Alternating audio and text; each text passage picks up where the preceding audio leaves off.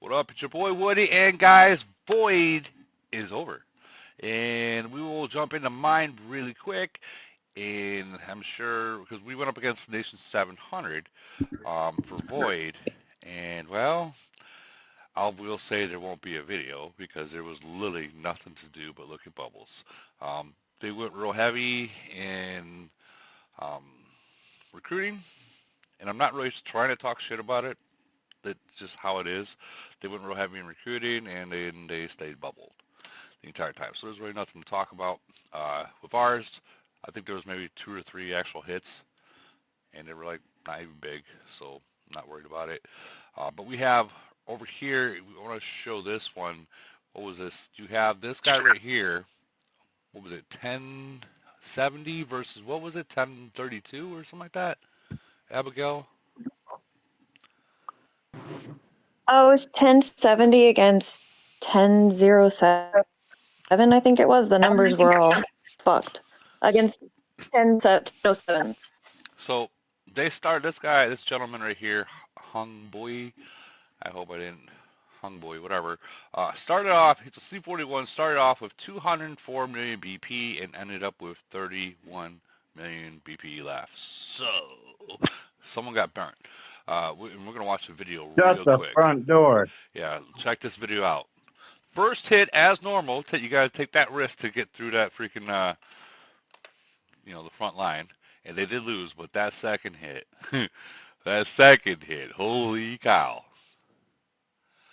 And I've seen this already. Like, they didn't stop. At what point when you... I love seeing the commitment when Yeah. people are committed to die. Abigail, at what point when you guys were doing these attacks, were you guys like, fuck, we're going to finish this guy? I mean, after the first hit, after we saw, because like we lost obviously, but we could have won. Like you could tell while we were battling that it was like we could have won. So we were like, fuck it. And then after we won, we were like, okay, he went to sleep with his bubble down. So motherfucker had to die. Like people have to learn that nobody's untouchable. That's true. I will say I didn't even put a bubble up this whole void. Here's that third hit.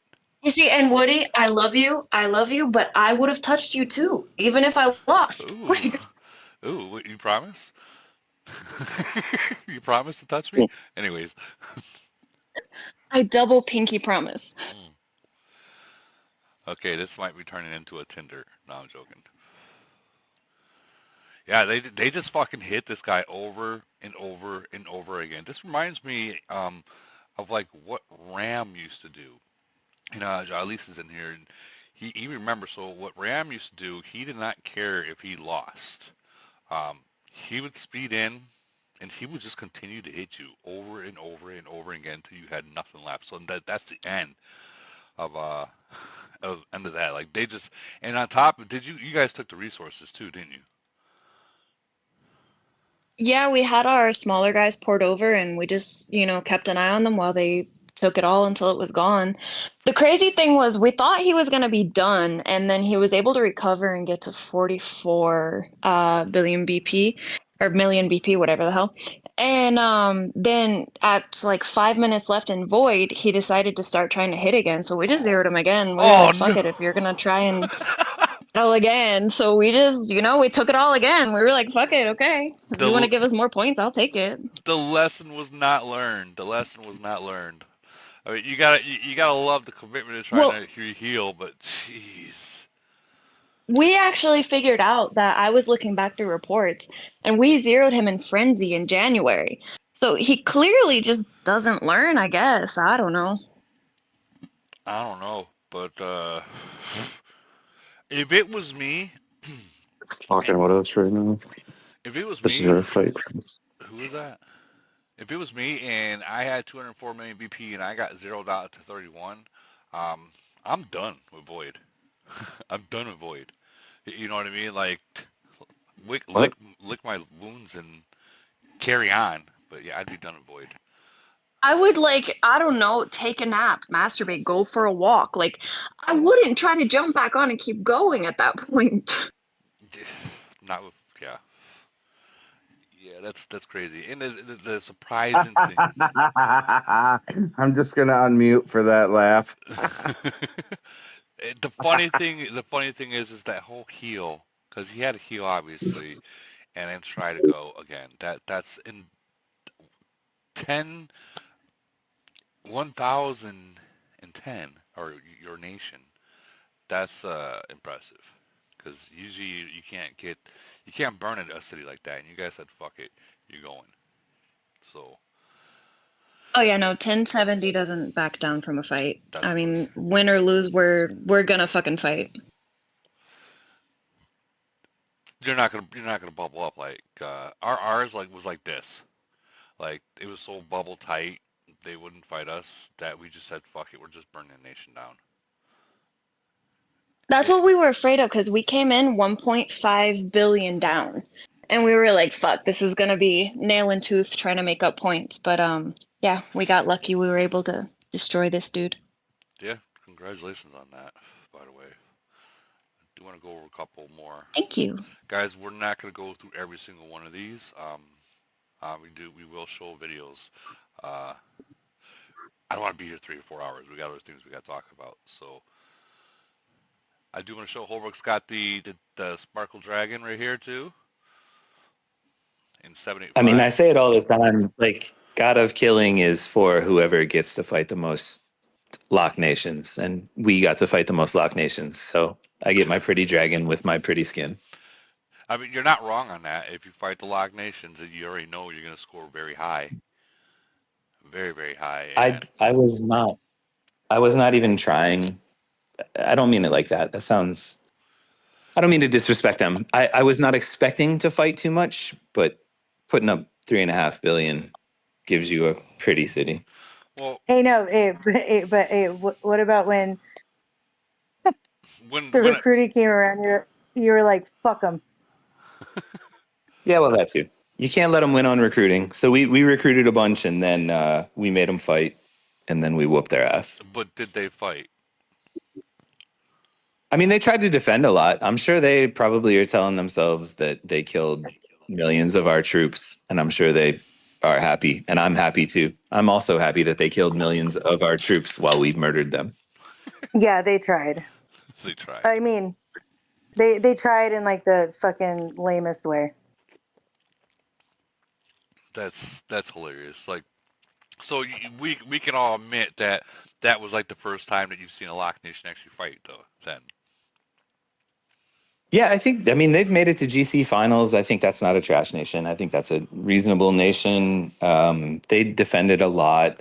They won a couple battles, I guess. I mean, I think we went into KE down a billion or half a billion or something and won by like 5 billion. So like it wasn't even close. We had a good time. But they fought.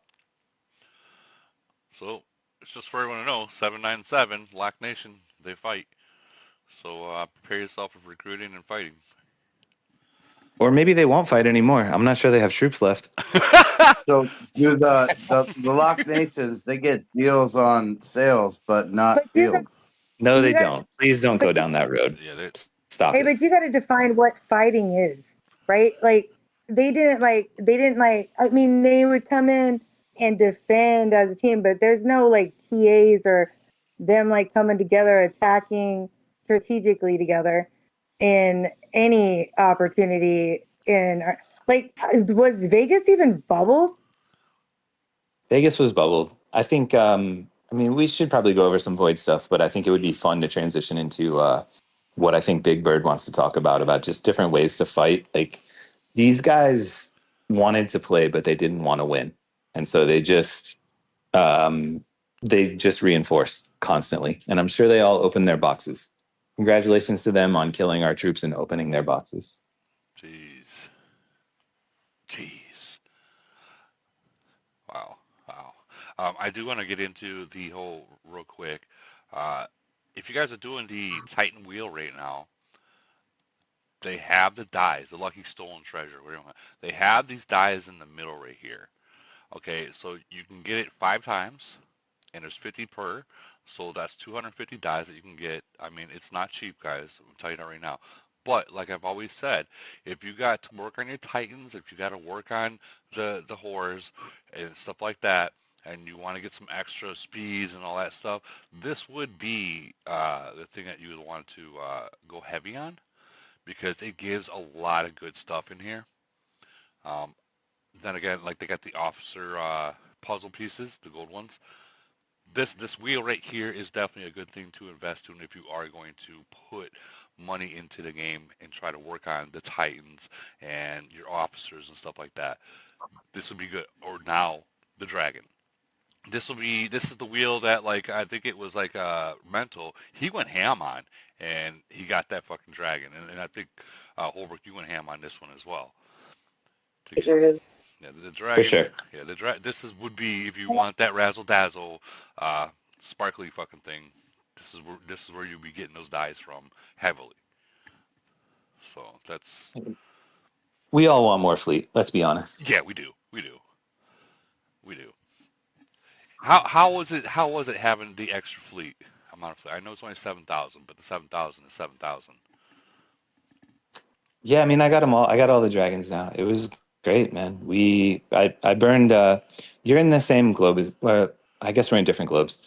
The killer from 797. He's the number one killer. Like, it's Civil War, but whatever. He still kills. Right.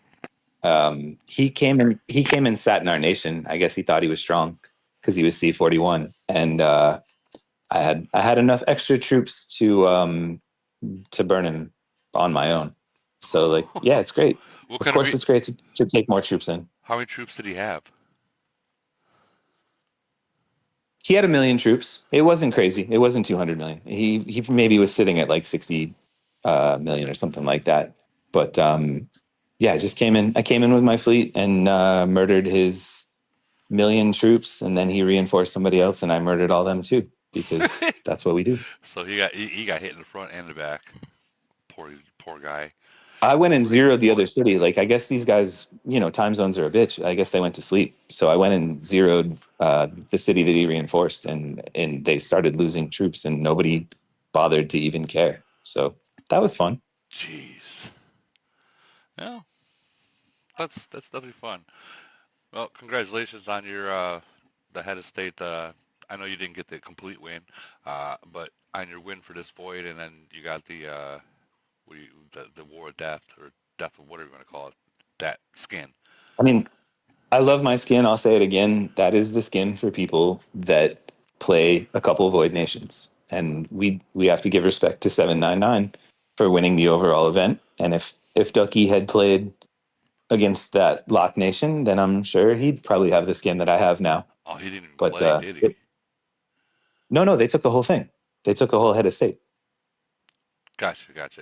Okay, if he had to play against, okay, I see what you mean. That's what I'm saying. Like, he took the real prize. I took the runner-up prize. I took the you get to murder some Chinese nation prize. Oh, congratulations on that. All right, Big Bird. Yeah, we're gonna hand you the mic, brother. Yeah. So I can talk real briefly about our void. Obviously, 567 and 621 have some bad blood. A lot of it predates me. I'm not gonna unnecessarily add fuel to the fire on that. We went in to KE down probably around 2 billion points. That was largely on the strength of the recruit phase. We knew to expect kind of a late stage recruiting push. It's similar to what they did to 255, which I know a lot of us are watching that void play out. And I heard that they did something similar to 425 as well. And we ended KE down like 1.7 billion. So score wasn't close, but we won KE by, I don't know, I think I did the math. It was like 198 million. So close in the KE phase. So, we were happy with that. I'm walking away feeling good about the weekends in terms of the outcome.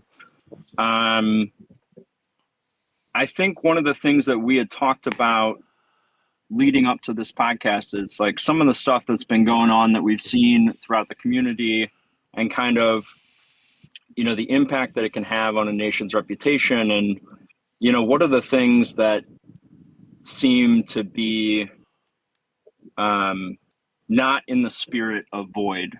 And Holbrook, I'm having trouble pulling up the three things that you had distilled it down to. Can you remind me of that real quick? Give me more context. Sorry, not sure what you mean. We talked about. I'm scrolling through the chat right now. Do you mean like the three things where people think it's kind of dodgy? Yes, that's what I'm talking about. I just can't find the list. So there's recruit and bubble, obviously. There's buying cities and just feeding yourself points. I can't remember the other one, to be honest. These are not tricks I used. Sorry. Yeah, no. T4. We were just hold on. I remember it. It was T4. T-Force. Yes. T-Force. Yes. Thank you, Woody. No problem. And the only reason I remember that is because 700. That's all they had in their cities. If it was T4s. Like, what the fuck? Literally, it's all they had in their cities. Go ahead. And so, I mean, I think one of the things we talked about too is for some of these issues, there's some more nuance. And some of it's black and white, like buying cities and feeding points to try and win a void seems pretty dodgy, and it's not something that any of us would recommend. On the recruiting and bubbling thing, you know, I saw this in a chat elsewhere. I think it was on your blacklist thread, Woody. Kitten was talking about like recruiting and then bubbling and then kind of bragging about the win. You know, and I think that extra piece of it is something that adds some nuance. Like bubbling just to hold out for a victory in Void on the strength of your recruiting, like that's kind of shitty, you know? But there's also, you know, at some point, where do you draw the line between that and just having good bubble discipline? And so I think there's some nuance there, but the nuance disappears pretty quickly when you start bragging about a Void that you won on the strength of a big recruit phrase, for example. And I think T4 has the most nuance that's worth exploring, but why don't I pause it there and let other folks jump in on those first two topics before we move on to T4. So I think for me, I'll go real quick, Woody. I think for me, it's all about just your nation reputation. You know, like if you want to be known as a recruit and bubble nation, go for it. If you want to be known as a T4 nation, go for it. Also, like it's all part of the game, I guess, to some people to buy cities. So like you can do that, but the only problem is like it's not a one event game. So once you're kind of known for your strategy, then that's not just on you. That's on your entire nation. You've defined the reputation of the whole nation. And as much as we want to pretend that Camel is going to give us merges and balance, I don't think that's real. And so we all have to try to convince people to come to our nations, which means all of our reputations matter. And there are definitely strategies to win. And if you just want to win at all costs, you can recruit people that want to win at all costs. But if you want to recruit fighters, then it would be hard to recruit fighters and say like, hey man, let's pretend I'm recruiting. And I said, come to my nation. We set up amazing T4 traps. We recruit in bubble. And if it's close, we buy cities. And we just always win. Some people would be happy to always win, but I think a lot of people would be like, yeah, I'm good. I don't want to win like that. I would agree with that 100% on that. Like, I think it's very, very crucial to not only win, but if you're always winning, how do you know how to lose then? I mean, you can't win it all, guys. Like, If you win it all, you're gonna start to see matched up with like the first globe, and you're in like 700 or 800s. That's There has to be an equal balance. And like you were saying, if you're trying to recruit and kind of self-merge your nation with other players from different nations, these different nation players, they want to fight. They want to fight. They play this game to fight. This is a war game. So if you gotta get those people, you gotta fight. You know, the thing that happened in our void, it was kind of, if you're going to do that, don't be talking shit in nation chat about this and that. If you're not gonna fight, it's like, and women, please don't take offense to this. It's like your woman arguing with another man about, to the point where they're about to throw hands and then throwing your man underneath the bus, saying, "Oh, go kick his ass," and the motherfucker is like 7 foot tall, freaking 400 pounds of just pure muscle, and you're just a scrawny twig. Like, don't do that. Like, I'm sure you guys know what I'm talking about. Yeah, don't do that. It was a boring void. Random's like, racism last podcast, sexism this time. Oh I God. was like, hey, I can come from the other side. Don't be like a man saying you're gonna promise a good time and then fucking let me in 30 seconds into the fucking bedroom. Hey man, How about that? once it starts, it's a race. It's a race once it starts. I will So hey, say, I balanced it out for you. real quick, I do want to say, because there's only a few people in the 700s that we don't get along with, but I will say the 700s, a lot of players out there that they were smart. They knew if they fought us. I mean, we got 841s, they got one. I mean, I get it. They get caught, they're gonna get zeroed. So I mean, I get that point. I just, like Debo, he's right here. He's in the YouTube chat right now. Uh, they were smart, I guess, by doing it. It kind of kills the game, um, and it makes a bad rep for your nation. And then you get put on the I would blacklist. like to I would like to give my distinction, and you guys are all welcome to have your own opinion. This is just literally my opinion, but my opinion is because I think Big Bird actually said something very nuanced, which is like this is always a pay to win game. So where do you draw the line between what's cool to pay for and what's not cool to pay for? And where I draw the line is it's cool to pay for something that helps you fight. It's not really that cool to pay for something that helps you avoid a fight. Like, we're not here for fucking Farmville, right? So Yeah. if you're upgrading your city, that's cool to pay for. And as long as you fight, like, great. But if you're paying to recruit just to fucking bubble, that's pretty fucking boring. I don't really find that super interesting. But I also think there's another dimension to the whole void argument about so back in the day somebody talked about forcing your second alliance to do like a 3-day bubble, and Big Bird spoke up and was like, yeah, that's cool, that's a I'm speaking for him, which is a bad idea, but he said something along the lines of that's cool, but then like why would they ever drop their bubble, right? Like, you force them to spend the gold to have a 3-day bubble, why would they even drop their bubble and fight? And I thought that was just really good advice. Like, you don't want to have nation policies that convince your medium tier, like medium spenders, medium active people to not be involved. You're basically asking your nation not to fight, which I don't know. I don't like that message personally. This is my opinion. I don't like ever telling people like, I'm going to spend money so we don't have to fight, or I'm going to attack for you so we don't have to fight. Yeah. Like in 785, I don't attack a target without just putting a plus. Someone posts a target, I put a plus. Like, we're going as a team. I don't even think I use my SOS. Like, we're going as a fucking team. I think Yeah, you're yeah, I 100% can't. right.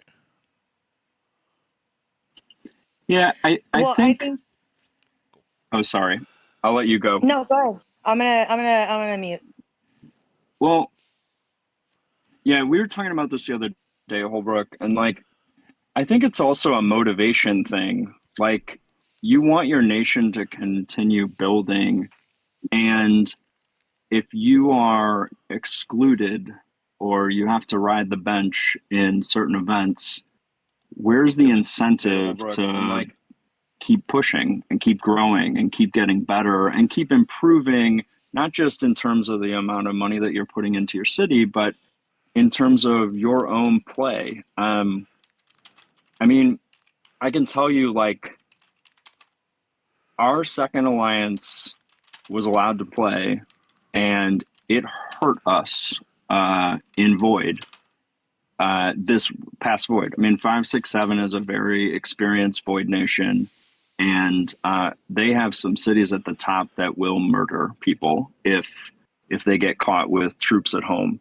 And so, you know, and that's not a reflection on our entire second alliance. Like, it's individuals, right?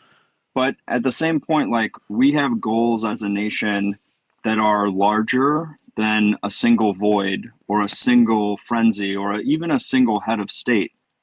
And so, like, long term, especially to your point, Holbrook, with the lack of mergers, or at least the apparent lack of mergers, especially at my nation age, like, it's to our long term benefit to not push people out of events and not tell them that they have to sit down and not play. Like, and you know, we have, I think, some conversations that we need to have after this Void, but those are going to be conversations directed towards the future and how we can improve. You know what I mean? Hey, Bird, can I interject one thing? And Please do. Not about what you said, but my bestie Holbrook, which I do love, by the way. The only up, buddy? problem, Holbrook, with your statement, in a perfect world, I would agree with you for your team to everybody to go and everybody to send and everybody to have a blast. The problem is Camel no longer has these even matchups anymore. There's no such thing as an even matchup. When a nation 736 like Woody has to face a nation in the 200s or the 300s, you have to adapt. You have to learn a different way to fight. And I'm not saying buy a city. I'm not saying recruit and bubble. I'm saying you have to learn the strategy of the game. You have to learn the semantics of how stats work and how formations work. And there's so many other equations that go into this equation. Now, I would agree with your statement. If 736, sorry, Woody, for using you as an example. No, it's okay. It's okay. It's okay. But if 736 were to fight, and I don't even know if there's a 737, but if 736 were to fight 737 and they had the same similar power, same similar BP, same similar everything, and it came down to who was the better fighters, 100% agree with you. Send everybody. Let's have a freaking blast and let the smarter fighter win. But Camel doesn't allow that anymore. You know, when you go up a nation that has 2-3 times the amount of C41s you have, or the BP in the Sid Nation is twice what you have, those rules don't apply anymore. They absolutely. Look at the head of states we're fighting. Look at the polars we're fighting. Look at the, I mean, I feel bad for Wasteland people. I mean, we're fighting people in Wasteland that we shouldn't even be fighting. I mean, not even close. So until Camel begins to make the matchups fair, and whether that be through mergers, whether that be through us trying to figure it out, which, you know, 567 is working on that. That's the only way that doing what you're saying, which I would like it to be, let me clarify. But until that day comes, you can't go with that approach. If you do, you may win, you may lose, but let me enlighten you a little secret. And I really mean this sincerely, not negatively, anything like that. People play this game and pay for this game because of one reason and one reason only. Go to a nation that doesn't ever win, and you'll find a dead nation. Yeah. Right? That's a fact. So, Now, I'm not saying you got to so win 80, 90, 100%. I'm just saying go to a nation that loses all their voids. Go to a nation that loses every single polar or every single frenzy. That ain't a nation that people want to be in. Okay, I hold on real quick. Literally my word for the night is nation identity. And 567, I think, I don't know your nation that well, so I don't want to speak for you, Chip. But of course, my understanding is your nation is one of the best void nations in the game. We are, but that's not because of overall power. Now, are we top heavy? Yes. But when I I'm look not at saying, power, I look at a nation. I don't look at an alliance. I don't look at an individual. That's why I'm saying that. bro, I'm talking strategy. I'm not even talking power. I've I got heard that you guys are one of Well, the you said best. send everybody, and then Bird was talking about not letting certain people play, and that's where I was No, wanting to interject. I It's think, not I that we think don't want all people of not to that. play. Oh, I wasn't talking about Gosh, go you, ahead. man. I think all of that is nation identity. If you're a Void Nation, you have a strategy Mhm. to win. I mean, Bird and I spoke privately, and I was like, I don't know how I could argue with 5, 6, 7 strategy. Seems like a good fucking way to win for a Void Nation every fucking Well, time. you have to play to your strengths. That's what That's the I only think we're way. Yeah, agreeing, Yes, bro. yes. I think I'm we're saying all actually talking about that. if you're in 621, you just fucking won GC back to back to back. So Absolutely. what's most important? GC. If you're in 5, 6, 7, you guys are murderers in the kill event in Void.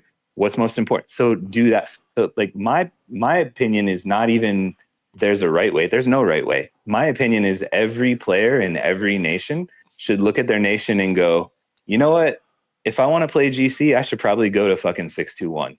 If I want to be undefeated in Void, maybe I need to go look at 5, 6, 7. Like there are different nations that have different focus, and I think the nation has the identity. I've been talking to other younger nations about this too. Like 896 has the identity of they only play Void. Literally, they won't even fucking join GC. Or there are Oh, other wow. nations where you have a whale who just runs the whole fucking nation. But some of them just run over everyone in events. You'll have 2 whales or 3 whales, and maybe some of these nations are in the top 20 in polar or whatever. Like the whole point to me is understand what your nation identity is, and if you love it, go. And if you don't love it, get out, because Camel's not giving you a merge. Yeah, I So do agree with the can no I merger. interrupt you guys? Actually, I just did it. So I'm gonna interrupt you guys because what Big Bird was talking. What? Sorry, I was like, you guys got. Hey, look at you guys are almost as bad as my fucking ADHD and the conversations in my own mind. Anyways, what he was talking about is when you shut your nation down and you just bubble, right? It's almost like you're creating a culture, right? Like you're gonna talk shit about you don't want farmers, but then during fight and kill events, you got these motherfuckers just sitting there and bubbling, right? Well, and one thing like in 785, so mind you, I left sad. I took my city and I went to our second alliance, and my goal is, when I went there and all these people want to come to the top alliance and they're like, oh, well, you have to spend money to play. I'm like, no, you fucking don't. No, you don't. Like I got like in 796, I had 2 fleets, or maybe actually probably like 1.5 fleets, like real fleets. And the rest of them were T5s and T4s because I was a bait. Like I was a bait city. Like, yeah, if we're in the second alliance, there's other ways for us to win and play and fight, right? You know your opponents. You find the other, you scout, the other alliances, what alliance not to hit. Like I think on top of the fact that I yelled at everybody about SOS is not a fucking given, like it's an emergency thing. It was, hey, if you post another fucking #1 alliance target, I am gonna lose my mind. But having those conversations, being with that second alliance, because you got to remember that second alliance is your what is it called when you're baseball? You have like the other team. Like you're pulling from these people, and you got to get that whole idea that we aren't separate. We're all the same nation, and we're all fighting for the same common vision. And so, and a lot of it is just educating people. It's about like just teaching them how to fight smart. And Agreed. trust me, last night I made some decisions in the second alliance that were like, we're not going to talk about this. But, it was, I knew it was a Chinese server and we were going to have some leeway because it's like a fucking Happy Meal. It's like Camel's Happy Meal when you get to play Void with a Chinese server. So it was a moment for teaching, but, and as much as I miss playing with within the top alliance in 785, I know that this is a necessity and it's a long game. And one thing I don't want is to play in a nation where my second fucking alliance is just sitting there like, hey, you guys need to bubble. You're not allowed to play. No, I want them, if they know that this is like, there's no chance of them even attacking any alliance, I want them to know how to fucking bait. I want to Well, be communicating with let them. me interject one thing on that, and I mean this in a nice way, and that is, for example, 567 fought 255, probably the greatest alliance in existence today. Fair enough, we can all argue, but I really believe they are, and it's not because they're the most powerful, even though they are incredibly powerful. It's because they're the most well disciplined. Now they all agree to it, which Bird and everybody was talking about it last week, which I had Baby on, and she kind of went over a lot of the details, which I thought was pretty amazing. But I fought them, so I got to see it firsthand. And what I mean by that is they literally had all of their alliances, except for the top alliance, bubble disciplined, like champs, and they didn't fight. They were instructed to not fight us. Now, I'm not saying they do that every single time. My implication is that depending on the nation that you're battling, your strategy can change. So to sit there and say that you go and every single, frenzy or every single void, you tell your second or third or fourth or fifth or whatever alliance not to fight, that's not the case. It's case by case. You have to have a strategy Oh, and a no. strategy that's going to win. That's all I'm Yeah, saying. no, I do agree with that too. But I think that what I'm touching on is people hindering their second alliance. I feel like and I get what you're saying, case by case, but I feel a lot of nations, and this is just my experience in the small amount that I've played in, is you get to a point where you're just like, you're so fed up with them and you want to shut them down. But honestly, what that is you need to teach them, and you need to grow them and have them fight and adapt, like somebody said, adapt to whatever situation that you guys come to, and you have to be almost seamless with each other because again, it's a long game. Some of those players are going to end up moving to the top alliance, and then sometimes those people in the top alliance can't, life comes up, they got to slide back to the second, and it's like you want to have that kind of that continuity with the whole as a nation as a whole, where but it all starts as educating and teaching and being there and trying to fucking teach Hey, them how to you're grind. like honestly speaking in circles. Like you have to know the nation. Like 567 isn't gonna pull up from their second and third lines. They already have cities. They're just gonna recruit a player to get into that city. Like they're not gonna have time to baby help out. Like you have to just know the nation. Like that's not gonna happen. Like they're not necessarily doing that. They're bringing in players like-minded, and then they're growing like that, which makes them dangerous. But like only Well, thing I I was will I saying, will agree with you, V-Time, but I'll say this. Uh, I'll give an example. Woody has said this as long as I can remember. Woody, he has said this. It's that one player that really never played, that really joined the game like we all did for just a little zombie thing on Facebook, that really never does anything, and then all of a sudden he gets hit, and then he all of a sudden becomes a monster. And Yep. and we gained a player from 619 that is that very description. The guy was not a monster, and then all of a sudden he got hit, and he turned into a whale. So Here, you never know what you got. I it, mean, I do agree. Work with what you have, build what you have, teach what you have. It's kind of like what she's saying, but at the same time, recruit. Kind of like 621 did. They're literally the poster child for that era. I mean, they taught everybody that if we're not getting a merger, you got to recruit. You just have to. It is what it is. If you want to create a nation that that has the ability to thrive and continue to grow, that's what you got to do. But you got to do both. I do agree with that. so here's a prime I think example. it's Hold on. Here's a prime example of what we're oh, talking about. That player that you get another player that pisses you off, and all of a sudden, yeah. So this guy, I don't know what to call him. We call him the black man. I know that sounds horrible, but that's what we call him, the black man from 722 are Lock we back Nation. to racism now? Oh man, here we go. No, but so he hit K and he was farming K in K138 in uranium mines, and K when K's stronger than me right now. He's stronger than me. He's past me. He has gone buck wild. Like, not by much, but I mean, he's just going to continue to grow. Like, if we look at my rankings, I mean, how long have I been, commander, officer ranking, warplane? He's passing me, and it was because of that guy that pushed him over the limit, and well, he's going to continue to grow. Or, for instance, playtime. Um, he's another upcoming boil that's coming.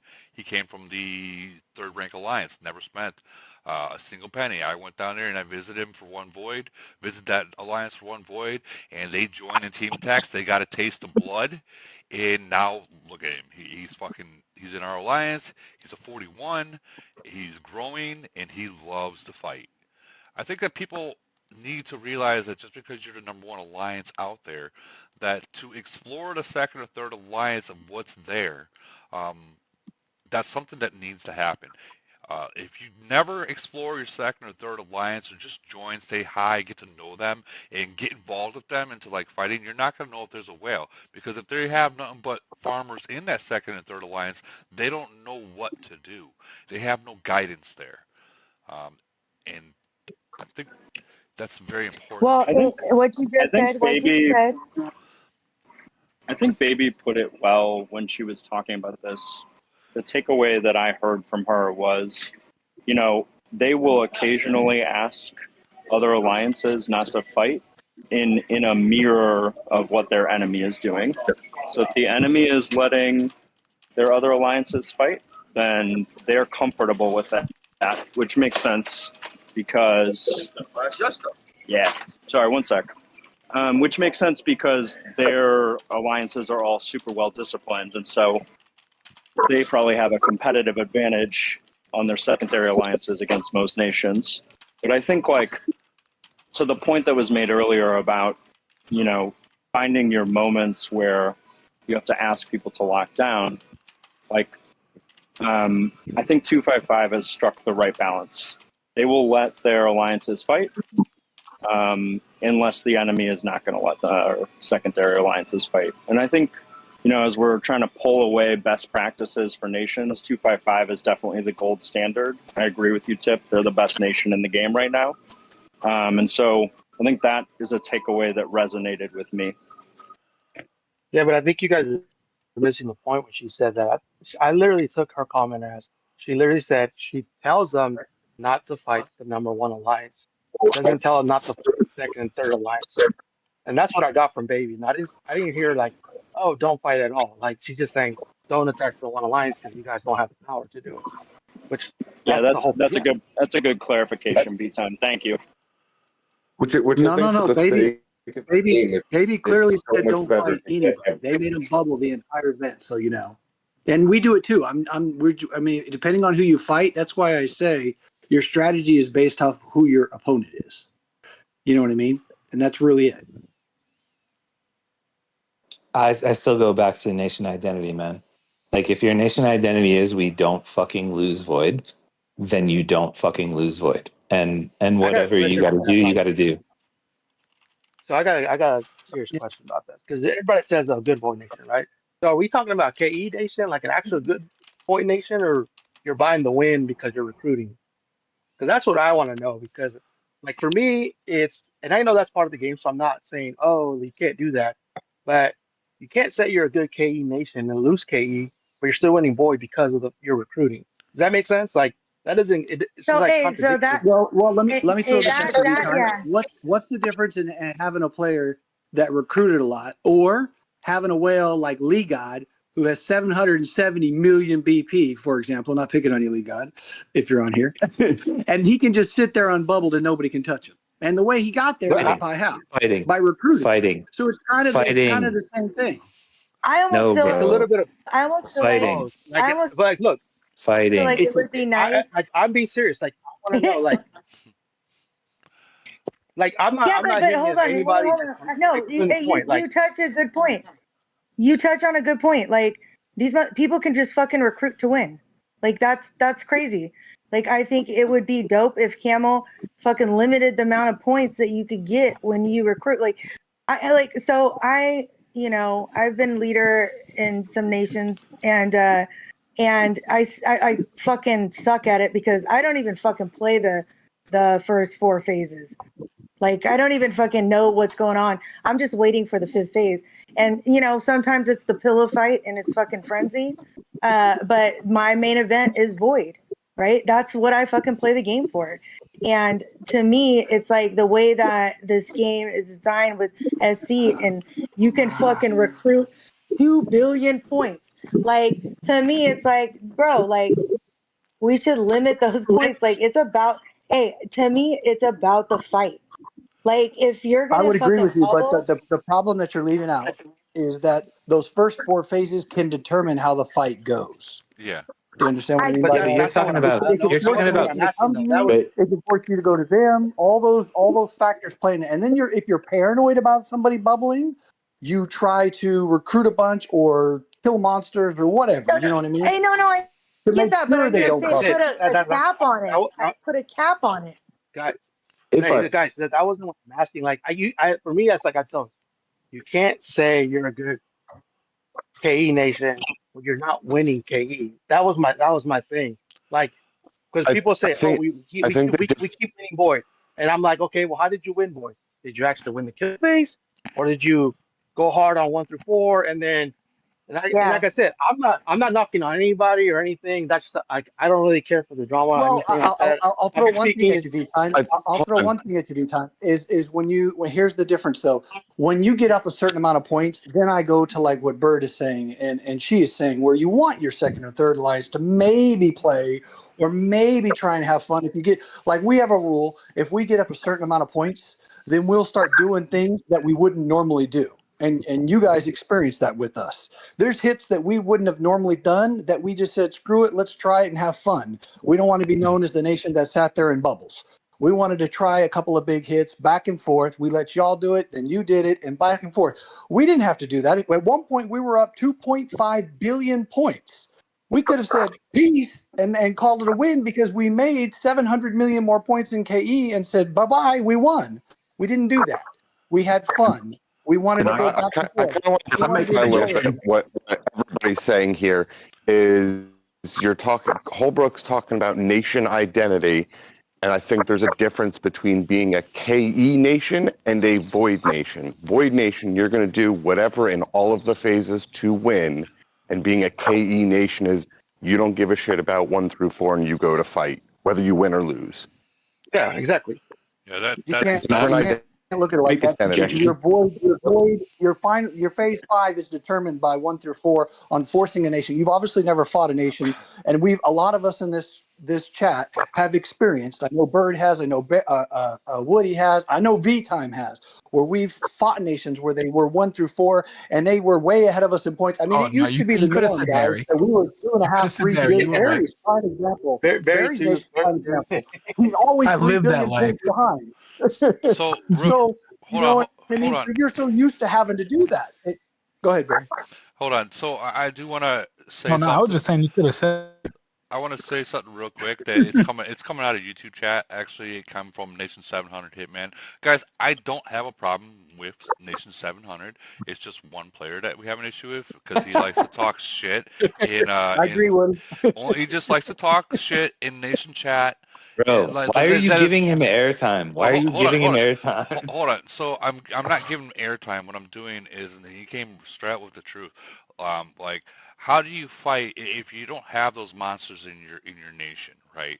And you got to fight a nation with multiple monsters, like such as me, K, and the biggest player they have is maybe 1,600, flat, versus 2,200. It's very hard to go against that. So in defense for 700, I will say, I mean, they had to play it smart. It's either you fight and lose, and possibly lose whatever you do have because you just got zeroed out, or you play smart and do what they did. And I mean, I can't really hate on what they You did, know, but in this other fact that I guess I'm a fighting nation, fighting player, and there's only been few nations such as 567 that we had to go against, 385, 209, that where we there was just no chance, that we were gonna win this. So I get Yeah. it. I just wanted to clear the air of that one. No, and Can I honestly, throw something I'm out not. there? In regards to events and participation and whales with, the league odds that are max troops, 50 million troops. Everybody's wondering, how do you, how do you fight something like that? What if, and I was listening to your podcast with Mental from the other day Okay. for suggestions. And what if you modeled Chaos Land for every other event in the way that you use tickets in Chaos Land? And I know that Camel's a business. They want to make their money. But if you think about it this way, a whale is going to, just like in Chaos Land, because I've watched your Chaos Land videos, what do you use the tickets for in Chaos Land? You use them for the buffs, for the expansions, Yep, for the attack boosts. expansions. You don't use the tickets for speeds. But for smaller players, like myself and 99.9% of the game, would use them for speeds. Now, for EW, for Void, for Frenzy, for all of these events that we play, right? If you're a free to play player, you farm gold for 2 weeks, and then you use that gold. You get, half a dozen speed attacks out of that, and you're done.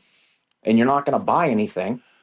So, what if you give free to play players and everybody the availability of tickets to use for speeds or use for expansion, use for buffs? And now, where you can only expand so much currently with the current buffs that we have, now if you gave us tickets and we're all allowed, we can use those for what we want, attack buffs, expansions. Now you've taken your, average fleet size and you've increased everybody's fleet size. Now that makes hitting whales and, large BP cities a heck of a lot more manageable. And Doesn't that just at keep the it end the of the same day, because the whales get the same thing? Yeah. well, yes, but what I'm saying is if you There's were no to advantage. The only thing that changes is the players who in like Iron Blood or whatever, they get T13 that they never have. Like that, so cool. You get T13, you're still 700 LRA. And it just gives the whales the exact same advantage. It doesn't really change anything. no, So but can I? what Can you're I? Hold on. Can I interject? what you're missing is let's take Woody City for example, 350 million BP. 353 You may not million. Thank you're you. not able to you're not able to touch those in the 700s 800s at the moment, right? So you take an average C34 C35 C36 whatever the case may be, and a well-built city is going to be able to expand somewhere in the neighborhood up into the low 400k range troop wise, right? You take 60 people and hit Woody City, you're not going to make a dent because it's still too many troops. So if you allow everyone else, if everybody's able to expand that much greater and they're able to get closer to an average of 450 to 500k fleet sizes, that same 60 people hitting Woody is going to make one hell of a dent then, because But that's Okay, not it's so going to can not I work. it's That's not not going interject? to work. Because I would like to get back to what Big Bird was talking I about. don't think power. Yeah, let's stay on let's let Big topic, Bird talk. and Yeah, we Let's, can can we let stay Big on Bird talk, topic? please. Guys, Like Yeah, we yeah. can can I say something real quick? I wish Void had towers. I wish there were fucking Void towers. Yeah. So when people do bubble, 100%. there was still a fucking way that you can get points and have fights if they really wanted to keep those fucking points. But you know what? We're not fucking, this isn't fucking Candyland. Camel's not giving us gifts. They don't give a fuck about us. So I think we should go back to what Big Bird was talking about. And yes, you're gonna have to adapt to whoever your opponent is. But I think key is for you to like whatever is having that kind of relationship with your second alliance, and just make sure that they know that they're not afraid. They shouldn't be afraid to fucking fight if they can, right? So, anyways, Big Bird, can you put us back on topic? Yeah, I mean, I wanted to say something okay, jump in. real quick. Thanks, Big Bird. You guys, just a tip said it last week. I don't know how anybody forgot. Strongest Commander now is on a completely different level because what Just a Tip said last week. We know our opponents now, so people can save up. They don't need to use this and that because they know, okay, we're going to beat this nation. We're going to probably challenge these guys in the final. We're going to whatever we got to do to win. It's harder now. It's not like back in the day, right? We got the notification on a Friday. Okay, we have 5 fucking or whatever, right? 7 days to prepare to beat these guys. So now Strongest Commander, guys, it's a whole new level. And the complaining is not going to change it, and everyone just has to adjust. That's all I wanted to say. You're not wrong. Yeah, I will say that people are saving in their phases. They're saving nations, like a nation they don't need to use resources. They're not using it, and they're saving them for the one that they do need them for. Is what we're seeing. That makes sense too, and I could see that. That was actually kind of what happened with us. Like they saved the recruiting against us.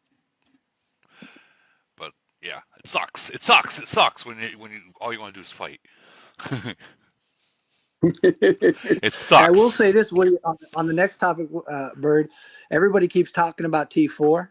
I hate to tell everybody this, but everybody's now using T5. So I don't know if I'm the only nation that's seen that, but that's what I'm seeing. Not using T5. Hell no. Dude, so I mean, you're not. Not everybody. Some of us are using T7. That's 3 times stronger than you. If I was the stronger nation, I wouldn't have a problem with the other nation using T4s because here's the fact, guys. What else are they going to do? So the question. Think about that. So I've heard this question a lot. If an alliance is using T4s, let's say before Void starts or Frenzy starts, how they would load T4s into a T4 trap city. How do you overcome that? Well, they're putting T4s and they're putting Titans in there. If there are Titans in there, guys, just fucking hit them with a big hit. And the T4s are not going to be able to overcome the amount of troops and Titans that are in there. Instead, you're going to get a lot of points from just the Titans alone that they put in there as a trap. Yeah, I think it's 15 or 18K you get per. Yeah, but if you have 20 people that put 20 Titans in it, like we did that. Oh yeah, for sure. You're absolutely right. So you got 20 people with 20 different Titans in there. You do the math; it adds up. Those T4s now they might kill 16,000. We'll just say 16,000 of your troops, T13s, T10s, whatever. But those 20 Titans. I mean, we did that. There was a couple. That's how we kind of started climbing ahead. Is that we found those traps and me and Kay hit it. Those traps with 20 people in there, and we killed all the T4s, and they still had a little bit of troops, and the Titans stayed in there. So those Titans start giving us more points than what they're getting, to the point where they got their fucking Titans out of there. Like they seen we gotta get our Titans out of here. We're giving away too many points. That's the only way I can see overcoming T4s is just kill them and take the resources. There's other ways. There's other ways, but there is other ways. There's formation ways. I was not getting into, but there is other ways to battle it. Just so you know. Yeah, and I think though this is where some of the nuance with T4 comes in, right? There's a couple subtopics here. One of the things that you're talking about that I would distinguish here, Woody, is there's a difference between affirmatively using only T4 to fight, using T4 in response to that affirmative decision by the enemy nation, and listen. If your enemy, there are nations out there that are known. At least when I was playing in an older nation, that were known as like T4 nations. That's all you were going to find. And so you have to develop strategies to account for that, right? And some of that probably involves using some low tier troops of your own. That's different than affirmatively going out and doing it. I think that's one area of nuance is, the affirmative decision to use low tier troops to try and game the system versus developing strategies to counteract that. I think another area of nuance is we've talked about this several times with Void and generating opportunities for battles. I think there's a difference between using only T4 and then using T4 as one of many tools in your belt to generate battles and to generate opportunities for points. I think that's another area where the nuance comes in. 100%. And I'm not sure where the I think the line is fuzzy there, right? And a lot of it is context dependent. But I think that the T4 is more nuanced than some of the other two issues that we were talking about earlier. And I will get off my soapbox now. T4 They sucks. serve many different purposes. T4 can protect your fleets. T4 can be used in trap cities. There's all different things you can use them for. There's like you said, a lot of people have lumped T4s to where if you use any T4 ever, they want to call you a T4 city. But I agree with you, Big Bird. I think T4s serve a purpose. It just depends on what you're using them for. Well, if you're using them for a cushion to protect your other ones while you're being hit, I mean that's one thing. But to use them in all traps, I mean that kind of sucks. Like if you're literally every single bubble, every single city that is literally out there unbubbled as a trap is nothing but T4s. I mean, like well, let me describe the T4 trap, Woody. The T4 trap to me is yours is a different version. I know where you're going. Mine is the guy who's who's the trap has maybe 300,000 T4s in there, and then everybody reigning has T12s, T13s. Well, that's a different story. That's what I'm saying. Yeah, that's a different story. Those T4s but will that's be the my cushion. version of a T4 trap. Yeah. That's honestly a smart way to do it. Get your real troops out, have your T4s in there to take the cushion while everyone else sends real troops. So the T4s are what die before the real troops, and that's a smart move to do. Correct. But when Gives you a cushion. But when everyone just puts T4s and Titans in there, or not even without Titans, that's I mean that's crappy. That's crappy. Like at that point, you are labeled a T4 nation, and goodbye. Like people are going. You gotta realize one thing. Once you're labeled that, the entire game is gonna find out about it. Like I don't know. Even though I got the blacklist, I don't know how many times since I've put that the blacklist up. There's been so many nations that has called other players out or other nations out about it, and they showed in reports of it. I'm not going to get into which nations, but we all seen it, and it sucks because once you hit that black list and you go through it, other nations that are up against you, they know what you're going to do, and they're gonna just recruit heavy, and that's it. They're gonna force you to fight. It's not good to hit that black list because now they know your strategy, and they force you to fight. They force you to lose troops if you want to win. Yeah, I mean, I think another aspect of this, to your point, Woody, is like the extent to which T4 is used. Like, are you getting opportunities at real troops, or are you only getting T4? I mean, I guess my overall point here was I think there's more nuance to it, and I think that some of it is context dependent, and I think, we covered a couple different ways where I think it's almost like a sliding scale to a certain extent. I'm not sure exactly where the line is, and it's probably shifts slightly depending on the context. But I think we lump a lot of things into this idea of T4, and not all T4 usage is equal, or Well, hey, so not all when was T4. it? Yeah. Sorry, I'll let you go. No, Big Bird. When was it that they shut down the battle power limit for attacking shit? I forgot when it was. I do not recall. It was sometime last year. So that was actually when I started playing more with T4s. But honestly, it was to create opportunity. So I'm big at baiting, right? And honestly, I started even playing with T5s just so if I can get enough of them have enough recruited, I'm able to, attack more than just tiles and elite mines. And, because one way that I bait in voids or frenzies is I'll sit there and I'll attack all fucking day with T4s, T1 through fucking T4s, and I'll fucking kick all your fucking farmers out of their elite mines. I don't give a fuck if they're T1s. I don't give a fuck. I don't care. I'm hitting everything. My job is to piss you off. And usually it's the farmers that can't, God help them, if they're not gathering during fucking void and you're kicking them out. They're the ones that are going to create opportunity because they're going to want to hit you. So they're going to, react to whatever you're doing. So no, 100% that like what defines a T? Because I played in a void one time with Sin in 219, and I remember somebody not listening to somebody hitting a trap, and it was their biggest player, and it was just this huge T4 trap. And fuck, I was just like, that was so new at that point. I was like, wow.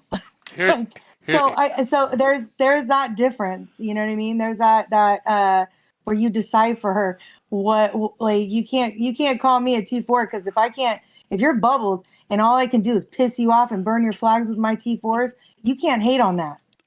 Like, I'm trying to fight. this is the kind of right here. This is the kind of report I'm talking about. What I'm personally talking about. So 1 verse 17 in here, they got 611,000 troops. We go into here, and you can specifically see. Okay, so these guys, the main person has only T5s and T4s, right? That's the main person, his city itself. But then you go into everyone else, T4s and Titans, a few T5s, but which isn't much.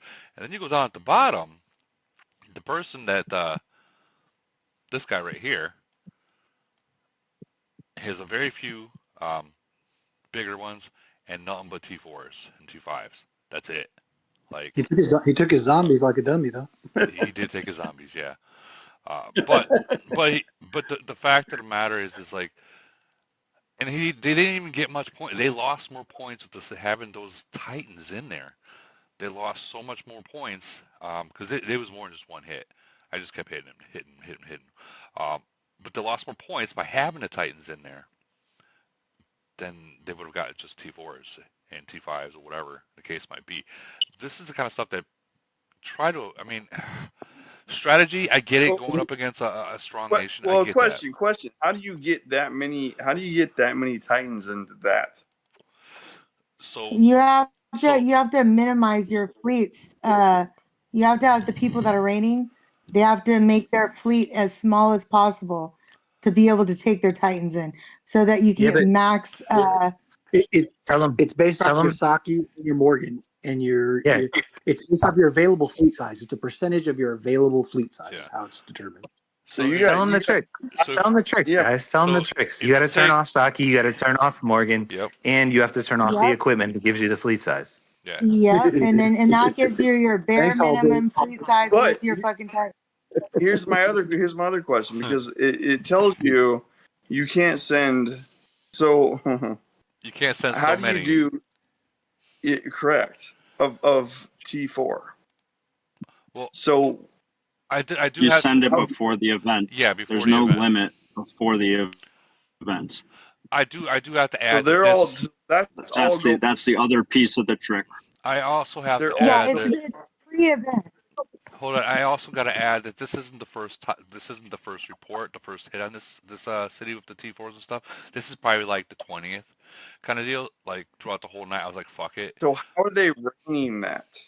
What's that? How are they raining that then? It's there before the event even starts, and they just leave them in there.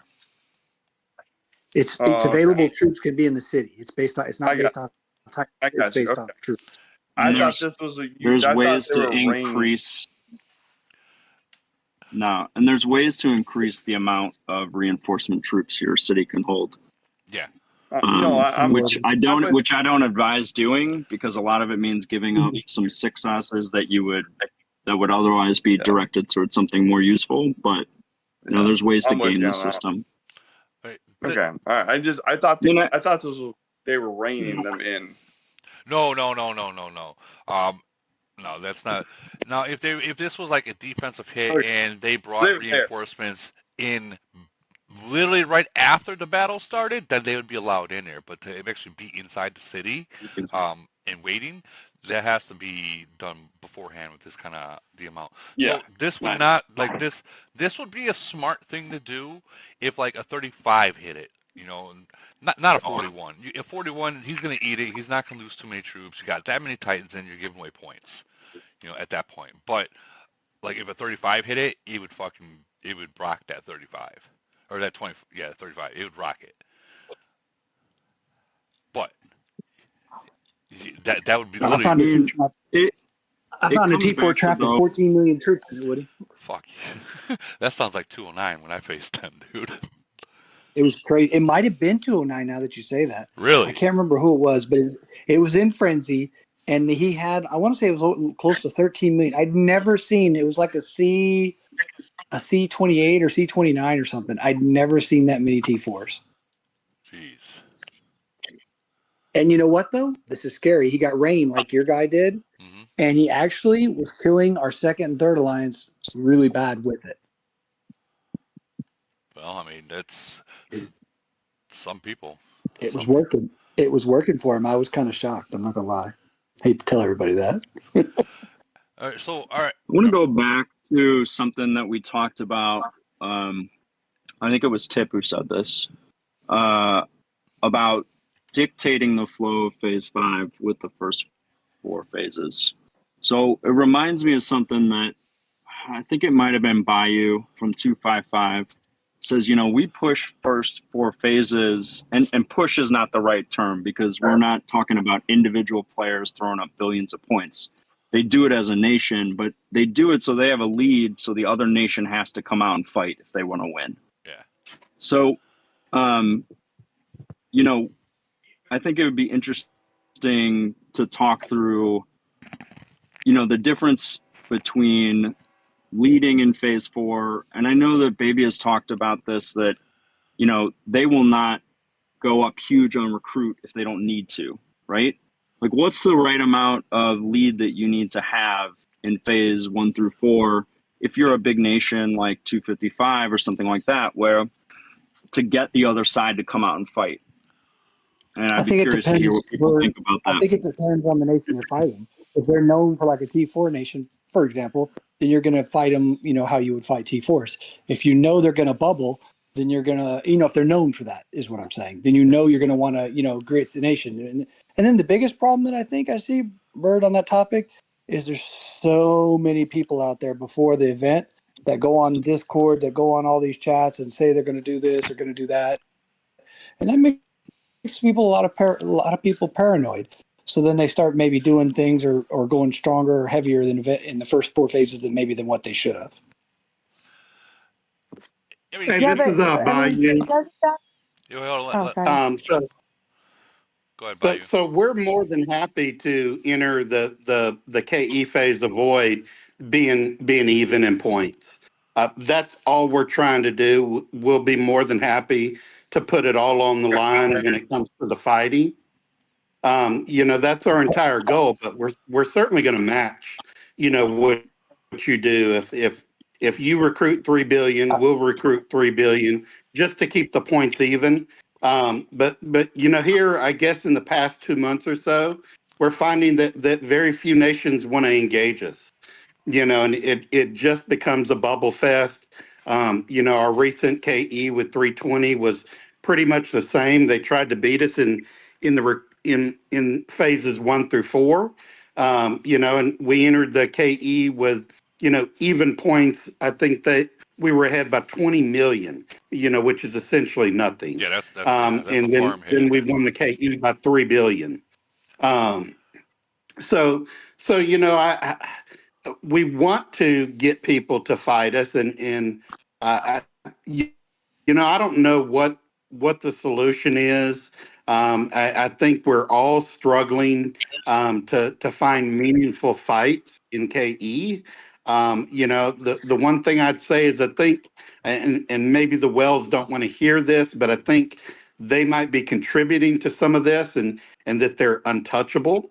And one of the things that smaller nations certainly like to do is counter. But when you're facing some nations with 4, 5, 6 max cities, well, that's no longer an option as well. So I don't know what we do, to get fighting to the forefront again. I can tell you, it's easy. Make the matchups balance. Causing Woody to face the 300 or 200 nation is not balanced. Here The reason why you're experiencing the reason why you're experiencing what you're experiencing is because you guys are monsters. You have 8 mega alliances, and you guys are just. I mean, your discipline is out of this world. But then you go up against a nation that's in the 600s or the 500s that don't stand a chance. But what is so they're going to push there a harder way? in the phases 1 through 4. So okay, so can we? With even matchup. That's what I would say. That like a year and a half into the game. Well, I come from 372, so a year and a half into the game, that was happening back then. And then you had to be better. Like there wasn't. Yeah, but it's gone to the extreme now. We've never fought 200 nations before, man. We've never fought nation 30. Come on, guys. We're fighting nation 30, nation 52. I mean, that's just insane. I mean, come on. They've got what? 12 alliances, 15 alliances. But listen, it's all crazy. It's all crazy. We are all feeling it. We are all feeling it. Like stupid, crazy matchups in different aspects of the game. But we go. So where do we go? So where do we go back to a drawing board? And like, is it just basically sink or swim? And we got to learn. There's no way. There's no way until Camel balances. You can't tell a nation that has 1,200 people versus the nation that has 250 people to go into phase 5 even. Come on. I mean, you're not wrong. I like listen. Listen, I agree with you. Listen, I've scrapped from my old nation. I've scrapped in other nations. And you know what? You gotta I get that you have to adapt. But I don't know. To me, that's part of the game that I love. I love to fucking take what was that? How do we fucking fix it? How do we turn it? How do we, maybe it's also like, I like to find I'll tell you how. And here, I'll tell you how. Put a tower that has all the points that both nations have gathered. Hey, Void Tower, make who it like is this? Capital. Who is this? Hell yeah, Void Tower. Void Tower. Make it like Capital. No, so make it like Capital. So you're not losing 100% of your fleet. You're only losing 20% of your fleet. And then make it to where that's how you have a battle. But that's not going to work. That's still not going to work because you got 255 or 219 that has an average fleet size or take the fleet size out of it. Their average stat, because they've got so many more. I mean, they go down to 38, almost 39 on their top 100 players and beyond. I mean, 500 nations can't do that. 600 nations can't do that. How can you compete against that? Hey, guess what? I'd be dumb enough to still run into that shit. We did it when we played 255. We were competing against another tower. They eventually got us on other things. It wasn't because of towers. Tower for tower, we had them and they had us. Like you are not going to beat 255 top 100. But still listen. Hold on. There's a reason why they're number 1 in UW. We're arguing about shit that we have no control over. Okay, hold on. You guys are all arguing. I will say that. That's how you solve it. Hold on, make a tower. I will say one thing. I did save 10% on insurance using Geico. Have a Zeb. My only friend. So you're saying you got Listen, we're talking about stuff that we don't have access to. So what I want to know is what are ways that we can, and I get that, yes, against opponents that you have no chance against and like you're ahead. Yes, I get that that's a strategy to bubble. And I know that frustrates us who are fucking fighters and who will grind all day. I feel like I've played 23 hours in Void, right? But hold on, how do we change the culture of our own nation, the nation that we have now? Like, yes, we're recruiting, we're fucking building, we're doing all this. How do you change the culture of your alliances, your top, your second, for us to be more successful? What are the ways? Instead of us talking about fucking push the blue button. Holbrook already told you, it's all about your nation. What do you want to be at the end of the day? Like, if you know that you're going to be outpowered, then There's nothing to say like, hey, take the day off. Like if I know that I'm gonna get my butt whooped, there's no possible way. Look, I have a C41. It's not weak by any means, but I also know like, hey, I, I'm not going to carry more than X amount BP so I can hide everything, but I'm going to fight every single time. I'm not just going to sit down. If I can't do it, I don't have an ego where I'm going to be like, you know what, I'm going to still keep going. I'm going to be like, hey, I'm going to sit this one out because I already know what's going to happen. You got to be smart within yourself. Like like most of the people have to quit lying to themselves. Can you really compete? Yes or no? If you can't, there's nothing saying, hey, I'm gonna sit out. I don't have a problem saying it. Like I said, I don't have an ego. I don't have a problem with any nation, any player necessarily. And it's just like do what you can, with what you have, and if you can't, there's nothing wrong with saying I just can't do it. You're outmatched. Period. Okay, I'm going to throw a wrench into your guys' conversation for you guys to talk about, and then I have to. So, what if you have, say, you have a nation with a bunch of whales, like a bunch of big, strong players? What do you do if one of your strongest whales is never on board with what your nation vision is? Quit the fucking nation. Yeah. No, Leave the you have nation. to. You have Why to. keep You playing have on to. it? You have to You're get them all screwed. on board. That's everything we always talk about on here. Is you have to sacrifice things. You have to give and take. It's all about give and take to get you. Anybody who has a super alliance has done that. It's all about give and take. It just is. You have to. You can't be the dictator. You have to give and take. And and sometimes you don't want to, and sometimes it doesn't make sense. And sometimes you just let it play out to see to show them that maybe, hey, this wasn't a good idea. And but at the end of the day, try different things and make it work. And then it'll work. It's that So simple. I think a But better. I with go. Sorry, Woody. Let me go real quick because Yeah. I know who she's talking about. But let's please, Chaos Queen, please not name names. What she means is a spender who doesn't understand the strategy of the game. What do you do when you're in a nation and you have a spender that doesn't understand the game? So Tell actually, them to Tip, watch what he's maybe talking. you know. I mean, Tip, remember when? So you guys are good now, which is awesome. But remember when you were divided, when you didn't have all the strongest in the same alliance? I'm sure there were points where it was like, motherfucker, like, are we going to figure this out? You're stuck in that nation. Camel's not going to give you that merge. And so if you have a whale that thinks that just buying packs is going to win this game, Nope. I think that's what Chaos Queen is asking. Like, what do you do then? Okay, I'll address that. I would tell you is he in your alliance? That would be my first question. Let's say he's in the alliance, but he's Okay, if protecting he's in the farmers. alliance, that's great. So now let's say hopefully you find a player that's weaker than him, but not a lot weaker. Say 20% weaker. In sense of money that he spent on the account, not weaker in stats or anything else, but sense of money. So I would tell him, hey, try this player, or if you see him hit a player, hey, let me see that battle report, and then you hit that player, and then you compare the two and show him what the troops actually did, and show him why you probably 9 times out of 10 beat that guy, whereas he couldn't, and then show him on the reports, maybe show him what the difference is and why you were able to beat him. Break it down. You know what I mean? Without Tip, being a jerk, I guess. Tip, you're right, but you're talking about formations, which is amazing and way more important than people think about. But she's asking about nation strategy. So you're in a Oh, nation nation strategy. with I a thought she was trying to get him to yeah. like work No, with. she she's what she's Thought she- trying Nah, man, you're what she's talking about Slap is him on trying the to butt get and say is good game. she's talking about trying to get that person that's inactive and not working as a team to get into the team aspect of the like a team attack or even fighting for Burn him. void. And it's funny that you say that. Not saying burn him, but sometimes these whales that are used to winning everything that don't want to, that like to play solo, sometimes they do need to be burned in void to realize that they can't do it by themselves anymore. Yeah, And let that I would report say get on the chat or discard and embarrass him. That'd be the only thing I'd I say. mean, you don't want to burner embarrass boycott. you don't want to Like that. embarrass him to the point where he leaves the game or the nation. But another point is like he's not gonna know that he can't play solo anymore until he can't he can't win.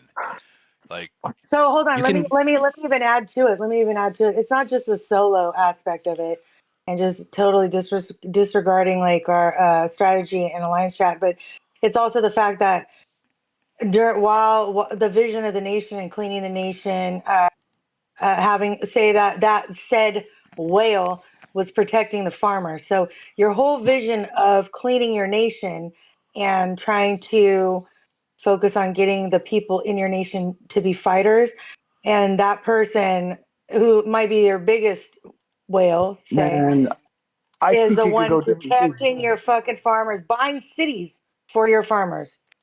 I will let Woody describe that topic because everything I've ever been taught in the game was that 373. That is exactly what Ram did. Now I don't know from experience, but that's what I've always been told. So I would put that question to you, Woody. You tell us what you would do or not do. Ram would buy cities or exchange cities, and he would recruit like how you did with your nation. But he would do actually he would do exactly what you did. He would recruit the entire alliance of a nation, and that can be good, but it can also hurt you. See, Ram made the mistake by recruiting the farmers from a different nation versus like how you did the number one alliance over. That's the difference. He recruited the wrong people, um, and to the point where he's like, okay, I can't. I made a mistake, But, and you can't fix it. but I thought Ram was like the good guy, like he didn't want to burn anybody. Is that am I wrong on that? Ram would not burn anyone in his nation. There was a point where he And wanted to that's burn. what she's saying. Yeah, She's saying this whale guy doesn't want to burn anybody like would be the clean the nation. yeah. That's so what would you guys do in 373? I guess that's my question, or I should say her question. So Jalis is the person that actually broke that. Malice. Jalis, yeah, Jalis. He was the person that broke that. So Ram didn't want anyone attacking anyone in the nations because they wanted to be peace, kumbaya. Jalis had to leave the alliance and use the SOS and bubble, and that's what he had to do. And I understand why Jalis did that, because it showed the second rank alliance or the bubble or the points leakers that look, there's going to be consequences. Even if Ram is here, you know, he's here. I'm leaving. I'm burning you all. And he did that. And it got to the point where Ram had to literally outbuy Jalis to get him out of the nation. But then Jalis came back, so he profited out that. Not a bad thing. But then he went to 385. So, and I think 385 is a better fit for him because 385's mentality, the way to play is better fit for him. The problem is that you have to boycott or burn. You Yeah. either have to quit. You can't be in the same alliance with whoever this is who's protecting farmers. And we could name nations, but we don't have to. There's plenty of them that have someone that spends money that doesn't understand the game. And so you literally only have two choices. You either have to quit and go find a real nation, or you have to stop playing events and say, look, motherfucker, you don't understand how this strategy works. And I'm a free player until you figure it out. And actually you can even go more aggressive and just fucking let yourself get zeroed in frenzy, because fuck this guy anyways. He doesn't understand what he's doing. So, whatever, get fucking zeroed in frenzy. And then if the person ever figures out the strategy, then you can come back. You don't have other choices. There's no other answer. That person off, because if you piss off somebody who's really strong, he can do a lot of destruction. You're not wrong. Bro, you don't throw good money after bad. We all know you don't throw good money after bad. If your top player doesn't understand the game, get the fuck out. 100%. Hey, I I will agree with tell that. you right now. I will tell you right now. I don't give a fuck. It is a video game. I don't give a fuck how big you are. I have fucking pixels. I will talk shit if your gameplay is bad. You could zero me every day. As long as I have a fucking hospital and I recruit T1s, I will irritate you and fuck with you mentally on NC. Who just posted? That's another problem. Who just posted That's that? another problem, right? GC Even if you're the strongest player, there's nothing you can do against that. All right, guys, it's been official. Merger's not happening. GC has just been unlocked. Yay, Bob! Wow! What? So What do you surprising. mean? We're all so I'm shocked. shocked. Had I'm shocked. Never. Yo, I know that we all already gave up on a September merger, but I'm still a this makes it farmer. official. Wait, this makes it official right here. So merger will not happen for another 3 months, if not longer. So in this year, because the next time that merger, after GC, that's going to be in 62 days. So that's what, like December? So So what you're really saying So is quit your We have this nation year. if it sucks. well, I mean, we're down to two. What is it? One, yeah, one or maybe two mergers a year. Um, I think that's what Camel's kind of pushing with just seeing the algorithm of what this year has brought. you have to do it yourself. Man, I wanted to That's the only hear. thing. I wanted to hear. I'm sorry, Tip. I My know fault. you wanted to I hear it, wanted. You're but good. You're good. You're good. Go ahead. My apologies. No. I wanted to hear more about Void, but this changes everything, right? This means everyone is locked in to watching the same fucking nation win GC for what, the fourth time in a row? That would yeah. be correct. I will say that 701 since the last merger, 701 has dropped down the bracket into 600s, so 621. Don't be hating, Holbrook. Don't be hating.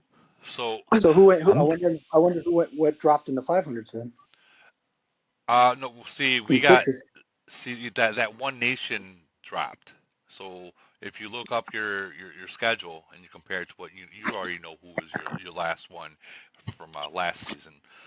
So the next one that's going to be in ours, the next merger that happens if someone down there merges will be 709, and then 711, and then 714. Yep. Yep. So So we're so still how in that many? other. We're still in that bracket. I mean, look in your schedule log. It shows all the I'm nations that not. are How going. I'm many? not. Yeah. What you're basically Okay. showing us what our complaint is, though, which is what I'm talking about, balance. And not to bring up 700 again, but there is no way in hell, excuse my French, that 700 should be in the 5 and 600 bracket. They stand absolutely zero chance. That's And true. if I were in that nation, I would be upset. I would be mad.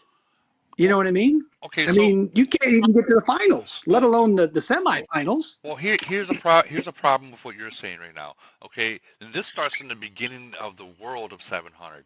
They went in through civil war, okay, and Oh, wow. they went in it for years, okay. So and Okay. just recently their civil war ended, and they're Gotcha. able to get shit together. Well, because of that civil war and continuously doing it for however long, now there's no way. So how many whale players could they have had, or they might not even know, could they have had if Civil War didn't really happen? You know what I mean? It's Because we true. all know sometimes the Civil War will push your whale out. If that didn't even I mean, I happen, hate to say this, but this time it's time to leave. It's probably time to leave, like Holbrook said. yeah, and I Hitman, can't believe they just did this shit again. Same nations, same shit. but 701 New Well, is no day. up in the 900, the 701 is no 900s and the longer in it thousands though. will have different brackets because that's where most of the merging was. So Bro, 701, Woody 701 didn't win. 701 didn't fucking it, win. That it, doesn't matter. it doesn't matter if Seven they win or seven six not. seven still in. Yeah, 732 still in. Yep. You're saying people are still in. It correct. doesn't matter. Other one They, nation dropped and one nation came in. So this season they, 701 dropped down, and this season 796 has joined our bracket now. So now we get to I mean, fight. they're Yeah. choosing to. Yeah. We get to fight. What is it? Polar bear. And Sure. yes, They have no chance. Zero chance. No disrespect. Sorry, Tess. I see Tess is on chat right now. I know he's on chat. It doesn't matter.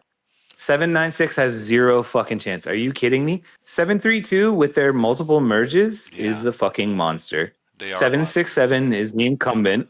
796 and 785 and 736 and everybody else is not going to do shit in GC. We're going to fucking boycott You like are we a do. fucking liar. You are a fucking liar. We are gonna get drunk and we are gonna log in and we're like, let's go fucking smack No titties. chance. Yeah, they're gonna be No like, chance. they are straight up gonna do what No fucking the older chance. nations used to do to me. Let's go zero out Woody. Oh, Let's just go Woody, let fuck me ask shit you a up. question. Has Good. anybody or have you said anything to anybody? And I mean, we're picking GC matchup based off of kindergartner. You know, they count to what is it, 30 or 36, whatever it is, and then they count from 37 up.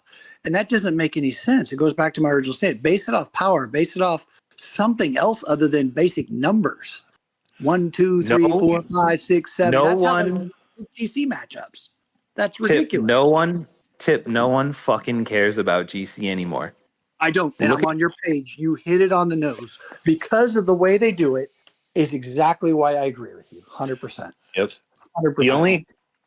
So GC matters to like fucking everyone and a couple nations. The nations that are going to win again, it matters to. And it matters to everyone because now we get to fucking miserably watch for 3 months while we don't get merged. Yep. Which is why we don't care Yeah, about GC. Absolutely with you. If we get I'm to on your And just boat so you 100%. know, just so you know, when me and when Holbrook we come in to GC, like, yeah, I wish we could be as dedicated as Relly, because quite honestly, I might feel it's cool if like 0 people logged into GC, like Relly's Nation did, but like we'll be bored and be like, hey, we're fucked up. Let's get on GC and go fuck people up. We don't care what we don't want to win. Like we're just gonna go in there and we want some good reports, and we're laughing the whole time. So like GC, It's happened. what's sad is I used to love GC when I was in 847, and we worked so hard. You worked with other nations, and I mean, and we worked well. As soon as we fucking our globe got merged with 785, 799, 791, fucking 785, like there was no working with anybody. They're like, you guys are fucking kids. We're just gonna kill you all. And I was like, oh well, that's. I would tell you to treat GC if you're not the winner, and y'all know who's going to be the winner in almost every bracket. We all know it, like Holberg said. What we've treated it like is we literally know how many points you need to get the max merit for 2 rounds and call it a day. That's all you do. We're not that. That's right. Yeah, yes, it is right. But he'll be drinking rum. I'll be drinking Tito. We'll still have some fun, but he's right about You can taunt he's them right with about the actually taunt. winning. Yeah, taunt them. We make sure that our team knows that this is not a priority. I will say that the guys who, the one thing you're forgetting is a lot of nations out there that can't win. They do want to win, but they just and it's just out of reach. At 833, we won hilarious. 3 out of the first 4, and we would love to give a shit about it. We would kill to give a shit about it. But we can't even come close to 785 and 796 and 791. I mean, it's just we it didn't obliterates even us, want to and win. we get all depressed over it. We didn't But even you're want set to up for win, and I was failure. like, You're set up for failure how from the the fuck did beginning, we and end that's up the to the point. semifinals? That's our point. You're literally, there's no chance, and you're literally set up for failure from day one. That's no longer fun. Yeah, this is Correct. this matchup in this GC for like ours. That bracket is literally going to be 722. We're not even going to make finals. 744. Maybe 785 might make because if you guys decide to. No. no. Thank you. Thank you, but I'm not throwing my fucking money away on this bullshit event that they won't fucking fix. And I think 756. Agree, Holbrook, 100%. In 756, 100%. the reason why I picked these nations this time to probably make the finals is because those are the nations that have got their second merger already, and they got a lot of like for instance 744 last season they had, I think they're like what 1041s now or something right there. So I mean, and they come with numbers. If you guys ever played them in like Polar or in Iron Blood, they're gonna come with numbers, and they're growing, especially with all this new, warplane equipment and the Austria equipment. So players like that are growing. 722, they're going to try to go for the win this time. I've already been told that. So, of course, there'll be side conversations. The only way I could see GC brackets maybe, and I say maybe, and I'm not even saying myself, keep this in mind. I'm talking about higher ones and maybe some lower ones. The only chance I could see people winning that didn't win before is if C44 does come out and they do have the bulk of the players that, get there quicker or quick enough to use it in GC. That would be the only thing I could say could help you. I mean, you're right, because of numbers and people that push. But 732, they've been, although 767 did win it last season, 732, they got multiple people second that C44 drops. They're going to C44. It's not just like one person or Like Absolutely. they got multiple. All their 41s and 732 are going to go straight to 44. And That's insane. yeah, they've been saving. Like they watch our podcast, and when we say guys start saving for uranium, they do it. I guess that's the Yeah. power. I guess that's the power of social media. You know, someone like me says, "Guys, start doing this." They do it. Um, they do it and they prepare. Or like a nation like Legat or yours, you guys are consistently buying uranium because you know something's going to drop and you want to be prepared for it when it does drop. Of course. Well, also, I would tell you that it's cheaper to buy as you go instead of racing at the end when it pops. Oh my You and I God! both experienced. Oh my You and I God! both experienced that last time, and I don't. I'd Yes. prefer not to do that again. I fucked up. Okay, so now we're talking about uranium. I fucked up during Void. So I went to go recruit it. Hold on. I went to go recruit troops in the factory, and I hit upgrade twice. You talking about this last void? Yeah, just like this morning. I went to go just recruit, you know, and I hit upgrade twice. So I went literally from 39 to 41. I was like, oh man, that was like, Well, you saved 5 minutes in recruit time. yeah, but I How'd was you just like, make that mistake twice? because my dumbass hasn't slept yet. My But dumb twice? dude, I didn't catch the first. I Hey, caught it. there's no offense. I You do caught what it. the stupid does. I caught it once I hit 41. I caught that only because they wouldn't let me go. I hit the wrong button instead of hitting freaking recruit or speed. Speed, that's the one it was. The Oh, update no. was next, and I was hitting fucking upgrade, and I'm like, oh my god, what do I do? But that was on me. But at least I got that done. Gotta hit the easy button. What's Easy button's the best one. The easy button. that? I mean, yeah, everything. Buy all, right? Buy all. Exactly. I do not want that buy all shit in my fucking city. Nope. Woody, I think GCE being announced Hmm. just confirms that C44 is coming. Like exactly what you guys are talking about, exactly what Tip just said. And by the way, Tip, shout out, thank you, bro. You're the one that said buy uranium for C44 a while ago that I listened to, so I appreciate you. But Long as I don't I have to face actually you. say it again. Sorry, my bad. As long as I don't have to face you, I'm okay with it. No, I already paid off Camel. We're merging, buddy. Don't worry about it. Hey, Sorry, I'm fine Big with Bird. that. Let's roll, baby. No, but seriously, they're gonna fucking definitely drop 44 now. Imagine, like, it's exactly what you guys are talking about. If you're chilling and you think you have a chance, which by the way, stop, that's stupid. But if you're chilling and you think you have a chance, I'm talking more to the younger nations. There are definitely going to be some people where 44 is going to drop and they're going to fucking push. I think we all remember when 41 dropped, Yep. and we were in the middle of GC and we all wanted that 41. And I don't know about you guys, but I for sure mailed my fucking Camel rep and I was like, how do I buy more uranium? And they told me to fuck off, of course. So I know that I was like, I don't give a fuck. I don't give a fuck how big you guys get. I'll still talk shit and you still can't catch me. Well, it's false hopes, is what it is. That's basically what he's saying. It's false hopes. You believe it's going to help you, and it may, but But for how probably long? not. But for how long? That's the thing. That's the thing with all of it. It's like the dragon. Like, how much does the dragon really do, and how much does it cost you in relation to whatever? It looks The first pretty. 4,000 troops are worth it. It's that 1,000 one dies is kind of crazy. That's just. I'm with you on that. It's Holbrook's dragon. That's crazy. Yeah, that's the bigger D one. Holbrook's mentals. I got it. Beasts. I gotta spend extra money to catch those mid ranges, man. I gotta keep up with Tip. Well, when 44 comes out, you're going to need more help. Tip, you're mid range. You know it. So I think. Thanks to Tip.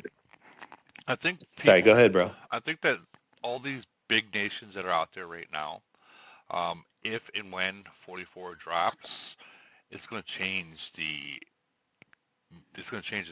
outcome of the nations if they're not prepared. I'm not prepared. I don't know how K is, K138. I'm not prepared, but I do know that it costed me to go to 38 to 41 over $20,000 in 3 months.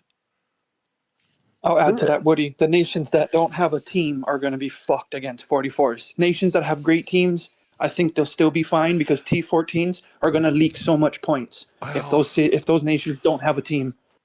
well, we don't Yeah, but if you got 6-7 of those 40 or 44s, that's a game changer. so we don't know exactly how much these new troops, T14s, are going to do. They might like do so much fucking damage that a single hit, a single hit can take a city down at 150 or 100 or 200 million BP. We don't know. I know I'm over exaggerating because I know that I'm at the point where I can hit a 38 with 100 BP and still win. I'm at that point to where when I first came 41, I was at like 60 million BP cities I can hit and still win. So it's going to be different. I'm wondering if those T14s are going to be able to hit 150, 200 million BP cities. Obviously, a C38. I'm not going to say 41. And just fucking roast them. What was the max stats, Woody? When 41 came out, what was the max stats? Was like 1900 melee health, 1800 attack.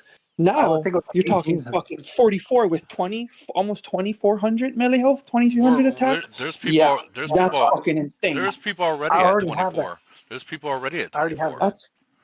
Those shredders are not gonna fucking die. Nope. They don't even die right now. They don't even die right now. You know what is going to die? EMPs. The 36s. So when 44s come out, I think the people have to realize in the entire game that because right now what a C34 is the deadline to where you got to have T4 troops for the most part. You know, in the older nations. Well, when 44 comes out, I think it's going to jump up to 36. If you're 36 and below, you got to have T4s. Because but I agree. That I think you're going to need both, right? I think there's going to be a combination of having big cities, but to Bryce's point, the team is this is still a team game. And so I've said this before, at the very upper echelon, the big cities get you in the door. It's the rest of the team that's making the difference. So I think there will be an initial rush and there'll be an initial competitive advantage, but there'll be some catch up. And I think if we're thinking about takeaways that we want people to come away from with this podcast is I don't think that it changes the overall themes of what we said of you have to develop your team. Top players, you guys should be preparing for C44, but the rest of the players don't need to suddenly start spending money that they can't on the game or anything like that. Everybody has their role in an alliance, and top players have to prepare for that a little bit differently. But, a good team is still going to make the difference at the upper echelon, at least, has been my experience. You're not. You say that, but I will say this: Maverick was hitting us single, even with us with 5-6 players in there, good sized players, and he was coming out with more points than what we were getting. I don't know if you saw that, but I was kind of shocked. It's because you were late to the rain. That's why. No, you were late, Tick. I saw you. You were late. No, you were like 2 no. seconds too late. No, I'm telling you, I wasn't, and it was impressive. I'm not going to lie. Well, the attacker has the advantage. Keep that in mind. I want to kind of go over what my opinion about why I said maybe 35 or 36 might have to go to T4s is because with T14s coming out, the troop value troop tiers, it jumps up. So at that point, anything below I don't know what is it? The snipers at these C30 or T36, they're just gonna be eaten. They're not gonna have the value that they used to have anymore. They're just gonna be. Unfortunately, you're right. They're just gonna be eaten up. It's gonna be like cutting a knife through butter. And that's Camel gives more free uranium. Now, when I say that, I don't mean the second the T14s are out there. I'm more talking about when players start catching up and having more T14s. That's like the area I'm talking about. Is like when they catch up, and there's now you gotta have a majority that have a lot more stronger troops. The troop tiers do matter. That's what I'm talking. And I get the whole team part. You got to have a team, guys. Period. We know that. But if you got, let's just say, if you got C-35s and they send whatever their fleets are, whatever troop tiers that they have, and now you got a T-14, they might just eat all of them. Like they just melt, and that's what I'm getting to at that point. Like melt like butter. Yeah, makes sense. But I guess we'll Yeah. see that when it comes out if this is true, or maybe just push your. I hate to say it because I'm pushing. Whenever you say the word push, there's dollar signs behind it. Maybe you have to push your alliance or your nation to go to that next step, like how we had to push C-34s to be past C-33 to not have T4s. I don't know. I guess it's going to be a big difference once it jumps. The game's going to change, like how it changed with It's going to suck. C-41. It's going to suck because they're going to have to determine what we talk about this whole time about building cities. About do you work on the officers? Do you work on the plane? Do you work on the Titans? And now you got to throw in, do you work on the uranium? It's crazy. People are going to have to pick. I agree with you, Pip. I absolutely agree with you. Now, tier troops are just that much more important now. Mm-hmm. Fuck no, the team is important. Get rid of the whole individual shit. Oh, The A team. team full of C-30s ain't going to do you no good against a team full of C-36s.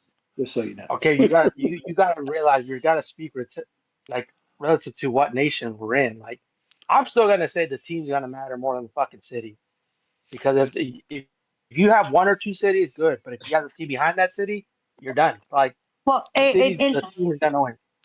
100% what he just said.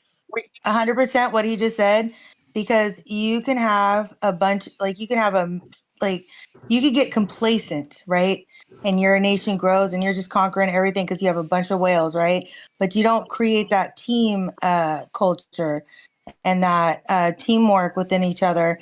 And, eventually you're going to move up, whether it's based on winning, based on you merge in your BP, and you didn't create that fucking culture of working as a team, and your nation's fucked. Right? You have a bunch of people that don't know how to fight because they're just relying on you. Facts. We lived both of these today, actually. So like our void was pretty damn easy, to be honest, just murdering a Chinese nation. But we had a elite wars against the top 100 nation. I don't want to say who it was because I don't want to talk shit about them. But one of their top players didn't join, and I'm not exaggerating. I expected to lose 100%. When time expired, I swear it said towers. We lost, but then all of a sudden we won in like 5 seconds. No, 5 not seconds. fucking 5. We won in Like, 5 fucking milliseconds. We barely fucking won. And if that other guy joined, we were done. So like we murdered our void and that was fun. But team power matters, and like we beat that top 100 EW nation. And I'm not bragging about it. We're not really an EW nation. But what I know for sure is if their top player had joined, there's no fucking chance. Well, I don't know. I guess maybe like everything could have changed, but it seems unlikely that we would have won. Like both matter. The team fucking matter. We won because of our team, but if that guy had been C-44, we would have lost. That makes sense. That makes complete sense. If we would have had everyone at 38, we would have beat 385. No, I'm joking. Well, how much 385 kicked our uranium ass in EW. Period. Hands down, they kicked our ass. How much uranium is it going to be for C-44? Does anybody even have? It just depends what you are. It just depends what you want. Like if you're mid ranger, it's gonna be a little different. If you're long range, definitely gonna be different. But I'm thinking it's gonna be like 6 million. I know you guys keep saying 6 mil, but I'm sticking to the whole. I think it's going to be a lot more, and I think it's going to be like 9. I truly do. LRA. That's The only reason why I say I think it's going to be 9 is because you guys got to remember there's some buildings that, what if they decided to make this, the recon center, what you have to level up to 41? Mm-hmm. Or Yep. what if like you have to have uh, two of these factories and you got to have them all at 41 to do it? What the hell do we need a recon center for at this point? Like, no one I uses it for agree. any other than I like agree troops. 100%. I agree 100%. Money, But what if you have to level up the money. academy? You need a recon center. What if you have to level up You the need academy? all those things. Yeah. All Sorry to right. talk over Well, you, Woody, I but gotta get going, you don't guys. want But your I'm money, gonna leave bro. it at this. Like, coming from an older nation, 372, we build the nation to be one of the biggest mistakes that I did in the beginning was too many alliances, but then also show me the upside on it. And we realized real quick that you can't depend on one player or a few players that can, make the nation like strong. But you need a team. And as long as you have the team, it's gonna make the biggest difference. Like that's the biggest thing I can see from going from 372 to 621. Like if I can't But pick up the load that day, then somebody you else can't can. compare the two because 621. Again, I have nothing against them. I really don't even know all the baloney that side. 621 has recruited 50 people from different nations. And they're not average. They're average to high spenders. That's not the equivalent of growing a 736 where you slowly grow the players up and you get the team going slowly. That's a whole nother ballpark. You cannot compare apples with called grapes. opportunistic. You But can't. Yeah, you honestly, can't like compare the two. It's just not I fair. can't. It's What I'm saying, I absolutely came from unfair. 372 where we did that, and honestly, we went to the semis in global conquest. Like I want to say the first three ones we had, like the finals, like, and then it was like we grew the nation. So I've been in both. Yeah, but Obviously, everything's and different I've now. You're been 2,400 melee HP. You're 2,300 attack. I mean, things are totally different from when we all started back in the day. We have no, I Titans. understand that, We have but frames. We have all sorts of shit. okay, And as we honestly, all like this. know, more shit to Yeah, come. but hold on, Wait, hold up, hold up. Regardless, what he's I saying gotta go. I about gotta go. team, I gotta go. Here, I but gotta what go he's real saying quick. But what about I'm gonna team, say is, is that any different?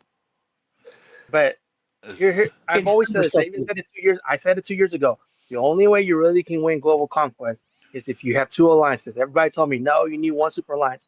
I said, no, you need two because there's I always agree that with you. second round. Where I there's agree always with you. that second round. Where if you don't go in there and they can kill you in that second round and they can blow you away. That's why I've always said the team comes first and then the individual comes after that. Because if you have the Agreed. But players, you can do it more. how do you tell a 700 nation that's had one merger that they have to have two fully prepped alliances to go to battle the GC? Up Well, that's against what I said earlier. Like 621.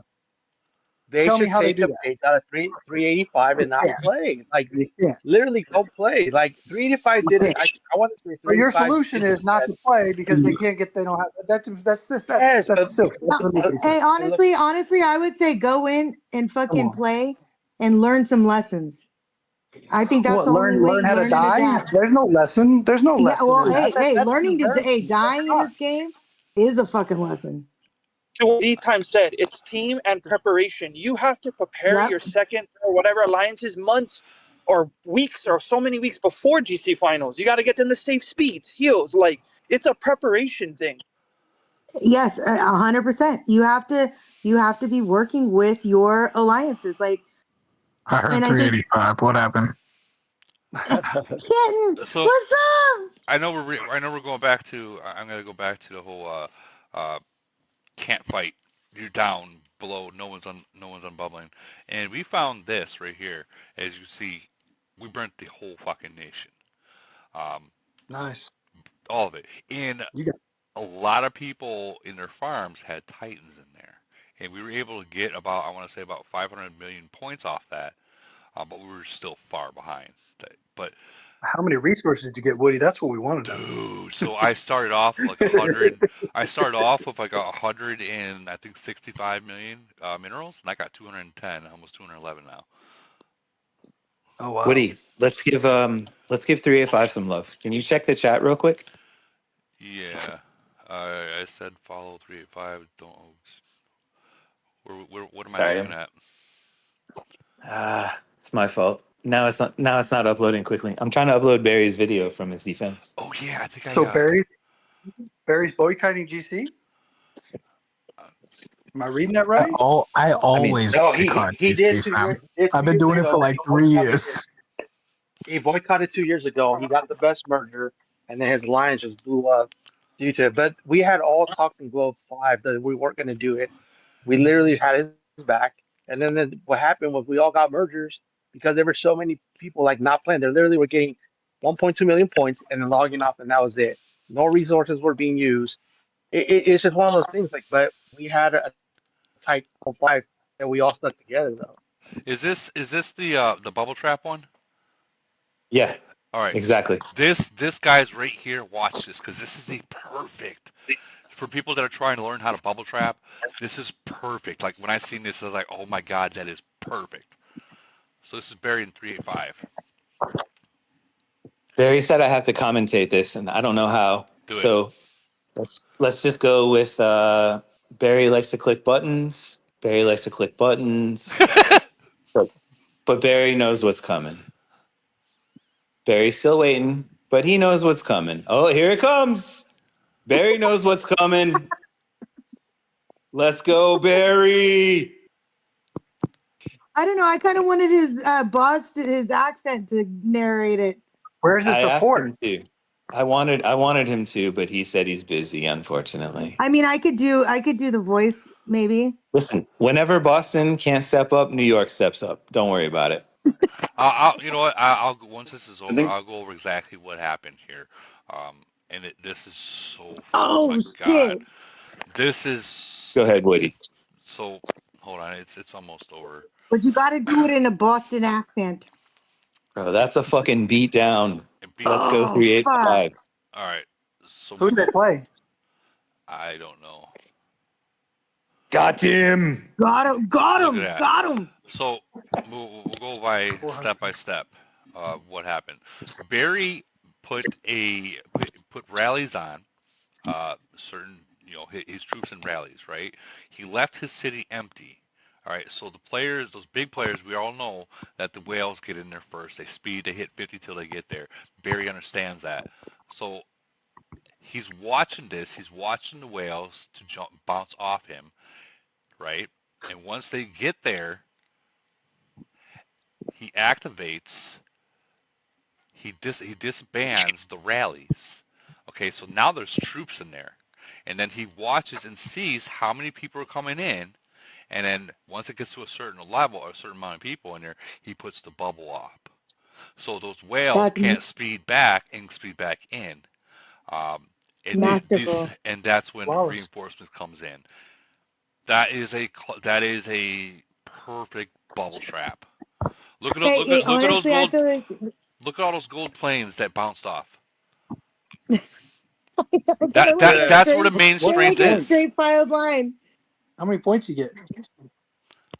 But that is a perfect bubble trap right there. Like It is, and I honestly feel like we could do a whole fucking thing on bubble trapping because I think that's something that is some in every nation. You know, everybody's like, oh, they want to be the person to be the bait, but not everybody can bait and bubble trap equally. That only works if you can hide troops. Keep in mind. Yeah, you got to be able to hide Exactly. troops.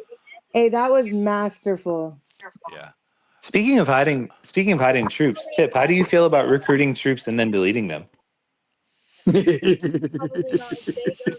We may be known for that, if that's what you're asking. I actually don't know you guys that well, man. I'm asking your opinion, honestly. We've never fought in a real way. The problem is it goes back to the phases. I do like that 255 brought up the fact that, if they had a nation that would give them their word and they go, phases 1 through 4 equal, that was never offered to me. I will throw that out there. I would have gladly taken it. Nor offered by you guys, right? Agreed. I'm not going to disagree 100%. We have a different relationship than I have with 255. I would like to think you know that as well. The trust. You and I have a special relationship, Tip. Me and you do, yes, I would agree. But unfortunately, we can't control all 200 something players. You know that. For sure. I don't trust them enough to say that I could speak for all of them. It wouldn't be fair for me to do that. But 255, I do believe that they would have, and we have good relationship with them, and I would have 100% accepted that offer if it was given to us, for the record. But would you personally recruit troops and delete them? You have to at some point. I'll give you an example. We had many players that did, and who were trying to stay under. We also, I noticed Maverick. He deleted, I think 5 million or whatever, 10 million BP to recruit because he's so dang big and huge. He didn't. The only way he could recruit is if he deleted. And we had a few players do the same thing. I will say that most of our players that did delete, and I say most, not all, they deleted lower tier troops and kept the higher ones, of course. Oh yeah. The higher ones cost more. The higher ones cost more, a lot more. Yeah, true. I will say this though, and I had seen a player doing it in our alliance, our R5. Her name is Lana. She's amazing. Love her to death. What is that? She always used to run with. Hold on. What does that sound like spelled backwards? We don't say that, Woody. She is awesome. She is awesome. She's amazing. And she thought when her previous city, she could hide all her troops. And I always took it for granted, but we used her and utilized her. And I mean, you love that player that can do that. And then now we have the luxury of a gentleman named Omick, who's just, I can't speak enough for him. He's amazing. I mean, talk about being blessed. And I'm not talking about him. I'm talking about us. And the fact that he plays with 3 fleets only is absolutely just brutal. His tactics, watching him this void, how he played and what he did, and how he can react with those 3 fleets, it was impressive. I ain't gonna lie. I was just dumbfounded, and it makes me envious. I'm at 350, I don't know, 254, something like that, million BP now, and I've considered going the other direction. You either have to go up to 500 million BP now, or you got to be below 100. I mean, those are your choices. I hate to say it. Anything in between is food. Sucks to be true. I want to be clear. I wasn't throwing shade. I think I don't think it's something that the average person in the game thinks about. And so I thought it was super interesting to hear that you guys use it to your advantage. Absolutely. And if you look, you saw that player, that was Omick. He only has 65 million BP. He literally has 3 fleets. I've talked about this before on other lives. Like so we're talking about a kill event now, obviously, but like a nation that would only care about, it doesn't matter, pick your event, but if you only care about the kill event and you only care about I don't know, Wasteland, like you need 2 million troops. You don't need more than 2 million troops. And if you have more than 2 million troops, you're probably a liability. Yeah, the only downfall to not having troops, like you just said, is GC's kind of out of the picture unless you stockpile heals galore, which would be ungodly expensive. Sorry, what is GC? Is that a new event that people are going to care about? It's called go fucking kick everybody's asses and laugh about it. Can you imagine having to heal a fleet every time you hit? I mean, and then you don't have 5 fleets you can send out either. Never. Well, okay, remember. I already gave it to you. Supreme, you want to mute your mic? Supreme. Hey, Woody, I have a question for you. Woody, I gotcha. On that barrier report, right? Okay. The question I have is, so there was only 2. It was only his. He only had go back a little bit. What do you need to know? He only had 2 people. It was just his things that were rallied, correct? No, so I'll explain it to you, buddy. So I'm here. All right. So what had happened was all my troops were hidden. They weren't in rallies. They were not in rallies at all. Only one troop was in a rally, and that was my attack fleet. And my attack fleet, in being in a rally, is just to make that easy access to be able to get into that and disband whenever I choose to.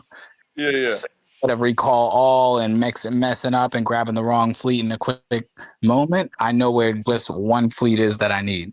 So all that happened was, as soon as I saw them coming in, I just watched. I know Gladys is fast and she's their strongest, so I'm just watching for her. So as soon as I see that she already hit me, I'm disbanding my rally. I'm throwing my bubble on, and I'm sharing my city so my people can defend. Got it. So basically, all my troops did was just start the battle so my friends can get in. Okay. So Can we get a motherfucking amen? Because amen. Yeah, what you're confused about is you see the BP, which is 112 million BP, which means I have 5.5 million troops around. So, which those are all hidden in another trick that I do. No, and I get that. I was just the only thing I was wondering was about your rally. Oh yeah, it's just one rally. That's why I kept it there. No one else had a rally, so I But you can see. didn't have other people in your team weren't in rallies as well. It wasn't a Tony G in the chat. It wasn't a doomsday. I was in their nation. No, but what I'm saying is when you go back a little bit, when you go into your thing, you didn't have a bunch of your people in rallies. No, none of my troops were in a rally. You guys were totally prepared for that. Yeah, I was. That was the whole plan. They're waiting. Yeah. Welcome to 385. Yeah, their alliance was waiting. Yeah, I'm just making a regular occurrence. I still want to. I'm just making that point. You could get lost trying to go down and cancel your. You could try to disband. So hold on. So speaking on that, by the way, like that's another thing that you find when you're teaching your nations to fight in void and whatnot.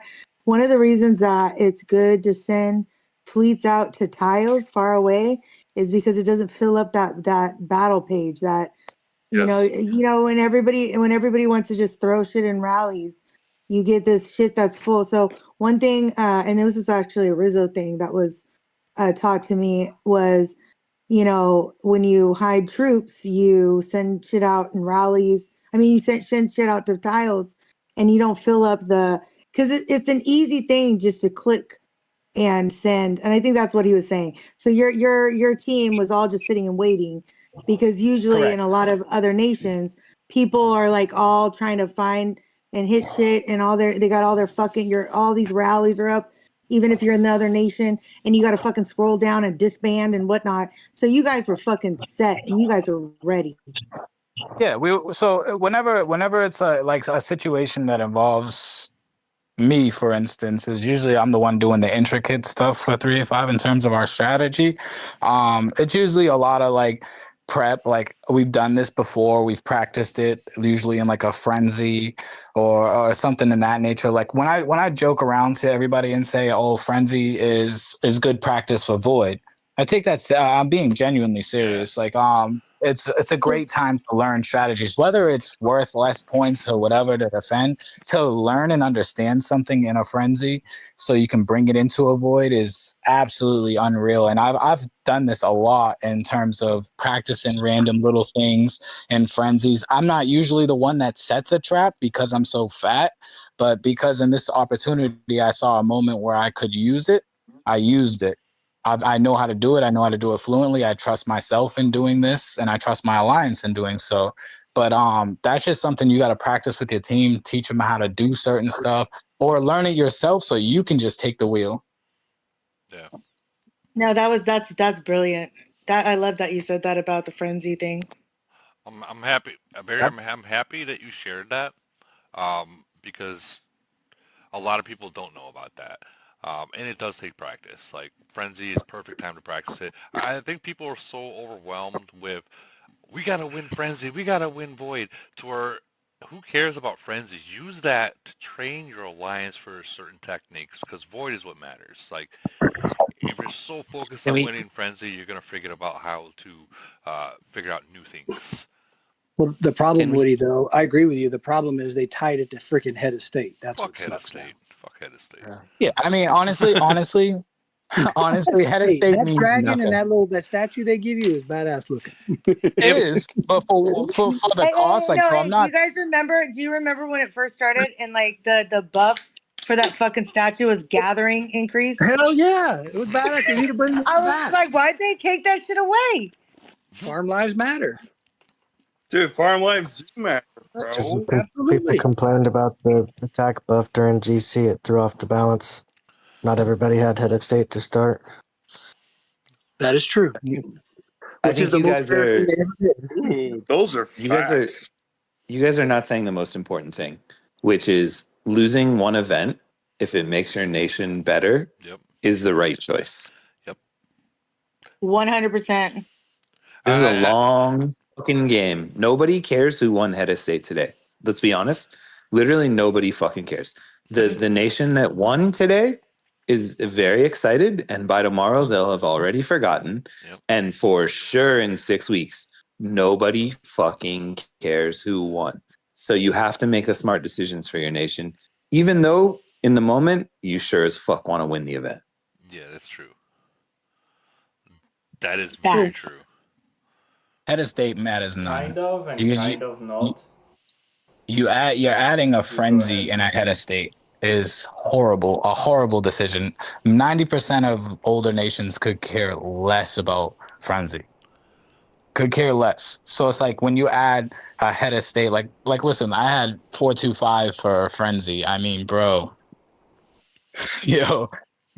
was I gonna go sit there and defend towers against Lead God and mental all day? Absolutely not, bro. Absolutely not. Enjoy that frenzy win. Barry, I'm right with you. And actually, in our head of state, we already knew that we had 799, and so we won our first void. And then Frenzy came around, and Woody even sent a message and was like, "Bro, are you really trying to throw the Frenzy?" And I was like, "No, I'm not trying to throw the Frenzy, but I also don't give a fuck because it's Frenzy." And then we lost the Frenzy, and then we had an amazing void.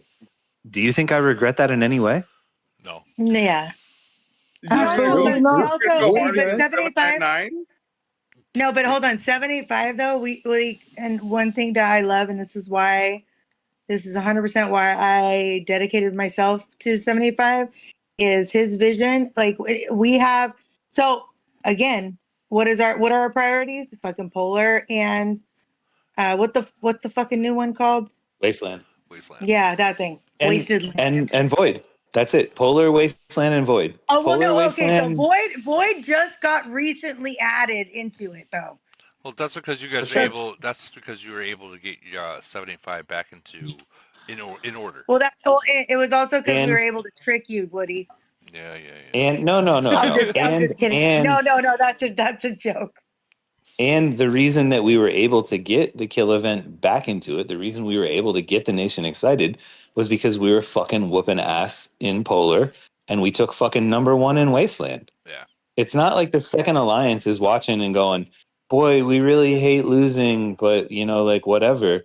They're seeing our winning and they said, fuck this. We want to come play with you.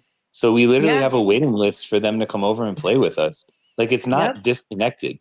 Now that we can win those events, now we can get more people in and we can play the kill event without fighting about.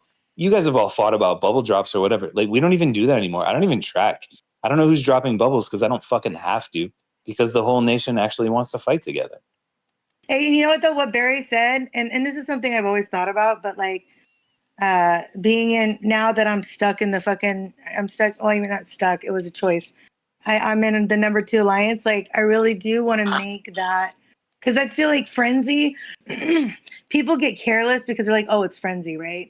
And so it would be nice to really make frenzy, make them look at it as a learning platform. Like, we're gonna play this exactly as if it was, you know what I mean? Other than the reinforcing shit, right? Because God, I fucking hate it when people reinforce in frenzy. Well, I don't know. But I don't know if you should hate that in frenzy because we just got done saying is that frenzy is a time that you should practice and also you got to think about this if you only specifically put reinforcing in just void, you got all those other times where now your alliance is starting to become inactive. And it's not saying that's happening in 75 because it's not. But there's a lot of alliances that they don't feel welcome to where they can reinforce in frenzy. They're not going to do it in void. I mean, okay, Woody, I hear you on that. Like honestly, like if Holbrook says like he doesn't give a fuck about like winning head of state, And we can literally use frenzy as like, so if I'm in the number 2 alliance, I'm like, we're going to work on time defense. Fuck it. It's fucking frenzy. Who gives a fuck? Like, I would be down to do that, right? But it's also the numbers person in me. I look at the points, right? You look at the point scale on frenzy versus void, and it's just ingrained in my mind where I like my eye twitches. But no, you're right. Like, I mean, you could use it if you really just give zero fucks about head of state and you really want to fine tune your team to be better in void. And honestly, touching on what Barry said and using that as a tool, you know, but making sure you're communicating with them that this is just a fucking tool. Like, this isn't like, oh, yay, we did this. Now we're going to try and do it the next thing. Like, and you have to talk to them through everything. It's just, I think that, and that's not a bad idea. Well, it's. I think if you're trying to win head of state, you should care about frenzy. Yeah. And if you're not trying to win head of state, then caring about frenzy is a bad choice. Yeah. And it's all based on situations. Like, I don't think, like, right, Holbrook, we're not there yet. We're not like trying to go for head of state. Correct. What if you get your merger with 736? Would you try then? Hey, we're going 5, 6, 7. No. You guys ain't getting another merge. You guys already had your second merger, and you got a fucking whole nother alliance. It ain't happening. You think Camel didn't see that? You think Camel didn't see what you did? You got a reach round too, so calm the fuck down. I don't know what you're talking about, but it's in the works with Holbrook, just so you know. Yeah, that ain't happening. You think Camel didn't see what you guys did? Come on now. You know, come on now. It ain't happening. You guys screwed up. No. In reality, you didn't. But in reality, you guys did exactly what a lot of these nations should be doing. I just wish we'd have done it sooner. That's the crappy part. Hey, honestly, I'm excited to see what I am excited to watch you guys. Like, that's going to be, it's kind of going to be my kink. I don't know if sooner would have been better. I see sooner because less money wasted elsewhere. Well, I mean, did you have? But the game changed. Did you have enough cities to put that in there? And if you did, would it have been 619 that came, or would it have been a nation that was already not doing so well? I think that this was perfect. I think this was perfect timing for you guys, because it could have been a nation that like literally just fucking drops dead. And now you're stuck. Now you're stuck with that. No, I agree. It's Camel, guys. Camel's the one that stopped doing fucking merges. We all know there's no reason that we shouldn't have gotten a merge this weekend. I agree. Tonight it should have. And you know what? And us taking our gaming experience in our own hands is fucking dope. That's what we have to do. And everybody that's sitting in a nation. Everybody that's sitting in a nation and the nation has an identity, please don't fuck camels. Don't listen to Chaos Queen. Don't fuck camels. But everyone that's sitting in a nation that is not happy and hoping that Camel's going to save them, make better decisions. They're not. Leave. Fucking find a nation that you want to play with. Good Lord, you guys seeing this? Oh God, what now? What'd you do? Did you get beat up? I don't even know. Wasteland, do again. Wasteland, GC, fuck all this shit. I don't even know. I mean, there's so many. Something that we don't really ever talk about. I've actually gotten some feedback from people that are like, "You guys only really talk about nation 700 and below." And something we don't talk about is like, none of us have the problem of 60 players in our entire nation. Yeah. We've talked before about like sellers or bots or whatever. Like, a lot of these younger nations do not give a fuck about all of the events that we care about. Imagine trying to go into global conquest and you have 60 real players in your nation. Yeah, you can't even compete at that point. Yep. Go. I absolutely agree with you, and that's why I love you so much. You're one of the whales that preach that. Like, the young nations do not give a fuck about the events the old nations do, and it's just what it is. They're never going to give a fuck about Elite War. They're never going to give a fuck about GC, a lot of them. They play the that they like. Here's a prime example of exactly what we're talking about right now. This is the newest nation that is, what is it, 1363, right? So they have 70 players, maybe 71, that are real players. Everything else are bots. Look at that, are bots. So with that being said, that nation is now only going to have 70 players throughout the whole life until they get a merger. What's going to happen between that? There's going to be a civil war. People are going to get zeroed out. People are going to leave. And now they'll have, like, we'll just say a good 50. 50 players. 50 players cannot compete. And we're talking about the whole nation, not just an alliance.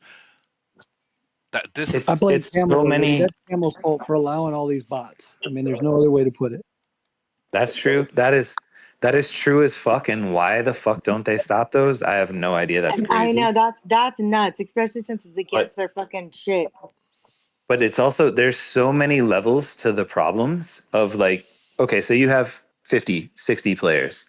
Fine. Even if you want to try to recruit someone, there's no, those of us that have been in nations that have been around for a while, there's farmers that build up cities and then eventually we're not on a Camel Live. They sell. And you can get a real player in that city. When you only have 50 players in your whole nation, there's no one building a city. So you can't even, like, buy a city and give it to a real player. You're just sitting on fucking trash cities and you're 50 players. And then even if, let's just pretend that you somehow, like, bought 50 cities and built them up and then you tried to recruit people to your nation, you have no leaders for your second alliance. But There's so many levels to how bad this is. I take that back. They only have 51 players because these are bots too. 50. Oh, that nation's already doomed, and they just opened it. It's doomed. It's Camel's fault. There's no other way to put it.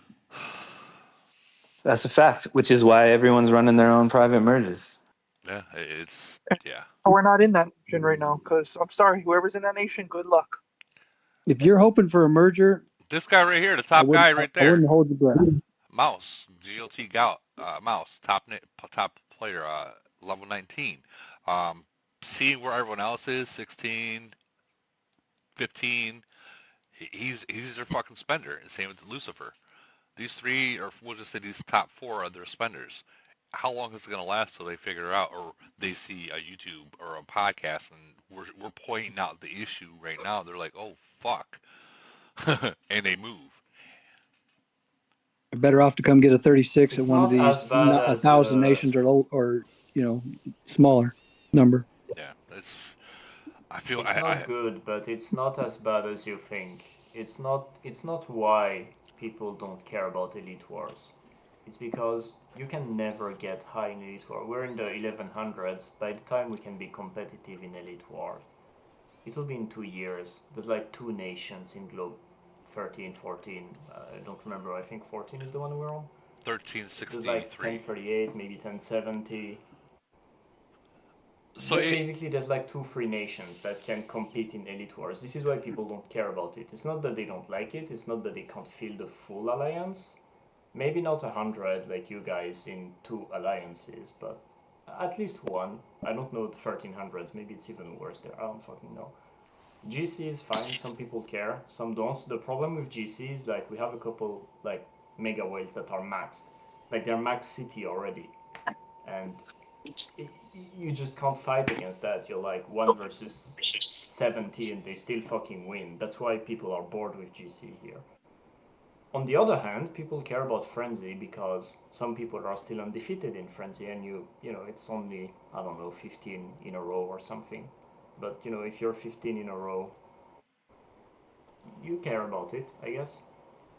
Well, you guys don't care because it's been like 3 years through which you didn't give a shit about it, and that's fair. It was No, I think, hold on. I don't think people don't care about so Frenzy now because you don't care about it, but a lot of us here care, and so if you care about both Void and Frenzy, then naturally you care about Head of State as well, and so on. It's just kind of different. It's not so much. That said, like, that nation with 51 real players, that nation is fucked, like 100%. I'm not debating that. I like how you said that. They're but that's like a real extreme case. They're fucked. So hold on. Actually, this would be a fun conversation to have. So it's not that like I don't think any of us like. So this is okay. This is my opinion. I don't really care about frenzy because I don't feel like it shows true skill and knowledge of the game playing because you're not losing troops. You're not. There's no risk. You have to be smarter when you play. When you're in frenzy, you could be like, fuck all. I mean, you could fucking default send. I mean, everything's just, I mean, yes, you can make it to where you have less fucking troops that you need to heal based on your fleet, but like, it just becomes a lazy gameplay. Whereas in Void, it's real, right? It's like, hey, fuck or fuck all. Like I mean, that's it. Like, I mean, that's a no doubt, moment of, Void that's a is moment of truth. better. No doubt, Void is better. Nobody's arguing against that. But Frenzy is kind of not that different. I don't agree that it's as different as you say. If you don't stand stupidly in Void, you don't lose troops. But if you stand stupidly in Frenzy, yeah, you might not lose troops, but you will leak points. So if you care about points, you have to play Frenzy pretty Well, seriously honestly, as hey, well. no, I agree. I agree. And honestly, I think the towers that brought the best. So I'm sorry, like, yes, Frenzy's a pillow fight for me, but like, I love the fucking Frenzy towers. If they bring Like, that that in is my Void, shit. if they bring the towers in Void, I think it would give the edge of the whole bubble thing, or even T4s at that matter. Yes, It, yes, it, yes. and this idea has been shot out to Camel, so they are aware that we do want to see towers in Void, and they've heard Oh it my from. God, that makes me so wet. I mean, But if they put towers in Void, if they put towers in Void, they need to make it flag slash capital troop loss percentage, because otherwise small players will immediately lose their entire fleet in basically every big tower fight. But I disagree. I disagree with that. So listen, look, I am not a big player. I am not a strong fucking city by any means. I've never been. But what I am is scrappy. I fucking bait and I fuck with people. And I use Towers those you can't bait. towers. You can't I bait use in those, towers. huh? I You get can't what bait you're in towers. saying, I'm that a a small masturbator. player you can can have bait. Hold on. impact. You can bait in towers. You can bait in towers. I've seen it happen. You put I a bait in if towers someone puts a all T4, fucking time. if someone puts a T4 in the tower and they kick them out, they're in there for that split second, right? So Yep. And then that's that 3 seconds.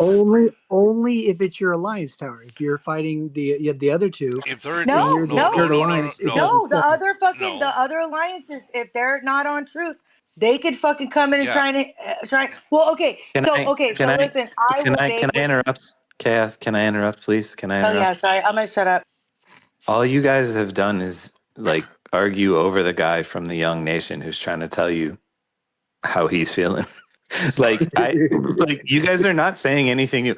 Wait, let me shut up so you guys can tell us all again how great Void is and how good all the old nations are. Like you're not wrong, and people who love Void and old nations should fucking quit young nations and go to old nations. But also like that's only half the game.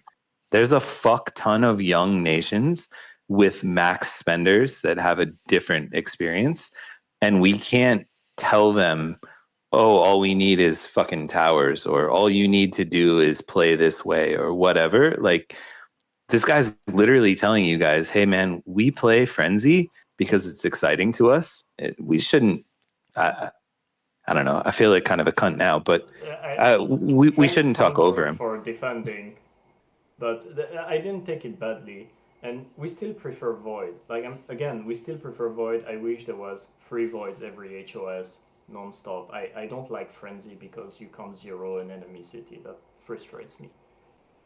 But Well, if you put towers in Void, you can't have big fights there. And you might be able to have that in your old nations because you're gonna do, I don't know, 50 versus 50 and your average player has T12. Our average player has T10 right now, whereas multiple in our top end have like T12 now, and there's almost always at least one Maxwell with T13. The guy, they just can't join the tower. And yes, you can bait in tower. People do that plenty here. Any good KE nation is doing 100% of the time they're baiting there, you send the scout, they remove before the scout arrives, and then they send back. So you never fucking know what they have in there. You try to speed in, probably they escape before you arrive, and even if you hit it, you hit like, 5 zombies and shit. So like they make sure to disrupt exactly as Chaos Queen suggests, and that's definitely very annoying, and that's definitely very useful to do. But again, if you put towers in Void, you're just gonna fucking kill all the small players. They can't afford to lose a fleet. They just can't. Yeah, and They and have you're one and a half right, fleet. right. You're 100% right. And also, by the way, if you want to complain 785, hit me up, Chaos Queen on Discord. No, but KLP. I'm good. So tell us a little bit more about the newer nation experience. So we talked a little bit about Frenzy. What are the events outside of Frenzy that you guys are focusing on, that you guys are finding fun? And what are we saying here that isn't resonating, isn't applicable to you guys? What are the things we need to take into account to make this accessible and useful for folks in newer nations? I think most of what you say is pretty applicable. The main difference is that there is a much bigger impact of whales, basically, because the average is so much weaker, but the whales are only very slightly weaker than yours, because obviously yours have had more time, whatever, more island, more, the top end. I'm sure Lead God is stronger than, say, Q that we have in our globe, but probably not by that much. And so that means that you play a lot more around whales. Uh, and they play a lot more solo, and you have less big team attacks. Again, some nations, like 1038, that probably most people here know by now, they do bring like 50, 60 people in a TA or SA rubber, but that's the exception, not the rule. So there's a lot more small groups play. You can't hit most whales, you just can't really. That's What just the nation are you main in again? difference. 1170.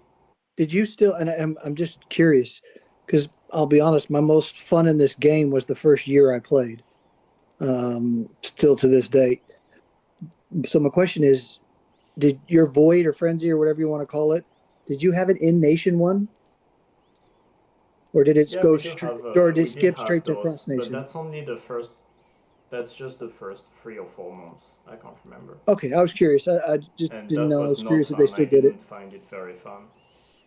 Oh, the three So day, the, the the, three the day problem fucking with in KEs. nation void is you're basically killing your nation. Correct. Because you're gonna make people quit, and yeah, you're gonna make farmers quit, sure. But some of those could have become fighters, and that happened in our nation. A bunch of people, I can't remember who was saying this, Holbrook, I think, was saying this, when their alliance started winning more and more, eventually that helped make a super alliance.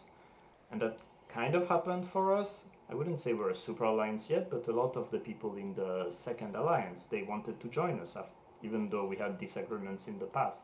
But after they saw us keeping winning every time, they decided, fuck, I want to be part of that. And I don't know, like last frenzy was incredibly close. Basically, like this void was a complete massacre. We destroyed the elimination, whatever. But last frenzy was really close, and our small players, they couldn't fight without leaking points in the towers and against big cities, but they were farming points in like enemy farms or enemy small cities the entire 24 hours, and that made actually a massive difference. We almost caught up 1 billion points, which is a lot here. Obviously, it's not a lot in your nations, but Can I I ask think there's you? more that kind of gameplay. Yeah. Yeah, I'm sorry, and I didn't mean to interrupt, but when you guys are looking around at nations in your globe, what are the events that you guys are using as like the bellwether events for determining whether a nation is successful or not? Basically KE. There's a few exceptional nations that can compete in GC, but that requires having 2 or 3 top ways, basically, otherwise it's impossible. So pretty much exclusively HOS and KE. And people compete in Polar and Wasteland, sure, but we got first in Wasteland, and nobody really cared. Early on, we competed a lot in Polar. We stopped because it's too expensive in heals and speeds. Facts. But yeah, Cade basically is what people care about. So with that being said, at least we all know even in the newer nations that Void KE is very important, even in the newer nations. And I think that once, like to KLP 91170, I think once you guys stop, newer nations stop fighting each other, like KE in nation, and they have to go against another nation, and they see that they might not be able to win, I think that's when you start getting the teams, the players that opens their eyes. They go into, they make the super alliance. I don't know why I had problems saying that, um, but until then, they don't see any point, to make that super alliance until they realize that wow, we can't do shit. Well, hey, those in nation killing is the best recruiting ever. Well, that and it's the best way to literally kill your nation too. Well, it is, but you're like, I would send a message after I hit people, but guess what's better than me hitting you? Me not hitting you and you playing on our team. I like that. That's actually pretty smart. I don't think we should gloss over. Oh, sorry, you go. Sorry, no. I'm going to go quick and then you're up. I don't think we should gloss over that they took first in Wasteland, and maybe the guy on didn't really care, but I'm pretty sure probably some people in his alliance cared that they took first in Wasteland. Oh yeah. Yeah, I mean, we're happy to. What I meant was, in our discords and small community, whatever, we would share it, but it was not a huge event. It was not. Yeah, it's not. Wow, here are the final Wasteland rankings, whatever. But it's it not was also basically the nations that already win kill events that also won Wasteland and so on. Kind of it's not. It's not like a GC win, but man, somebody who's like, whatever, 30th in your alliance, to see your alliance first, like they're excited about it. I don't know. I think it's true. You guys can tell me I'm wrong. It's fine, but I think if you're kind of middle of the pack of your alliance, and you see your alliance on, because we're also talking about the page that we all have to click on every single day, or view, or page, or whatever word I should be using. Every day you get to see that alliance first, in Wasteland, and to see your alliance first in Wasteland every single day is dope to somebody who's lower down in the alliance, I think. Yeah, no, that's true. Can I get back a bit for Wood Towers? Man, I'm all about the Void Towers. Actually, if we're talking bullshit, I want Void Tower, the number one Void Tower, I want to be equal to the total number of points for the first 4 phases. So if you want to, that's hot. If you want to out recruit me 2 billion, no problem. But I want your fucking tower to be 2 billion because I'm coming. Yeah. But what do you think if it's Void Towers will have a different thing? Yeah, that would be great if you had a balanced matchup. That you're fighting 400 nations older. It's not fun. No, I get it, but like, so what he's saying is like, so you play, so say we play a smaller nation, and they recruit the fuck and outbeat us, and we're at 2 billion deficit, and we're like, well, fuck, the Void Towers, hey, well, we can get 2 billion points there. You're taking away the only advantage the smaller little I guys get it. have. Okay, well then they gotta fucking. Hey, listen, it's called sink or swim, man. You gotta evolve. You gotta figure shit out. I'm sorry. That is life. Like we're playing a game. That is life. I want to win because it's balanced and because I'm the better player. I don't want to win because I have 100 players that are 10 times stronger than the other 100 players, and I got outmatched because Camel fucked me. Well, hey, listen. You beat us in say this nation beats us in going into the 5th phase by 2 billion, right? We got the towers. We get 2 billion. They won't even challenge us. Well, then it's a scrap. Then it's a scrap. It's based on we're already seeing frenzies where the weaker nation doesn't go in the towers. We're already seeing it. I mean, I know I can't be the only nation that says that. No, yeah, no, you're 100% right. I get it. So we're already What seeing about that. So you're basically giving 1.2 billion points to the nation that's already stronger for free. Yeah. I mean, you are. You literally are. You're making it even worse than the Yeah, problem we already have. hey, but listen, Come Linda, on. listen, Linda, You listen. just want to give Look, you I look 100,000 at the gold when you towers. start? I look at the towers. If I was the underdog in the towers, I would fuck with my opponent in the towers if I was the weaker one. Now Okay, this is so I wasted some granted. speed attacking your one zombie. Whoopity-doo. I still beat you. No. What I'm saying is, you get these people, they got to unbubble, and you get your team ready, and you're the weaker nation, right? And these people want to just sit in your towers, and you fuck with them, and you try and get them, and you set your timings different, your truce times. Like there's different strategies you could do, and then you try and catch them on the back end. You ain't beating 255 in the tower. And I'm not trying to go to I guarantee you I you ain't can't, beating but certain nations. but I'm gonna fucking try. I mean, and again, I love 785. Y'all know that. But picture my nation in the towers against 785. You ain't kicking us. We're just gonna sit there. Hold on. We're not even gonna Hold watch on. the What battle. nation are you? 567. We're Okay, not well, gonna even we watch the probably battle. shouldn't, We're gonna but look I'll at our try. points. We're gonna look at our points up top. We are That's all not we're gonna kicking look. him. We're not I kicking him. know that. I know that. Shut the fuck up, Chaos Queen. We're not kicking him. Next voice, a bit 785 of versus calculation 567. in I mean, towers You literally, might will go be to different. sleep, and I might be drinking Tito's. we could leave our 15 top players in the towers and go to bed, and I'll wake up and my 15 top guys will still be in that tower. Oh boy. I mean, I'm not trying to say it in a bad way. Oh, I'm just trying to say that's the No, but mismatch of the you're matches. no. I mean, I'm not trying to rewrite the game, and that's fucking boring discussion, anyways. Because Camel doesn't care. But you're not putting 15 people in a tower, anyways. But whatever. Damn. This is getting heated. Hey, no, I'm just kidding. I would never. I would actually. I No, would be this is yelling at not getting everybody heated. not to.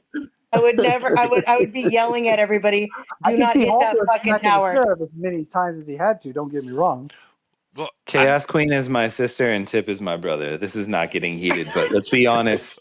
We cannot fit 15 Tips. We can't even fit 15 Chaos Queens in a tower. True. Actually, you can. You can. Hey, If my the people mouthpiece is send a certain amount. Hold on. C44.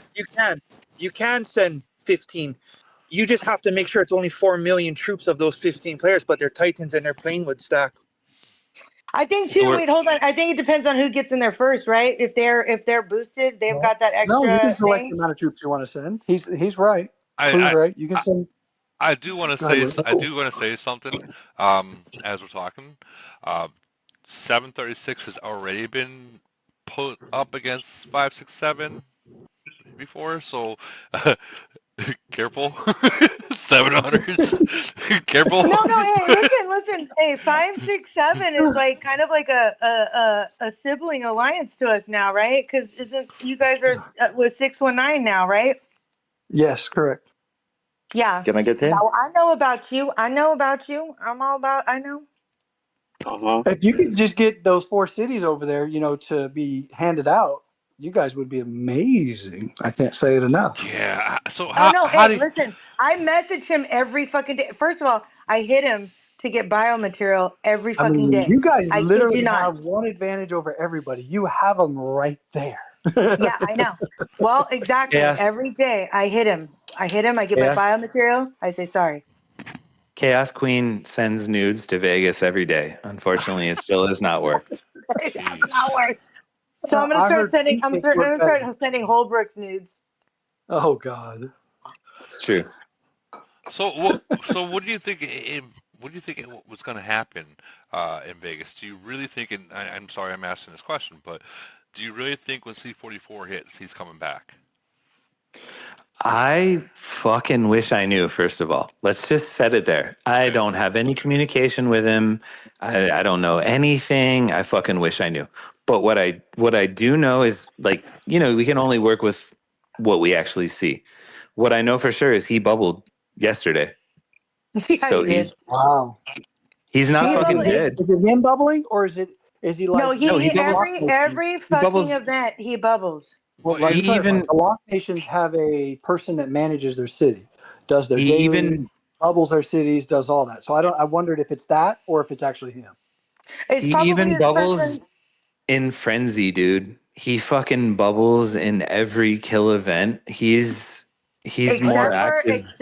Except for when he gets the weekends wrong, and he didn't bubble on Frenzy, and then he was Frenzy Master. That I can probably verify. says he's doing it, not somebody else. Then, if he did it on a wrong weekend, so he's No, doing he it, did it not. on a wrong weekend, and we were all like, "Oh, he's got his fucking weekends wrong."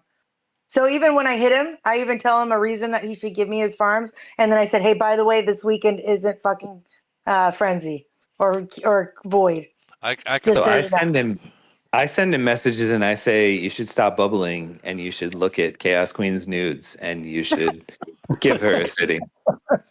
I can verify that he does bubble because we had them in Void. Just matter of fact, first round of HOS, and here in 736 SPT, our plan was to hit um, the smaller one, but they were all bubbled. So I mean that eliminated our entire plan. We were going to do that right after EW when we had 65 people online, but he was bubbled. So I can verify Yeah. that he does bubble. And honestly, I feel like, I haven't been here that long, but I'm almost comfortable in the fact knowing that he's always going to bubble. But it's like, you think about it, it's like we go up against somebody really strong and he doesn't bubble. And I'm like, I mean, actually, when we were playing China this weekend, we're like, I hope he doesn't bubble. Fuck it. They Like, wouldn't have done anything anyways. no, they don't do big attacks. It's like this, the biggest one's going to run in like an idiot. Yeah, Like, they don't even know how to fucking play. it's still sad though. I did have the luxury and a great opportunity to play when he was playing against y'all when he was playing, and it was an awesome spectacle to watch him play. To Oh, he's watch a fucking savage. 4C41s, to watch those 4C41s poured in on you and just drop in. I mean, talk about scaring the shit out of you. I don't care who you are. You see a 4C Right. port right next to you, all in sync, and you're just like, oh shit, bubble. Yeah. Yeah, Tip, no. I played him in. Tip. I'm Yeah. happy that we could help you create your super alliance. You did actually. It is a true I know. statement. You told it. You told the story, and I'm happy for you guys, bastards. So I'm kidding. I love you. Real quick. Perry said there's someone in the chat that wants to say something. Uh-oh. Yeah, it's me. No, Joker 245. What's up, Joker? So about the Void Towers, and everybody was talking. So the crazy idea is because people are scared to lose troops. So I think it should be, if it's gonna be a towers in defense, you don't lose troops, and the point calculation it could be nearly the same as BF, just opposite. In defense, you're getting double points. Attacker gets like a regular points. So then, who is scared to lose troops? At least they can try to fight even against stronger nations as well, like 5, 6, 7. That is fair. Bro, and I think that's great. You know what? Honestly, my idea is it's just a way to get people to fight in Void. I don't give a fuck if it's like I'm not getting points. Like I play this game for Void, for that fight, right? And If it it's keeps not me from balanced, they're wanting to not going to kill my fight. nation. If it's not balanced, they're not going to fight, which is exactly what we're all experiencing now in Frenzy. That's I the don't problem. know. Yeah, but they I don't know that but they can anything's get gonna. double points in defense. Yeah, they're literally getting Honestly, that's not a bad idea. Double points in triple. defense. So if you are the underdog, that's actually kind of brilliant. Yeah, but you say that. Take a whale and go hit somebody in Frenzy and get people. The reason why we tell them not to defend is why. Because even with triple points, they're still going to win. Yeah, I get it, and yeah, I fucking hate. I hate fucking Frenzy. You guys really want?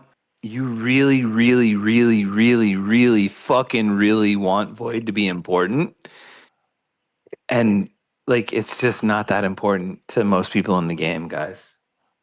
Well, because I don't know people what to don't tell you. fucking lose shit. I know it's weird. No, but it's not just the people. It's the fucking game. You're playing a game where how many events are there? Let me just pull some shit out of my ass. 10. There are 10 events. One of them you can lose troops. And you're saying, "Hey, everyone, stop being fucking bitches.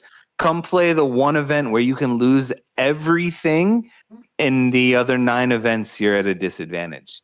I'm still I'm opting in. I still think I'm we just need. saying, like, it's not for everyone. Like, kill event, the void kill event is still my fucking favorite event, but that doesn't mean it's for everyone, man. Like, there's so many events now that have nothing to do with losing troops that it's just not wise to put it in that mindset. You know what, Holbrook, you're fucking up my whole vibe. Okay. Well, Big Bird said we should have logged off at 2 hours, and we're 250 in. So Honestly, though, no, I get what you're saying, and luckily, I have multiple cities to plan in 785. But otherwise, I would be at a huge disadvantage.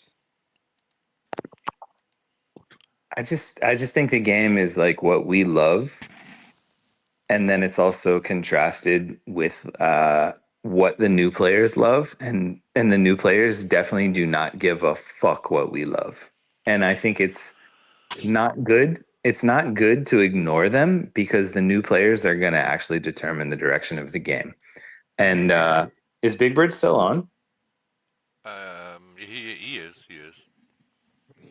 So Listening. Big Bird and I talked about Polar a year ago, and I gave him my strategy for 785. And he told me, he was like, my nation does not fucking care about this event. And I was like, that's cool. Here's what we're doing anyways. And I think with the newer nations, they're going to continue to drive the direction of the game. And for the older nations, you have 2 choices. You can keep fucking crying and claiming that the events you care about are the most important, or you can adapt. You don't have other choices. Yeah, you're right. But the crying is simple. If people don't want to lose points and giving losing troops, give them defenses wherever. Because we attackers as 255, we care about all events and we would like to have fun. And when it's a bubble fest, you can't have anything, or unless T4 or whatever traps. We just had 320 and it was boring. Well, you gotta also remember that your reputation that kind of predicts how your void's gonna go. Yeah, so that's the reason I'm saying give them towers, give them whatever defense, double, triple points. We will work out on our own strategy. We will doing that attacks or we're not. But at least we're gonna have fun. Holbrook's right though. You can't make a nation that doesn't give a shit about Void to start giving shit about Void. You just hope to pray that you get a matchup against a Void nation if you love Void. Other than that, the complaining is ridiculous at this point. It is what it is. Camel doesn't give a fuck. They're not going to be like, okay, there are 30 nations in the entire game that love Void. Okay, you guys are going to fight Void against each other forever and no other nation, right? You're so right, and even take it on to Elite Wars. No one gives a shit beyond fucking 100. You can get farmed in Elite War, but you can actually have a chance in a Strongest Commander event. Like, I'm never fucking beating 385 in Elite War. Like, they're going to farm me every time. Yep. Maybe if I get a second or a third or a fourth merge, hey, I can finally compete with them. So, yeah, like you said, it is what it is. You guys beat us in that wasteland. Well, I'm just saying, like, Elite War, we get it. The OGs, the Ancient Nations, they love that shit. Hey, Woody. Bryce's nation beat us in 796. And was it Void? It was Void, right? No, it was Head of State Finals Frenzy. Was it Frenzy? Was it Towers? It came deep. Like balls deep. Well, no, you guys, no, same thing. I mean, so, and look, I know my guys, we all kind of talk shit because that's just what we do. But like you guys actually came out and fought us, and you hid well. You guys were fucking strategic, and I don't know why I thought it was Void. I didn't realize there was towers, but oh yeah, it was because you got all your towers in 908 in the same fucking spot. Right, Bryce? Yes, correct. Yeah. No, but you guys. we take the events that we are good at, that we have a chance of winning at. We take it serious. We try to compete in everything else. Like we got to the point where we were almost ranked 50 in Elite War, and then we learned a hard lesson. Okay, the more you work your way up Elite War, the Yeah, OG you're gonna get. are gonna Hey, fucking farm. you're gonna get wrecked. You're gonna It get just fucking doesn't wrecked. make sense to ask my players, besides merit, to like speed and compete. You're like, you know what? Let's just show up, let them walk right over us. We'll get our merit, say goodbye. Well, But you think, yeah, you got to think about the point of max return, right? Like the point of where you've done your best, and you go past that, like you're not there yet. It's a waste for your players to go any Let's further. talk about where Bryce is in Polar. Where are you, Bryce? 908. Oh yeah, where is he? We were like close to top 10, but now Polar is starting to get very fucking competitive for us. We are fighting just crazy nations, and now with some of these younger nations getting merged, some of them are getting good merges, and I don't know about everybody else. I know like 621 and 858 gotta fight each other all the time. That shit's ridiculous, but Polar is really starting to get competitive for some of us. I don't know about everybody, but yeah. No, but that's I feel like you're making my point. You just said we were in the top 10, or you're close to the top 10. You're 908. You're not fucking 2. You're not 255. You're not 425. You're fucking 908, and you're in the top 10.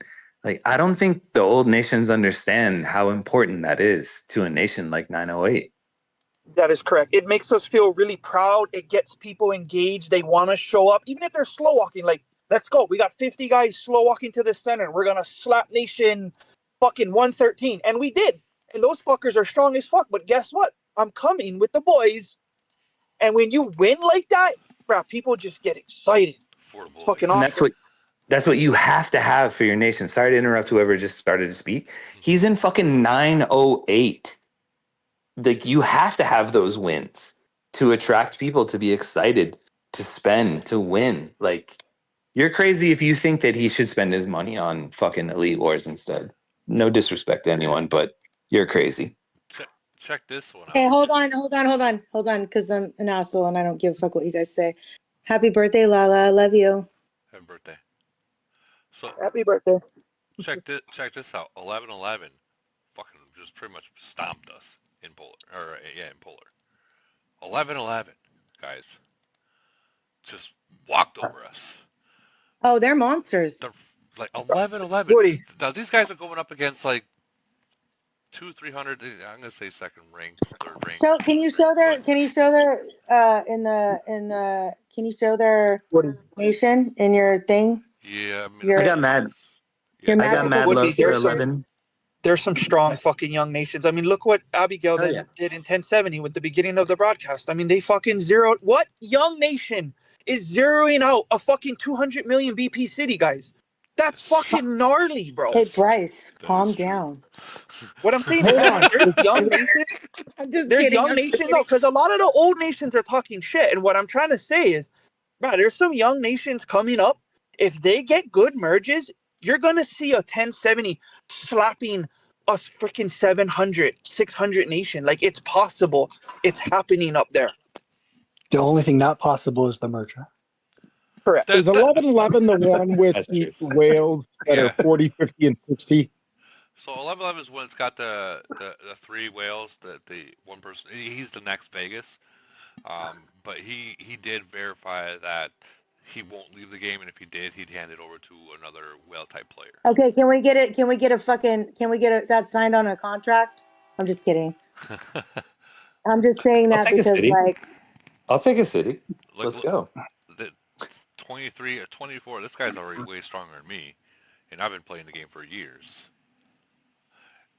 I think almost all. Hold on, is that the one with 40, 50, and 60? The three whales that are named 40, 50, and 60? No, it's Invictus, Decay, Linmeti, and. Oh no! Hey, you come up against 111 and fucking.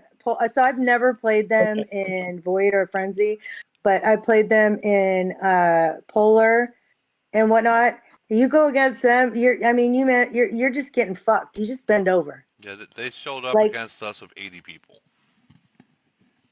and it was just insane. Yeah, hey, they're coming deep, and then their bigs are fucking running in too. They're lubing you up before they all come in and fucking ramrod you. You know, we're 3 hours in, so this is definitely not the time to talk about it. But if there's no merges, participation is actually the fucking king. It is. Yeah. And I'd hit me just up, like to hit me up, yes, Queen on Discord. I'd just like to interrupt this 11:11 segment just to kindly slip in there. Happy birthday, Lala. Happy birthday, Lala. Happy birthday, Lala. Wow, so the random from the YouTube chat says, and I'm gonna regret saying this, but says 1070 is garbage. Nope. Random, why would you say that? I would like to give some advice to everyone Why? that ever fucking tunes in and says anything. That's Don't talk shit. Don't talk shit about any other nation ever. yeah. You're I not mean, you wrong. could talk shit. Hey, you could talk shit about mine, but I'm coming fucking hard. 1070 zeroed out a 206 million BPC 41 that was pretty damn strong. I don't see any nations in that area doing that, or even taking the opportunity to do that. That was dope. Sounds Did you like play that haters. video? Did you play that Yeah, video? Yeah, I played yeah, it. Play it? Okay, okay. yeah. Yeah, I played it in the It beginning. was. Yeah, it sounds like haters. Looks like Lee God's got the Sparkle Dragon as well next to Mental. GG, Lee God. And how I have to say, how was the Adam Sandler show? Good evening, everybody. Yeah, it's a late night. Adam Sandler was fucking awesome. He was awesome. It was a great show. Fucking Good nailed it. show. Yeah, he's funny, man. I saw him last year at the Hard Rock too, and went out and showed man some support. Good stuff. How do we do tonight, guys? Reading over some comments in here, man. Looks like we're doing some things. I thought we had some pretty good discussions, to be honest. We tried to give people some pretty reasonable advice from young and old nations. Yeah, we had some Yeah, good discussions. we all tried. Hey, we tried to sell your city. Didn't work. Someone offered 50,000 for your city, Lee God. Would you take it? For 357, sure. I had guns. They said no. 357. Yeah, you could have it for 20. Well, yeah, I made that up, by the way. LG, did you see Global Conquest is back? Yeah, not and I also see the no merger announcement. So kind of gay. Boring as fuck, bro. Congratulations on another win. Yeah, I was reading some of the Alliance chat during the intermissions there, and it's like people are saying like, yeah, let's just free play this round, this GC, blah blah blah. Yeah, I'm not a fan of it, honestly. I'm not a fan of no movement in the game. Kind of pisses me off a little bit. If I'm shooting you straight, I'm sure it does you too, Holbrook. I know you're working your ass off over there to potentially get a merger, and many other nations are. So, it pisses me off from from a whatever, from a Well, that hey, standpoint. honestly, I wish we could all be like Relly in 896 and like get 0 people to not fucking log into GC. But I know me, and I get bored, and I'm drunk. I'm like, let's do GC. I'm gonna go fucking irritate some people. It's just a shame. It used to be the fucking. Of course, I'm gonna play with you, Chaos Queen. But it's a shame. It used to be like I can only. I can only speak to Americans. Like I don't know. I guess it would be World Cup for maybe not Americans, but like for Americans, I feel like it's that Super was Bowl. the thing. That was Yeah, it. it was like Super Bowl, It man. used to be. Now it's like fucking. I'm not even gonna fucking play, dude. Are you kidding me? Now it's like boxing. It's scripted.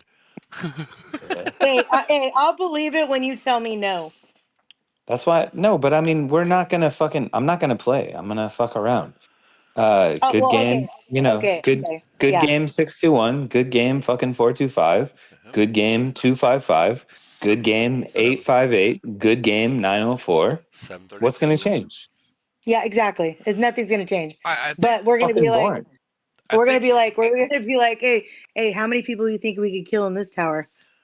I think the only good thing about GC right now is it's kind of like how what 736 and what we did is we just made it an all-out war. We said fuck the towers, all-out war. Everyone has an enemy nation out there. We know who they are, and it just fucking go all out like how you would do in Chaos Land. And we had a blast doing that. But actually trying to win, yeah, that ain't gonna happen. Not for us, especially.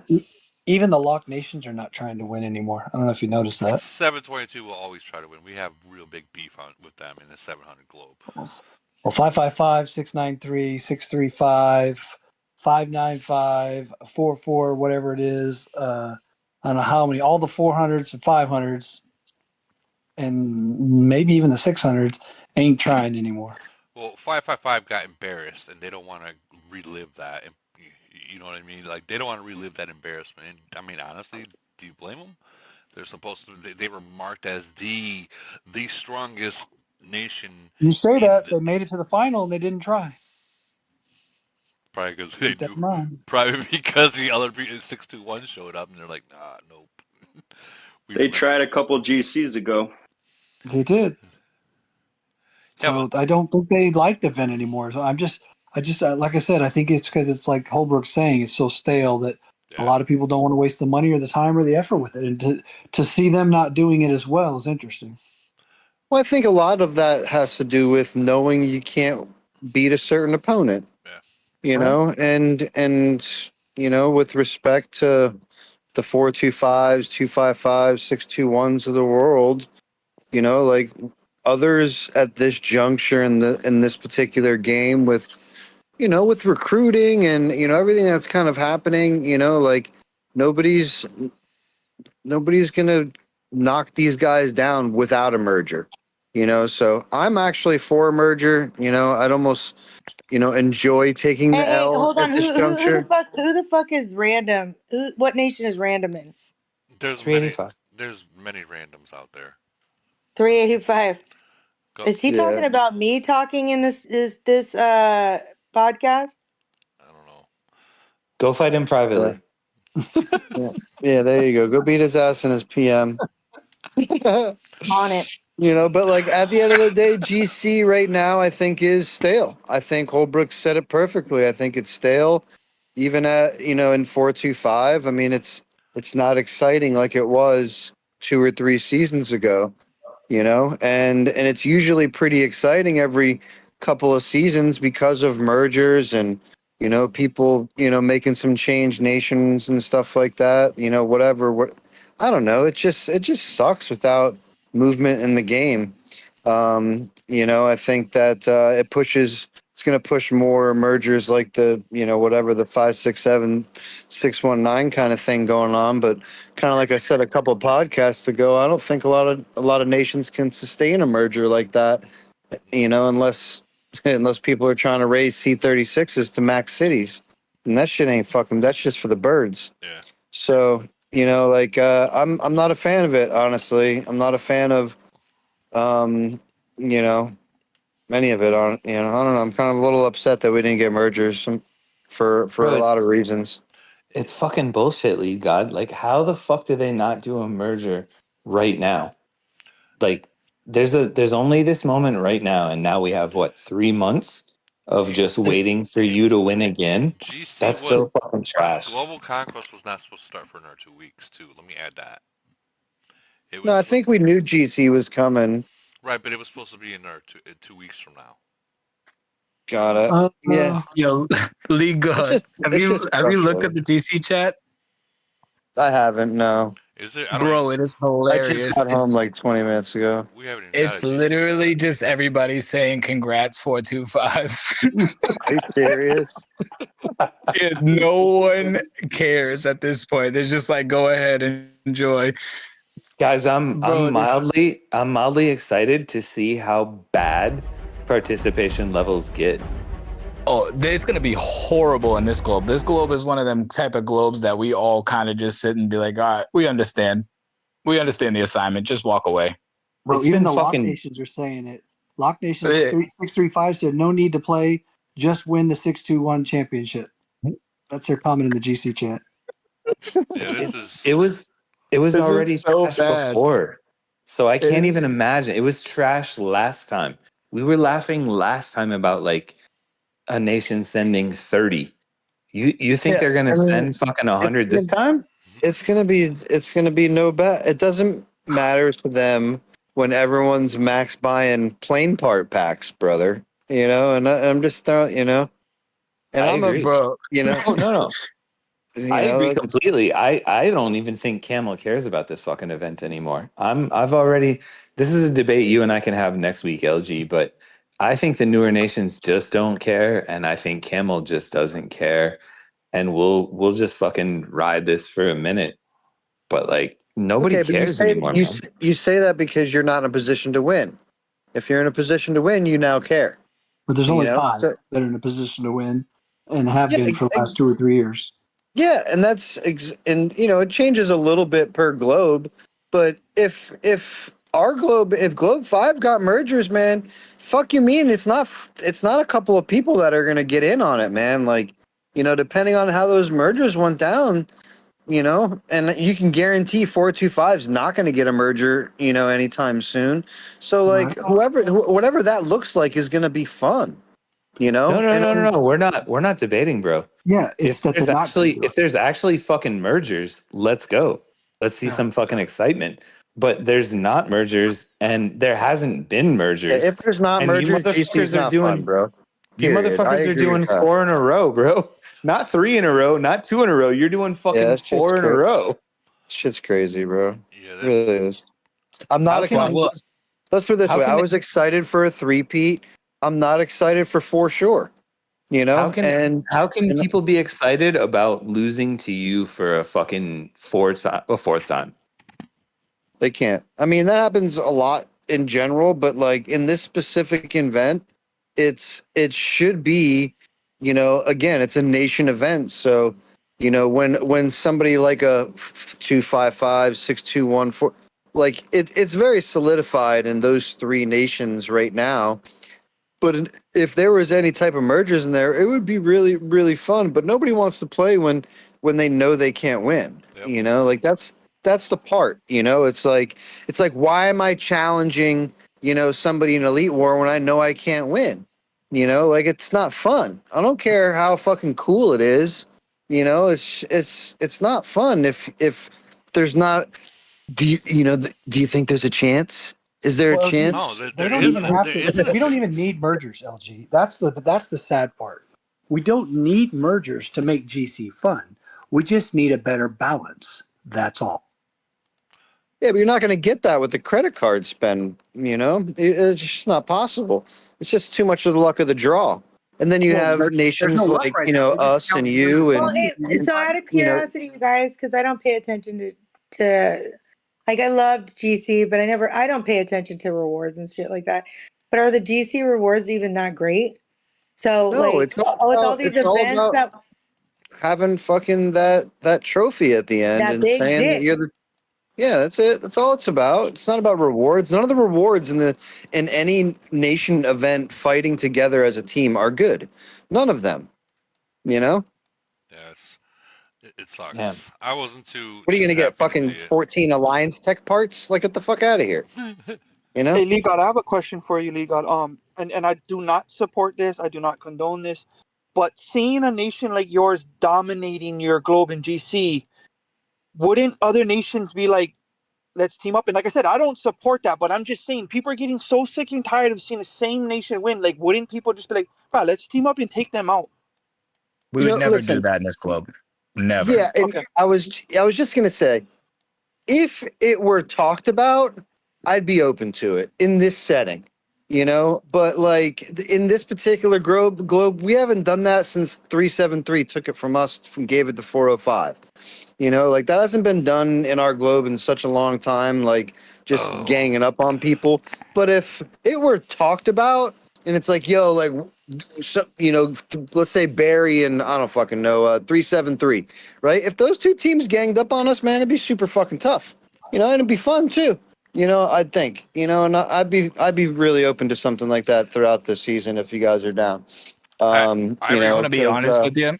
I'm gonna be honest with you, League God. I wouldn't waste it. I'm not gonna waste a single dollar on GC, and I wouldn't even ever Dude, you think about almost doing so. took the words out of my mouth, man. Like Deadpool said it in Lions chat. Like I said, when I logged in earlier in intermission to Adam Standler, he's like, "Bro, we should just free play this shit. Nobody should spend a dollar." Honestly, you And guys, I told you guys to do that last season. You didn't listen. I mean, you didn't listen. I literally said you could win it just free playing. You don't need to try. No one's trying. And you guys are like, "Nah, we're gonna still play. We're gonna still play." And what you guys do? You guys walk through the whole thing. That's because 528 didn't show up. 528's a I tough knew nation, they weren't man. going to show up. They lost. They lose once, as bad as they did. They lose. They're not going to do it again the second time around. The Log Nations know better, bro. This is the problem with the event. Like, it just doesn't work. And why I think actually they should let you buy with gold, of course, because it's Camel. They should let you go in Union. And then you guys could actually have like a deal and then legit, like you go in Union with gold and then everybody in the nation fucking knows. Hey, Rather than this It bullshit. sounds good now. It sounds good right now. It sounds very good right now. But the moment things become balanced, things can go real south. I'm just saying if I'm Cam, I'm not saying even for me. I'm not saying for me at all. Fuck. We have no chance. I'm not playing. But if I'm Camel, I'm taking your money and letting you go into Union to fucking fight. What you need to do? You're saying if like Camel gave an opportunity where you were in a union and you couldn't hit each other, like even if because you do deals in GC, right? Yes. But There's then always a fucking deal, and it's always bullshit. It's and always everybody always bullshit. fight. Everybody And they always get- fucking fights, and they don't fucking honor their deal. But if there Yes. was an actual union, you would have to honor the deal. Like the R5 could make the union or whoever, whatever the fuck, and then you couldn't. Like the problem with deals is always some random C41 or whatever. Just anyone doesn't you even mean like understand. Vegas? And sure, yeah. I mean, does he play? But there's No, always a. I did a deal with you before, like the. Oh yeah. That's right. We murdered Havoc. Exactly Yeah. that. So Exactly. her old nation had a deal with my nation, and fucking Vegas doesn't read chat, and then he fucking attacked their top whale, and then he got fucking pissed off, Havoc, and like it was all fucking bullshit, Discord bullshit. But what if we actually had a union, and then you wouldn't have to fucking read chat? That's actually kind of brilliant. But I mean, that's just like, we're passing on ideas to Camel that they're going to shit on and never give a fuck about. So who cares? Does that save Camel money, or does everybody just fucking say fuck Oh, it should be fucking 10,000 fucking gold or 20,000 it should gold or just be we get whatever mergers, amount. man, because there's so many dead nations with inactive people, and not any people moving around. We should get mergers, and every game does it. and I it's think Camel Burgers got fat and lazy, and they're just sitting around and saying, "Hey, they're just gonna get pissed off enough, and they're gonna move to nations that they're gonna play in." Like I Nah, think that's where they're at. with respect, you're wrong. They're not fat and lazy. They just don't fucking care. The young nations The are reason spending why they enough don't money, they care, don't though. care. The reason why they don't care is because when we come out and we say we're gonna do something, we do it half-assed. All right, let's be honest with ourselves. Like we all say, like for instance, I think Big Bird came up and said it earlier, or V Time. When we were in this globe 5, when we weren't getting merges, we were getting annoyed. What do? We all boycotted in Globe 5 GC and let the ones that the ones that were going to battle it out, we let them do their thing, make it to the finals and play in the finals. Everybody else just did not join. We literally didn't join and we got merges. It was that simple. But the thing is when we ask everybody to do it nowadays, I literally asked everybody, I was like, yo, I think we should all just stop just to try and get the older nations to get their merges. It's not just for older nations, it's for everybody. Because when the older nations get merged, everybody gets merged. Everybody, because it has to be a domino effect. Everybody's going to get their merger when older nations get their mergers. Because why? They need to even out the strength across the board.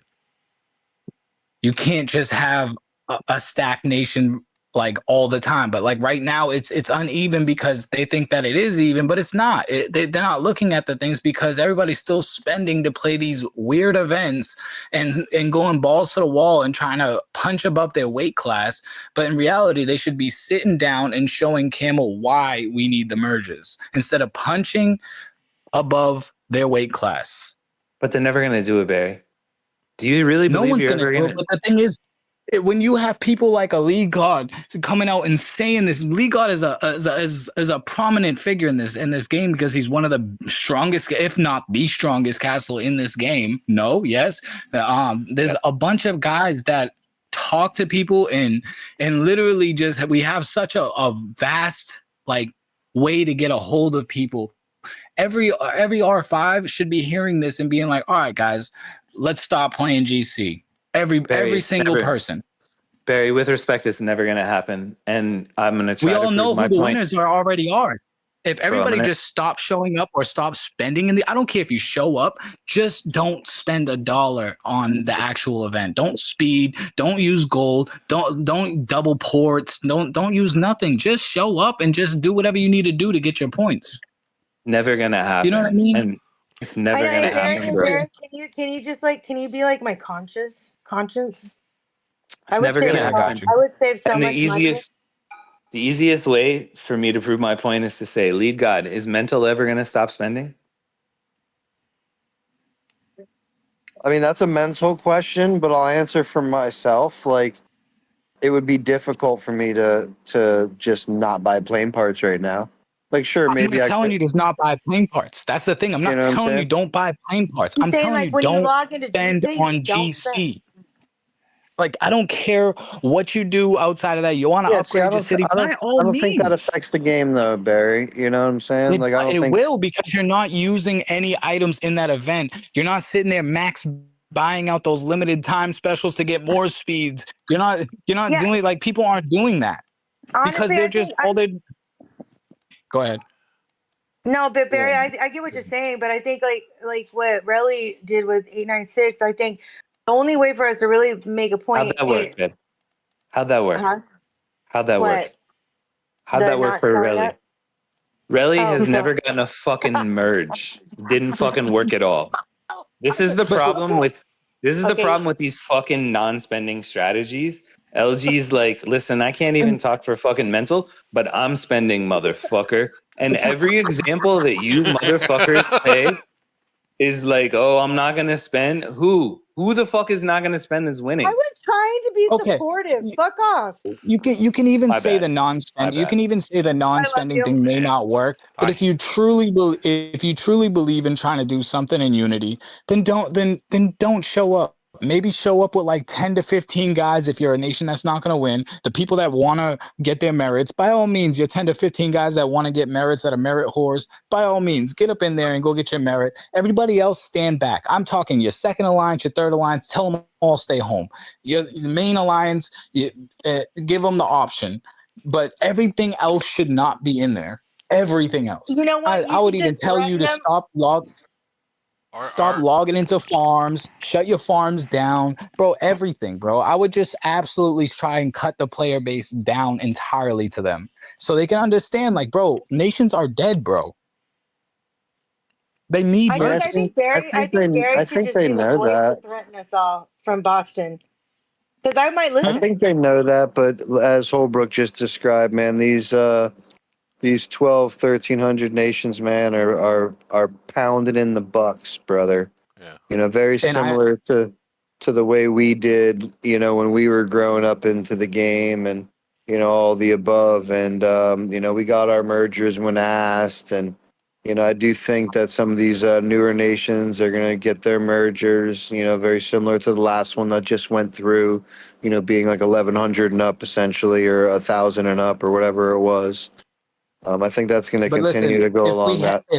If we always have that mindset to just roll over and let them do whatever they do, then we're never going to have control. We're always going to say, well, these 1,300s are spending too damn much, because it was the same way back when we were the new nations on the block. Ram, you guys were spending you don't a even have boatload compared to those nations. you don't even have communication with VIPs like you used to anymore. It made head of state, so Yeah. these motherfuckers didn't even have to tell us who we were fighting anymore, bro. Mm-hmm. Yeah. That's the No, whole you're right reason on. why Yeah. they made head of state is so the The VIPs one stopped thing that they communicating did. with us. The one thing that they did. Yeah, so They're all AIs now. No, but hey, listen, you got prevalent. to think about. You got to think of. Oh, so just out of curiosity, you guys, do you think that it's the newer nations and? I mean, because just like we have to adapt to the game, the company adapts to the, who's spending and who's doing what, right? So, like for instance, like yeah, the older nations loved Void and Frenzy and yada yada yada, but now all these other these new events are coming in, and you got these, these newer nations are all the top contenders in a lot of these events. So. It's just it's economics, honestly. Like you don't even have to fucking think about gameplay. If you look at Camel from an economic standpoint, like that's just the pattern, right? So I Well, think. GC participation is down a third from what we saw last year. Oh, it's down. It's really down, and this one's gonna. Yeah. I'm not This one I honestly. expect to be even less. I probably won't even do this one. In your honestly. nations. Hey, you know what, Holbrook? You know what? I'm gonna sign us up for a fucking Mario Kart tournament during GC, so we don't fucking No, log in. you guys don't understand that I'm not arguing for the young nations. I don't give a fuck. They're not my nation. Can I please finish? I am not arguing for my nation. I'm not arguing for younger nations. I'm arguing that if Camel is showing you what the fuck they care about, and you want to ignore it and cry and say, "Oh, I need fucking void towers," or "I hate fucking T4s," or whatever the fuck complaint.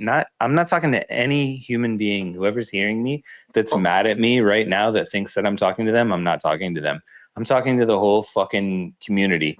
If you think Camel gives a shit about your opinion, you're out of your fucking mind. And if you think they care about your event, you're out of your fucking mind. They care about their events. They care about their community. They care about these young nations. And I think that we hurt ourselves by focusing too much on nations younger than mine, frankly. Because I don't even think that nations younger than mine represent half the game anymore. And I think Camel wants money, which means majority, which means we should be listening to the younger nations. Because whatever the younger nations are spending on is what Camel's going to give a shit about. I mean, contrasted with obviously fucking some of the amazing nations are going to continue to be amazing. 255 is going to be fucking amazing. 425 is going to be fucking amazing. 61 is going to be fucking amazing. But beyond that, like everything's open. Everything can happen fucking crazy. And Camel doesn't give a shit. I love Void. Void is this is my lead god. Fuck you all. You should all play fucking Void moment. You should all play fucking Void. But we're not going to all play Void. And Camel doesn't give a fuck. So we should pay attention to what they care about also if we want to grow our nations. My rant is over. Damn, that was hot. Well, I can say that I'm sure we remember last season or last year when the Ancient Nations said that we're not going to spend until we get a merger. And what did that do? They stopped spending, and other nations, newer nations, they continue to spend it, and they still didn't get their merger. So I think that the whole not spending thing to get your way is not going to happen, because if you notice when that happened, what happened? Camel started dropping new things left and right, and those people that are going to buy and spend, they're going to continue to buy it all up, and then people are going to start falling behind. Well, my personal opinion is Camel's focusing on Q4. They're gonna got big new releases. They're gonna be doing all of these things. They're doing absolute everything they can to generate some cash. And I just don't think mergers fell in the on the schedule for that particular reason. I think GC is kind of a money grab, always is, probably always will be, especially in the call it the newer nations, if you would. They're definitely spending a lot more money on those particular events than say these bottom few globes are, But also something to think about, and someone said it earlier, kind of like like a GC of like, think about other events. If you pan it out long enough, you got to think that like the monsters that are in 1300, I forget that nation that I sent you Holbrick the other day, but those monsters that are in Yep. like the 1300s, those guys are spending so much more money than I am. And I'm spending a good amount of money on the game because but I've already spent it, if you know what I'm saying. So, but they're not worried about the money that I spent. They don't give a fuck. They already cashed it. They already spent it. Whatever the fuck they did with it. So these guys that are spending the fucking the clearing out the the stores guys, those guys are setting the pace of whatever's going on right now. I'm the one that's probably setting the pace on when the new shit's coming out because I'm already there. So like there's a big difference in the money spend. Like I probably spend call it 25 grand a month, on my 425 city. And you know, and those guys are probably a couple of them are probably spending $250,000 a month, you know? So like there's a big difference in the cash that's going into the game right now on today's date from old versus new nations. So I had a bazillion percent agree with Holbrook's little rant there and rendition on what he's trying to say there. So I agree. However, if you do anything to the new nation, you got to do it to the whole game, right? Like Barry said, it's like a domino effect. If you have two mergers already out there, man, you ain't getting a fucking another merger. I don't care how many farms you kill. I don't care how many people you make fucking leave your nation. I don't care how much money you don't spend or how much money you do spend. You're not getting another merger until fucking Nation 52 gets a merger. You're just not. And I say that with the utmost respect. And I don't care how many VIPs you got. I don't care how many times you go sit down on Camel's fucking CEO's lap, right, and play with his nuts. I don't fucking care. It's not going to happen. And that's just business like 101. You just have to think about it from like I don't know, a big picture kind of thing. And I just don't see. And I agree. Camel don't give a fuck. Trust me, I've been the person telling their VIP, if I don't get a merger, I'm going to quit the game. Blah blah blah blah blah blah blah blah blah. And How they many always, years ago? yeah, and that shit never happened. So League like it gods. didn't work. League god. Quick sidebar. Shoot. I beat Mental in head of state season. Wow, let's go. Bro, I was so hyped. Bro, you guys were getting points versus 400, bro. We were out there fucking, bro. Brother, I was I don't know if anybody from scraping. 425 spoke earlier, but I'll let you know that everybody in 425 has enough minerals from 299 to make a C55. I don't give a fuck. C60 even, my G. We got it. We got it. Bro, I was scraping to get those points. I think I only beat him by like 40 million, bro. Ah, good word, bro. Very Scraping. nice. Hitman from How close were you to Rui? Hitman from I Nation couldn't catch 7. him. No way. He scored another bill. Another bill. So Hitman from Nation 700 specifically said, two league guys, slow the fuck down. What the fuck? 25,000? I mean, that's what Camel gives me. You know what I'm saying? Like, sure, I could be one of those new guys, like whatever. I don't want to give Camel stupid ideas, but like there was a time in my life where I dropped some serious money in a very short period of time, buying, specific packs, to build my city. So I know what these guys are doing in these newer nations, man. Like I get it. I've been there, and I can also look at this thing from a business perspective. I'm obviously a pretty successful individual outside of this game.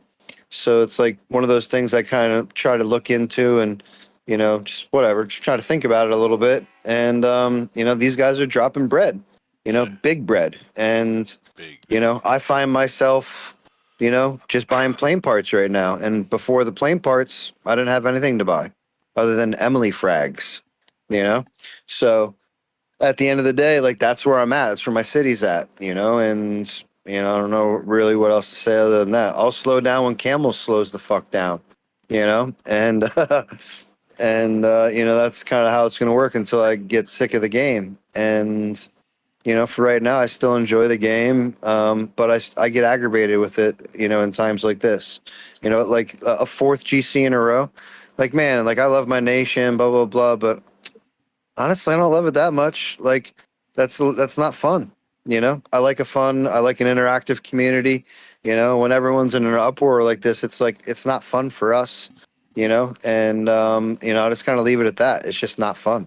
It's not fun to go into an event that you're forced to play, knowing what the outcome's going to be, and it's for 3 fucking months. It's not like it's like oh yeah, like 425's gonna kick our ass next weekend, blah blah blah, and it's over. No. It's for 4 months or 3 months, man. This shit goes on. That's the part that sucks, you know. So that's the quirk to the game. So at the end of the day, like Camel needs to make a change, in my opinion, because it pisses me off. The fact that GC got released without merger, but I knew it. Why I'm upset now and I wasn't upset a week ago, I don't know. But I knew that this was going to happen. You had hope. You had hope. I mean, I had hope, but I also, I just had a feeling. Yeah. I just had a feeling. And I think they should have done some mergers. Not to interrupt you, LG, but I think they should have done some mergers. I think that they're doing and it would have given, and from a business perspective, Holbrook, it would have given them a better fourth quarter. Bro, they're dropping all this shit. They're giving us everything new. They're likely going to give us a new city level. All of these things before year end. If they give us mergers in the same breath as all that, bro, the money's going to fly in. It's going to reinvigorate for the game. I'd like to think anyway. So it's it's fucking dumb of them not to merge, bro. It really is. I think they're gonna drop the city level, which will make people spend for the GC final. But I think they fucked up, to just echo what you're saying. Like, if they would have done some mergers, more people would have spent to make a greater impact with C44. But now if they drop C44, like if they drop C44 fucking anytime during this GC, who's challenging Mental and Lead God? Give me a fucking break. Imagine they drop it with the new Titan talent. Oh, that Even without fucking that even with this talent that hasn't been released yet, the Mental and League are so beyond 99% of the game that it wouldn't. Well, I don't think not to throw fucking salt on anything related to Mental, because I don't like to talk about others, but I don't think he's ready. Uranium wise, I think he's a little bit behind on that. Fair. I'm going to interrupt you only to just say, like, that's fair. And even fucking, I think Mav has some fucking Maverick in 621, just to fucking talk for everyone, because I can. I mean, because I shouldn't, but I will. I think Maverick has some fucking uranium. So even like 621 getting stronger, is that really what's going to make GC better? Doesn't make any sense. Yeah, I mean, look, like I don't think there's going to be a lot of them in the short term. Just again, my opinion. I've been on record saying this. It's not cheap to bust into those levels, and for those who can do it, especially in the call it 800s and lower nations, those that are still left spending. I think it's going to be a big eye opener. Number one, on who's still around. I was just talking about this with Baby the other day. I think it's going to be a huge eye opener on who's still around, because there's a fuck ton of C41s out there of names that have been around in the game for a long time and things like that. And I think when these new city level comes out, I think you're going to get a real eye opener on who's still around in the game and who's actually still playing, and not just like logging in and doing their dailies and saying what's up to their buddies. So I think that's going to be a big eye opener in the game. I think in the short term, like on release day, there might be fucking 5 of them in the game. Like there might be 5, and I don't know. Yeah, just call it, say that. But like in that same breath, people are gonna be wanting to get there, but it's only going to be the C41s. And I think every nation that has a call it a max player, max whale, whatever you want to put that tag on, a player like myself, how many, again, how many of those players are out there that are fully maxed right now? Like, can you really even get to the next city levels without, having all your buildings, done? I don't think there's a lot of people with their buildings done. I just really, I might be wrong. And, people are, that are mad that I'm saying that will prove me wrong when C44 is released, and they'll be one of the first ones to pop their new city level. Not even to say you need to go to C44, just to even the next city level, I think people are going to have a fucking problem with. I think you're So absolutely right on that because like I'm in 14th place for like city level wise, um, and I don't got mine completely maxed out like the inner parts of it. Like I still got camps and if you look at that, and then you know what you don't have, and then look at who's above you. There's probably three or four like everything's maxed out, like your Ronaldos and shit like that. But like there's probably 6 or 7 people above you that aren't ready, bro. They're not ready to go to the next city level, and not even to say that you're not ready, but are you even ready? Right? Looking at what you are, but I'm you not. don't, I'm not. but you're not. You are, but you're not. You know. So, like, yeah, man, I think that there's a lot to be said there. And I think fucking Camel's stupid for not giving us mergers. I agree. But I also think that leans back on, I don't think Camel's servers can maintain some of those things. And maybe it messes up too much stuff. And maybe it's just too much work for them. I don't fucking know, but it's fucking dumb to not do it, especially when they're expecting, I think, a good final push for the end of the year. At the end of the day, this is a business. That's what it is. It's meant to drive revenue and fucking profit, right? That's what it's meant to do. So if I'm these guys and I'm at the fucking helm of this cocksucker, man, I merge, man. I merge man, hey, we're gonna have a great fucking New Year's party. You know what I'm saying? And keep it moving. But I don't know why they didn't. I really don't have an answer for that. I do think it's stupid. And I think between now and the potential next time for a merger, they're going to lose a good handful of their player base in the older nations. But I also agree with what Holbrook said. I don't think they really give a fuck. Yeah, I don't think so either. And I think a lot of the vets that have been around a long time, like the Barry, I think Barry, still has still thinks that that there's some good in them. But I think that most of the vets even know, man. Like, man, there ain't nothing going on. You got Woody right on. He's here. I don't know, but it's like, these guys know, man. These guys talk, and if there's any more people than a high max spender like myself, like I can barely get anything out of my own VIP. And I spent a good amount of money on this game, ladies and gentlemen. Yeah, so I kind of wonder, like, for someone like you who has spent so much money in an older don't give a nation, fuck. what are you gonna do when there's no older nation stuff? Like, what are you gonna do? You're just gonna. I mean, I'm gonna continue to play the game until I no longer have fun playing the game. And You'll be in your nation, an older nation, spend all this money by yourself, or what? well, I'm far from by myself. I know you're not. I know you're not. But if I'm it just ever asking a got there, question. like that probably would be the time when the game was no longer fun. I'm kind of on record a lot saying, team and people around you and having a good time. Looks like you're a pretty good So team as if well. if that were to just disappear, for whatever reason, I think that the game would become no longer fun. So I'd likely leave at that juncture. But we're not there yet. I still enjoy the game, and all of those things. So, yeah,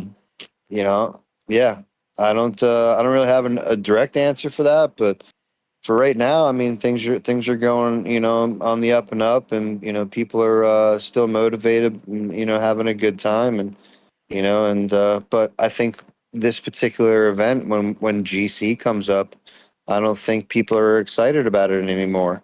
I know my team in 425 is like, all right, we got a fourth one. I remember, the old Chicago Bulls thing for if they were going to win the fourth one, they had the patent for foreshore. It was the first thing that came to me. It's like 3P and then it was foreshore. So it's like that's what we're doing. We're doing foreshore right now. But I'll tell you that the Bulls didn't win their fourth one. So whatever. Just call that what it is. Wait. So like, I thought the Bulls got a 5-peat. no, not in a row. They did 3 and then another 3. Okay, Bro, shut the fuck up, man. Like the Bulls also like like they that didn't have was the same fucking players. I'm just talking about for sure. Because yes, 425 will win another GC for sure. Okay, like without a merger, nobody can compete with us right now with that bracket. I agree with those things. We're winning another one. Thanks. I appreciate for the congratulations in the GC chat, Barry and Random and others that it took time out of their day to give us congratulations for a fourth win, because that is what's going to happen. So like, yeah, but I don't like that. I don't think that that's fun. I think that that's fucking a 3-month, show up on a Friday night and a Saturday morning at weird times and waste items, right? Like, I think that's what that is. It sounds like Polar all over again, And so, yeah, that's just, I'd much rather just continue to challenge Ronaldo in fucking Elite War and, curb stomp him for running his mouth. So Barry, you see that? Barry, bro, you see that shit with that guy running his gutter in your Discord, bro? What's up with that? Let's talk about that for a second. Yeah, I was gonna say. I was gonna ask you about that. Has he done anything different since that one day, or is he? I don't know what. No, just he's just gonna get. He's got his ass challenged in Elite War is what he got. I don't know, but he ended up calling something about 425's trashy dogs. Yeah. We just farm people or some shit. We have no respect. First of all, I think I have a lot of respect in this game. Not only whatever in war, I typically have a lot of respect, but I talk with my fucking feet mostly, and like I don't know. He just doesn't like getting beat. Maybe I think that's what it is. He doesn't like getting beat, but he likes to spend money. I get that. I don't know. I don't want to just sit here and go on a Ronaldo rant, but let's just say that 425 and League God, we like to talk with our fucking feet, and we don't need to call because he said in there, I already messaged Camel so we can play you guys in Triangle War and DOD, and it's like, what, bro? Like, get the fuck out of here with that gay shit, bro. All the I don't spend gotta call events. Camel. I don't gotta call Camel. I don't gotta call the fucking executives. All I gotta do is click challenge on Elite War, punk motherfucker. Here I come, and that's it. Here I come. And I hope you get a merger and you guys can try to beat us in 6 months or some shit like that. But until then, daddy's coming and you're gonna hold my fucking cock. All right, that's it. You're gonna hold it and you're gonna fucking play with it, and I'm gonna come every Sunday between the hours of 8 and 10 server time. I'm fucking coming. All right? Have a nice night. Just like Raspberry, huh? That damn. The shit is real, guys. The shit is real. Oh wow, I liked it. That was good. That was good. I love that one. Hey, LG, did you see 858? I don't want to say they took a page out of your playbook, but 858 had some beef, and they did the same thing, man. They just went straight to Elite Wars. That's it, bro. That's it. If you got some beef, it's a great way to. All right, you got something to say? Run it, man. Run it. And this is, I'll give you guys a good little thing.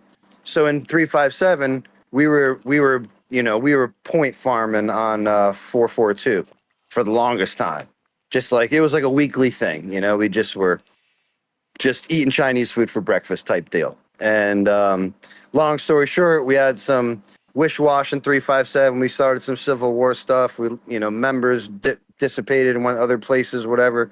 Bro, these guys farmed us, bro, I swear, for like 8 months, bro. Every time they beat us, they would immediately challenge us again. There was nothing we could do about it until we got too far away from them, couldn't challenge us anymore. It was defeating, but I understood it, because we did it to them and all the above. But long story short is I don't like the disrespectful trash talk. Trash talk me all you want, man. Like, I'm cool with with some some camaraderie and some, hey, I'll fuck you up, blah blah blah. Like, I'm cool with all that, but don't come saying fucking whatever. I don't want to dogs and fucking all that. Don't do all that. Yeah, there's a limit. Yeah, I mean, whatever. I don't want to make Chinese references and dogs. Just fucking don't, bro. Just stop. And at the end of the day, like, if you want to have a good, clean battle, man, like, challenge you in Elite War, bro. See you Sunday. See you guys in a couple of weeks, and hope everybody shows up, and and you get all your buddies from the other alliance. You got 2 weeks, man, so you can go recruit everybody out there and whatever you got to do, man. I think it'll be fun. I think it'll be great, but I also think it'll last about 5 minutes. Hell yeah, America. I feel like as soon as you request Camel's help, you've already lost. Am I wrong? I mean, dude, like the moment he said that, I was just like, "What did you just say, bro?" It's like you want to play me in Triangle War? Or what? So you can hurricane my city? Like, get the fuck out of here, bro. Get the fuck out of here. It seemed, I read that chat and it seemed like it was more the request for spend events and not actual real events. Yeah, here in a bit. Yeah, exactly. He doesn't want to play us in Elite War. He doesn't want to play us in Void or Frenzy. Like he's experienced that before, with 357, and we beat the shit out of him in 357, like recently, within the last few months. And 357 is 3/4 dead, and there's like 2 decent cities there, and mine's one of them.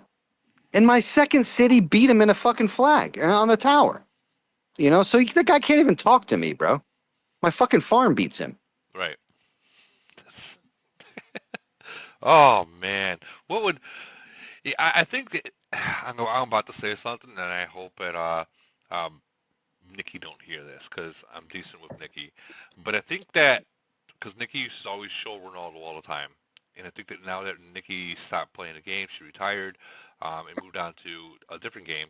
I think that he's not getting the showtime of the game anymore, and I think that might bother him. I mean, look, man, like there was a time where he thought he was the strongest in the game, right? And then he met Daddy, okay, and I think he's been a little salty ever since then. I'll say that like using Ram as a similar, even using the Nikki thing. Like, bro, Nikki's Nikki was a great YouTuber, man. He was the next up and coming whale, the next, Max City guy, blah, blah, blah.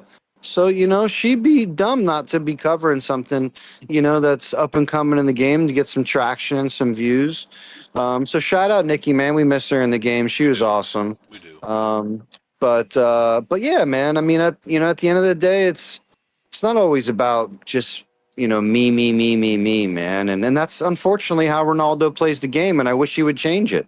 It's not about just you and how much you can spend and, all that, man. It's a team game and, all of those things. So, just to bring it down a notch, whatever, man. Get your shit together, bro, and don't talk to me like that, or I'm just gonna point whore you again on every event that I possibly can. So. Oh my God! Imagine if so and so, who starts with an R and ends with O, heard you saying that about him. He would be totally your best friend. He would be like, "I totally agree with you, Lee God, for once." And we all know who you're talking. We're not gonna say the name because he'll show up like. I mean, listen, bro. I'm cool. I'm cool with everybody, bro. I don't really carry beef like that, but I don't like when people cross that line in the game, being disrespectful and things like that. I just don't like it. Never have. I think I've always been vocal about being respectful and, even if I don't necessarily like you, in the game, I'm respectful. I don't think there's really a time where I haven't been respectful. Even when I, wage war against you, I beat you in an event. That's it. Like, I didn't call your mother a whore. Yeah. I didn't do, like, what the fuck? So it's like, and sometimes people like 555 beat us in Elite War last week, man. Put a good little working on us. We were down a few people, but but that was fun. It was probably the most fun in Elite War we've had in some time. Cost us 400 points, but whatever. Like that was fun. So like whatever. I'm not here to all that bull. I just don't like the disrespect. you know. And when he dropped that message in there, and I was just like, what the, who the fuck is this guy talking to? You know? And and I'm never a guy to back down from a fight, man, in real life or other, you know. If he would have said that to my face, he would have got punched in his mouth. You know, and I'm 44 years old. So so that's just who I am as an individual. Shout out the USA, whatever. And but you don't talk to people like that or you get punched in the fucking mouth. That's where I come from anyway. So you know, something similar to that happened last season in our GC 722. There's this one guy, we all know who he is. He was madly disrespectful to not only me, but a couple other players. Set it up to where it was 3 lock nations against just my nation and totally screwed me. The entire globe of the 700s, everyone in the final, oh man, they really fucked 722 up. Like, and they told him right there in GC, you ever disrespect people like that again, you will never ever have a chance to even make the semis. Like, they were very, very adamant about that. And it's cool when people come to support you like that. I remember early on in 425, like early on, there was like a Russian guy in there, and man, like this guy was really going next level on the way he talked to women. And I don't know if that's any relation to Russians or not, but he just happened to be Russian. And man, he just loved to go on the NC and, you know, run his gutter and talk to women in a certain regard. And I was like blown away, you know, like I thought it was a troll at first, but it was like general for me. But anyways, it just didn't go over well with me. And I think I gained a lot of respect in 425 as a whole. Like after I was just super vocal about, I don't know, it just doesn't roll well with me. I even did the same thing with Raz. Like when he was, you know, doing his thing there for a little bit, it's just like, nah, bro, that shit's not cool, you know? And somebody needs to tell you like that shit's not cool. And, you know, whatever, maybe I made an enemy or not, you know, I'm going to be a man first, you know, and those are some of the things I'm just not cool with. So, and yeah, I don't take disrespect kindly. So, and the one thing I can do is, and I'm sure shit, not calling Camel like Holbrook said. I'm not, I'm going to get you to uranium mines, you know, get the fuck out of here. You know, it's just like, no, I'm going to get it where I think it would hurt a little bit, you know?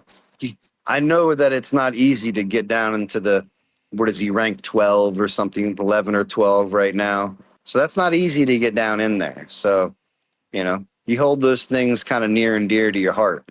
So when a guy like me comes and says hello every week, you know, it'll get aggravating after like 3 or 4. Now, you know? Now imagine these upper nations now that are listening into this live podcast, like 219-621-255-269. If they start really challenging them and pushing them off the ranks. Yeah, I mean, at the end of the day, like those are, you know, I wouldn't, let's put it this way. I wouldn't ask them to do that, but I would definitely be like, yeah, fuck them if they did do that. You know what I'm saying? Yeah. I'd be like, you know, I appreciate it. But like, I can fight my own battles, man. You know, like, I don't need anybody's help for the most part. But if I feel disrespected, and sometimes it's funny, and I don't know if it's like the Chinese USA thing, and maybe it's a little bit installed in me a little bit, just a little bit. I don't know. But like, I feel like it's always them, you know, like, I would never find some shit like that coming out of like 385 or like 373, you know, or you know, like I just wouldn't. I don't think. I haven't experienced it anyway. So like why it's always 528 or 555 or 693, why it's always Chinese related is difficult. But maybe it's me because I tend to pick on them a little bit sometimes. No, But I don't know. it's not just you, man. So what they do is they pick the strong player in the globe, right, or the most well-known player, and that's when. And like you're talking about racist stuff, I've seen and read like stuff like they like to use the term the white man, like. No offense, if you look at the color, if we're talking about color of skin, you're just as white as I am. You just got slanted eyes. God damn it, I did it again. I'm getting fucking canceled. I'm getting canceled. I haven't found the race stuff just yet. You know, I found it in like other, areas for whatever reason. But the Chinese, I haven't found the race stuff just yet, like my own experience. But the disrespect I've found super like up there. And I didn't mean to mention 528 because 528 I don't think has ever been disrespectful. So I retract that if anybody wants to go talk or anything like that. I don't think 528's ever been disrespectful to us. For whatever reason, we've always kind of been enemies. But 555 and now 693 have definitely crossed the line. But 555, it was with Steel, and he's no longer in the game. So whatever, new team over there, I'd be open to talking to, whatever the case is. But like 6-9, again, why Ronaldo came out of left field. We had just played Polar War. He beat us in Polar War. He shared the screenshots. I told him, great job, or whatever the fuck I told him. And he came with some fucking slick ass shit, So I don't know, whatever. I'll see him in 2 weeks, and then I'll see him in 3 weeks, and in 4 weeks, and I'm sure we'll talk about it a little bit in the upcoming weeks as well. Because I don't like that shit, man, at all. And the moment we were done, because we had 528 in Elite War today, which we were able to win. But the moment that was over, I immediately challenged them. It didn't take but a minute to get to the challenge board. You're like, you just fucked yourself. My fucking bubble was still gold. That challenge was set. Right. Well, I mean, sometimes and they it's funny learn. is I said this before, and I let him off the hook, right? Because he got a little froggy and something, and I told him I was coming, and and I saw him on some other chats, and he was whatever. He seemed to be all right, so I let him off the hook, man. And then he came again with that slick shit. All right, bro. Here we go, bro. We'll see you. Hell yeah, America. And if he can go open a city in 425 and tell me that I'm daddy, and I'll stop. So, do you think he can get access to a city over there? Probably. I don't know. I'm sure he can figure it out. He's a smart man with a lot of money. For sure he can. He talks to Camel too, so as he says. Bro, you think people in America can't get access to those Chinese servers? Oh no, trust me. I know that they can. I've seen it. Yeah, we can. That goes both ways. Yeah. Exactly. We just don't feel like doing the extra work to do that kind of shit. I mean, I don't necessarily mind like the feud that like the 555 and 425 had over the years, because 425 are like we always needed or wanted a good opponent, and they're a great opponent, man. They're super strong. That whatever Camel wanted to paint them as, giving them a bazillion mergers and all those things. But the fact of the matter is even after all that, 621 was able to come in there and kind of twist their ankles a little bit and get the W and in events that they wanted to win. So I mean, shit, that's the whole reason why Steel left, bro. So like there's a lot of meat on that bone right there. So shout out to those guys, being able to knock those 555 off their little pedestal up there, because that is not easy to do, not in any capacity. But I don't see these guys wanting to fight at all until they know that they at least have a chance, Right. And they've tried their different combinations of ways to attempt to beat 621 up there, and they've failed miserably, in my opinion. And I think they don't really have much else to do. So you can't go into an event knowing that you're going to get your ass whooped and and have fun doing it. So it's like doing a no item battle with fucking 255. That's what it's like. Yeah, it doesn't go well. It's very it's just not fun.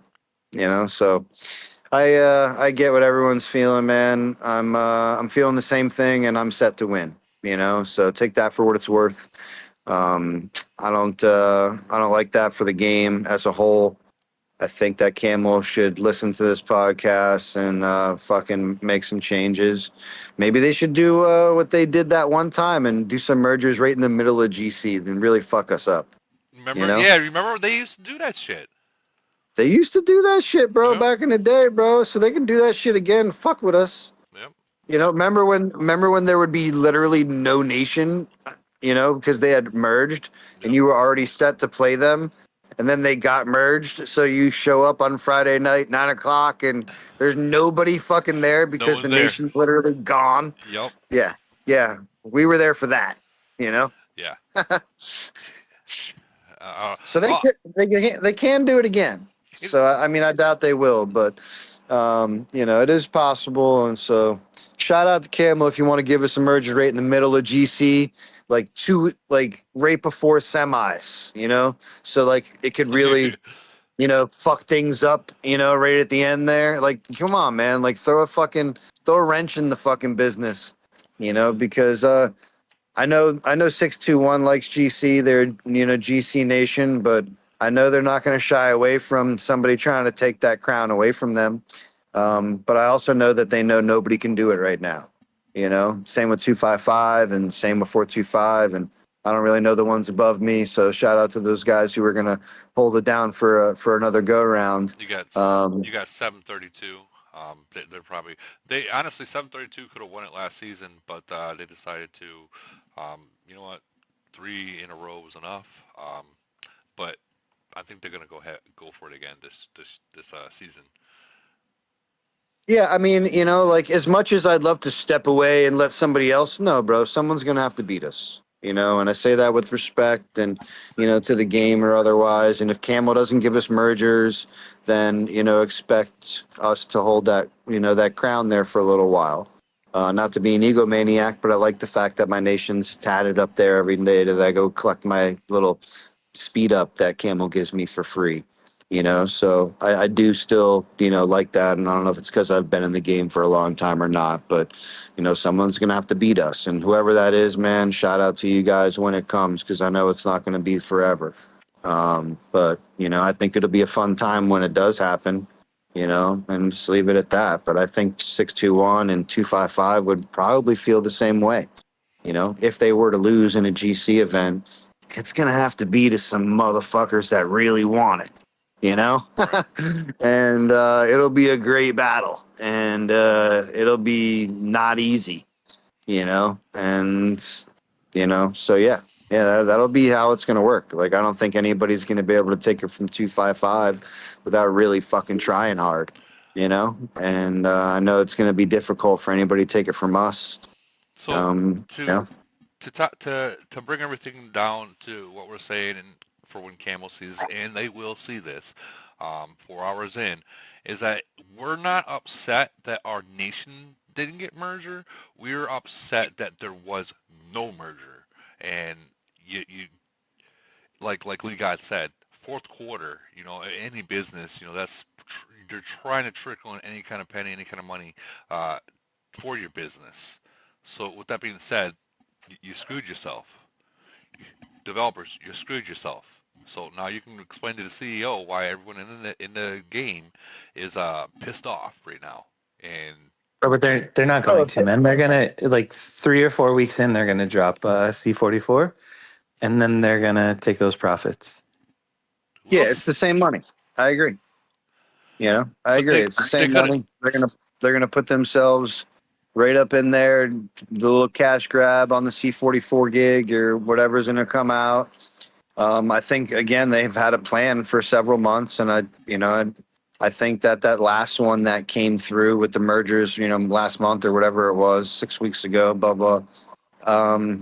I think that's probably all you're gonna get, you know. And I think that they did that probably even to, you know, to appease some, you know, some mouths that were out there. Like, bro, we haven't had seen mergers in like a year. It's funny. You know, if you guys aren't noticing, they're becoming longer and longer, or they were anyway, becoming longer and longer in between the last one.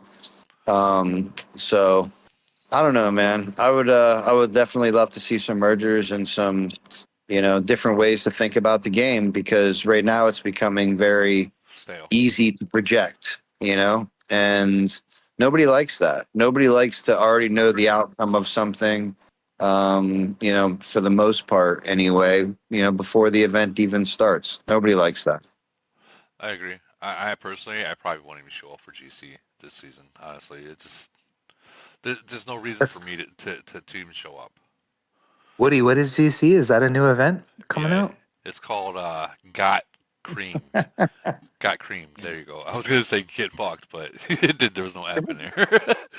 Dude, fuck that boring ass event. That's going to be the same thing for the fourth time. Give me a break. Yeah, I mean, we're gonna go in there. We're gonna go in there and grab our little points, get our little merit, because it is a good merit event, and it's probably about it, man. You know, so It's not even a good merit, not to argue with you, LG, but it's not even a good merit event compared to fucking literally Iron Blood is the better way to spend your fucking time and money, which is insane. That's fucking insane. No one I still remember when listening. Iron Blood came out, everyone was so mad.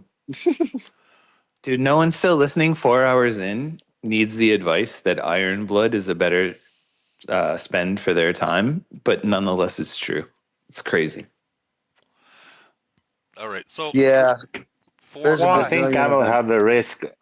Why I is think it? Why Camel is it have a better? risk on GC, and if they're gonna release C424, because from all the experience that all nations know, after GC is ending, some peoples are leaving, and some good players as well leaving. And I think it will be if it will be no merger this time. It's been once as a huge disappointment as everybody was expecting. So if it's gonna be a second disappointment, I think, and C44 released, I think it could be a really disaster for them. I agree. It's coming. Yeah, I don't disagree, but I also don't think that they care. I think that the No, people of that course are they don't care spending, because all the new nations just making them profits, and this is like a huge corporation things. You don't need to look behind. You just need to go forward. This is what they do. yeah, I mean, the minority takes care of the majority. That's why. You know, you have a very small number of players that are, you know, essentially footing the bill.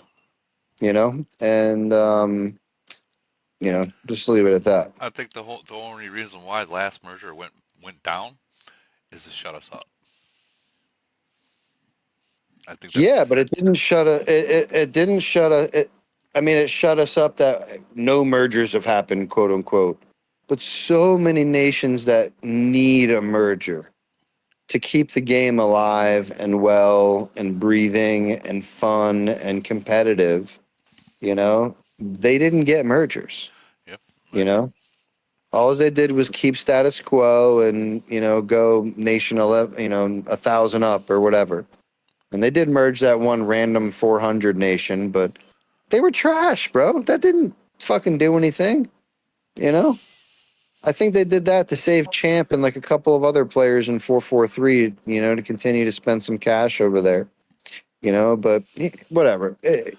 At the end of the day, like these guys really don't care about, you know, you what you say to your VIP. Let's just say that, you know, like however I you're think communicating to Camel, it's not doesn't matter, you know, like it doesn't. So LG, more than half the players must be older than me.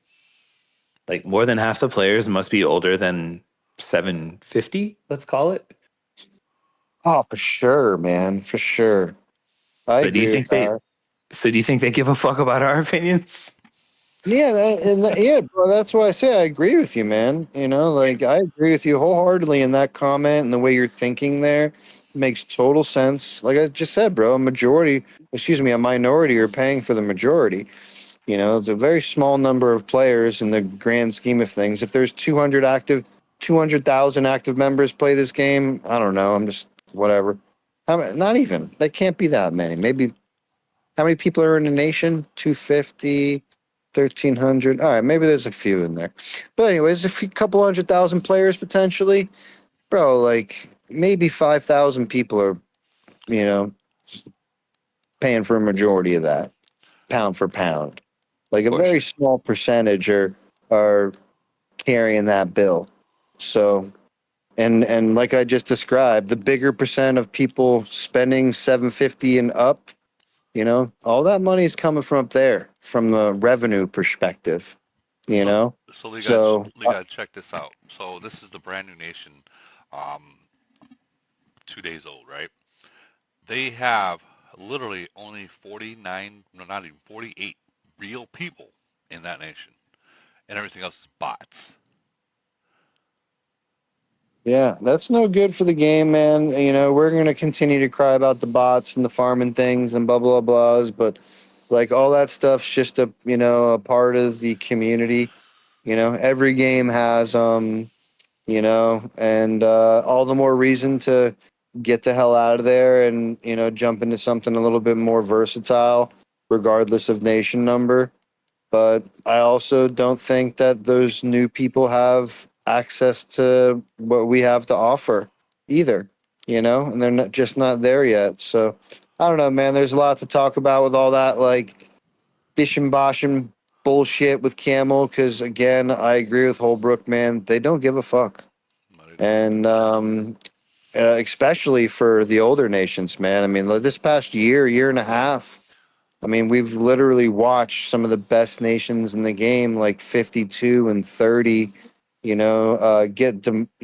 just demoralized with organically losing players because people move on, man. You can only play the game for so long, so like organically you're going to lose players, especially as new releases come out and things like that. I think that does drive some, players that have. Man, some of those C-36 and C-37s when C-44 comes out, man, they're gonna feel real lonely. You know what I'm saying? So I think that's gonna be a pill to swallow, and I think that you're gonna lose a portion of players when that release comes out. I also think some of the people that are the C-40, C-41s currently. Again, I don't think that they're going to be able to, in a short period of time, get, get there. Um, you know, just looking around all these nations, I mean, even a nation like mine, I got like 15 or 18 C-41, something like that. That's a lot, I think, in the grand scheme of things. Those it's going to take a long time for even some of the players like call it Deadpool and Nismo. These are spending players. Like these are mini whales. Call them. They're right below me, and those guys are not turning C-44 anytime soon. Anytime soon. And as a leader, I would tell them to focus your spend over there because they're so strong. The tier level will do them so much value. But man, don't go crazy because I know what that spend looks like, and I think I'm pretty vocal with not trying to spend another man's money. So like, I would not be upset that those guys aren't turning C-44 anytime soon. Because I know what that spend looked like. It's got to be a $10,000, $12,000 spend or more probably. Well, from You know, 38 to 41 and just raining, it cost me 20 grand in 3 months.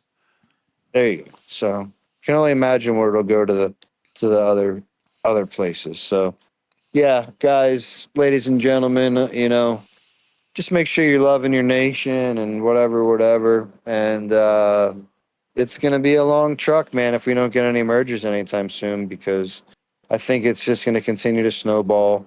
Who's next? 269 going to fall off next? Fucking 255 going to fall off next? Like what the fuck? Hope not. You know, I hope not. but yeah, But like I said, we but all that's the have our thing, time. man. Look, they got recruiting ads out like the rest of us, right? They got recruiting ads out there like the rest of us. Yeah. They lose players organically like the rest of us. They're not fucking immune. They're not. No one is. So, like, and that's why we need Camel to step in. For real. That's why we need Camel to step in, who has a little bit more control than we do. Say, okay, look, they lost all their players, or the players that were spending the money are moved on, and the city now is still alive, but that new guy with the city is spending like 3% of what the old guy was. We all know what happens. Yeah. So like all these things, man, you gotta step in, Camel, and and do for us what we can't do for ourselves, because we can't. Well, not to say we can't, because there are ways to bring other players into the game, but you don't necessarily love those ways because it's selling cities and robble. So yeah, man, step in and fucking and do what we can't do for ourselves, and make the game great again. Well, I still enjoy the game, but there's many nations out there. Like if I only played in Nation 357, bro, I would have quit the game. That makes sense. Yeah. I would have quit the game. If I were only playing in 357, I would have gave my city to one of my buddies over there in 357, and I would have moved on. That's it. Have a nice day. See you later. Come But there's levels and stages to it. Like 357 was a two-time GC champion. Blah blah blah. Mergers and things took place, and we were knocked off of the hill, and whatever. Now we're not a great nation. Like, so it's cool. It's cool. But I would have moved on as a player if I was just in 357. If I didn't have 425 and where it came and went to, and if I didn't get a good merger, or if that merger that I did get didn't pan out the way it did, man, you can bet your ass I probably wouldn't be around still. Like if I would have went back into this GC 4 seasons ago and after a merger didn't win, bro, I probably wouldn't be here on some real shit. Because that was like the one event that I hadn't been able to win, and I knew that mergers were few and far between. So if we couldn't come in there and, and get a W after a merger like that, and man, I don't know if I'd still be here, but if somebody were to come in there and knock me off of my seat right now, I would still be here. It wouldn't be something that would make me quit the game. I'd probably, become a little bit more motivated to try and get it back next season. Something along those lines. So, like, that's just how my mind works. Everyone's a little bit different, and, but yeah, I really think Camel should and still can, as an active player in two nations and one of the guys who spends a fuck ton of money. I think I can speak for the community and say, fuck our GC up. We don't even care. Give us mergers. Like please. Like give us mergers. Make me think as the leader of 425. Make me think on how I'm gonna beat that next little super nation that you're gonna put together or that they're gonna put together. Because I think that'll be fun. And I think that everybody in all of these other nations would agree with me. And I think that they should give us mergers like as soon as possible, even if it's like tomorrow. Like make a merger announcement, like whip something up fucking real quick and whatever. Do something fucking goddamn it, because yeah, the fact that my GC chat says congratulations 425 is not cool. No, it's not. No, it's not. It's kind of like, yeah, some of your players in 425 are like, all right, yeah, we already know it's going to win. But for the real players that are like very competitive, it's like this isn't even fun anymore. Yeah, we want to fight, man. We want to fight. It makes you feel like you kind of like people like, I hate to say it like this because Ronaldo said it, like bully kind of deal, because you're just going to walk through them because there's no competition. Well, I mean, what it really is there's no motivation on the other side.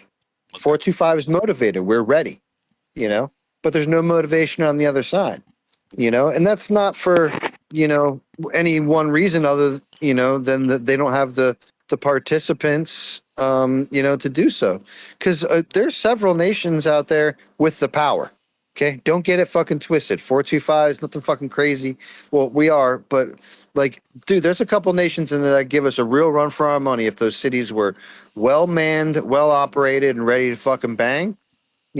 Like, trust me, I'm aware. I've been in this globe for a long time, so there's a good, and there are a couple of that are led very, very, very well. So they just need some asses in seats, bro. That's it. And if they get an injection of, like give Barry a whale, right? Or give 373 some, people that like to work together, like there's a lot of great little globes in, give 528, a merger with 442, You know, like I think that would be cool. You know, like I think that would be cool. You know, maybe that would reinvigorate Grandpa because Grandpa needs another a merger. Man, those guys are half dead over there in 442. You know, but they used to be really good. You know, so like give them a merger with somebody who is led very, very well. In 528 is led very well. Like Shrimp and those guys, like I don't know if Shrimp is really gone or not, but like they were led really, really well by Shrimp. He guy's good at his job. So like if they were to get the idiot sticks from 442 over there who really aren't led that well but show up in numbers, bro, they would be a problem and it would be fun. You know? Not to say that I would want a Chinese nation to win a GC in our globe. I think that everyone would probably fight against that. But like it would still be fun, you know? And 442 is deserving of a merger regardless of being a Chinese nation or not. They're dead enough to need a merger, you know? I'm not a fan of they've had 20 mergers, they're this or that. Doesn't matter. They're dead enough. You know? They're easy enough to beat in any event that they're dead enough to need a merger. You know, and I think that should be the easiest thing for somebody to sit down with a fucking Camel dev and say, okay, they're dead, but they got whales over there that are still hanging around. So give them to give all those whales to like Barry, you know? Yeah. Like and then go fuck with them. You know what I'm like? Do that. Like give all those whales over there from that X nation and go give them all to Barry. You know, because they're ready to rock now. All right, boom. See you later. Barry would take it too, with hands open and all. Fucking A right. You know, but like that's what you know. Those are the things that we need, and you know that only happens with a merger, though. You know, that only happens with Camel getting up off their dicks and you know and punching some shit and making some shit happen. But I don't know if they're going to be doing it anytime soon, man. Especially since they didn't give it to us here. You know. So next time you can think about it is what, January, February now. You know. So next year that means only one merge this year. I thought it was it was the same. two, but It was the same last year. Yeah, it was only one. Two merged. Two. Was it two? One was just really bad. It was just one of those really bad ones. Yeah, you're right. Right in the beginning of the year. Okay, yeah, I remember. It was like really, really bad, and then this last one. That's horrible. But I am, guys. We are like literally 4.5 hours in. It's time to end. But I do I want to thank everyone. So I wasn't trying to cut you off, Lee, but we are. No, you're good, brother, man. It's 1:30 in the morning.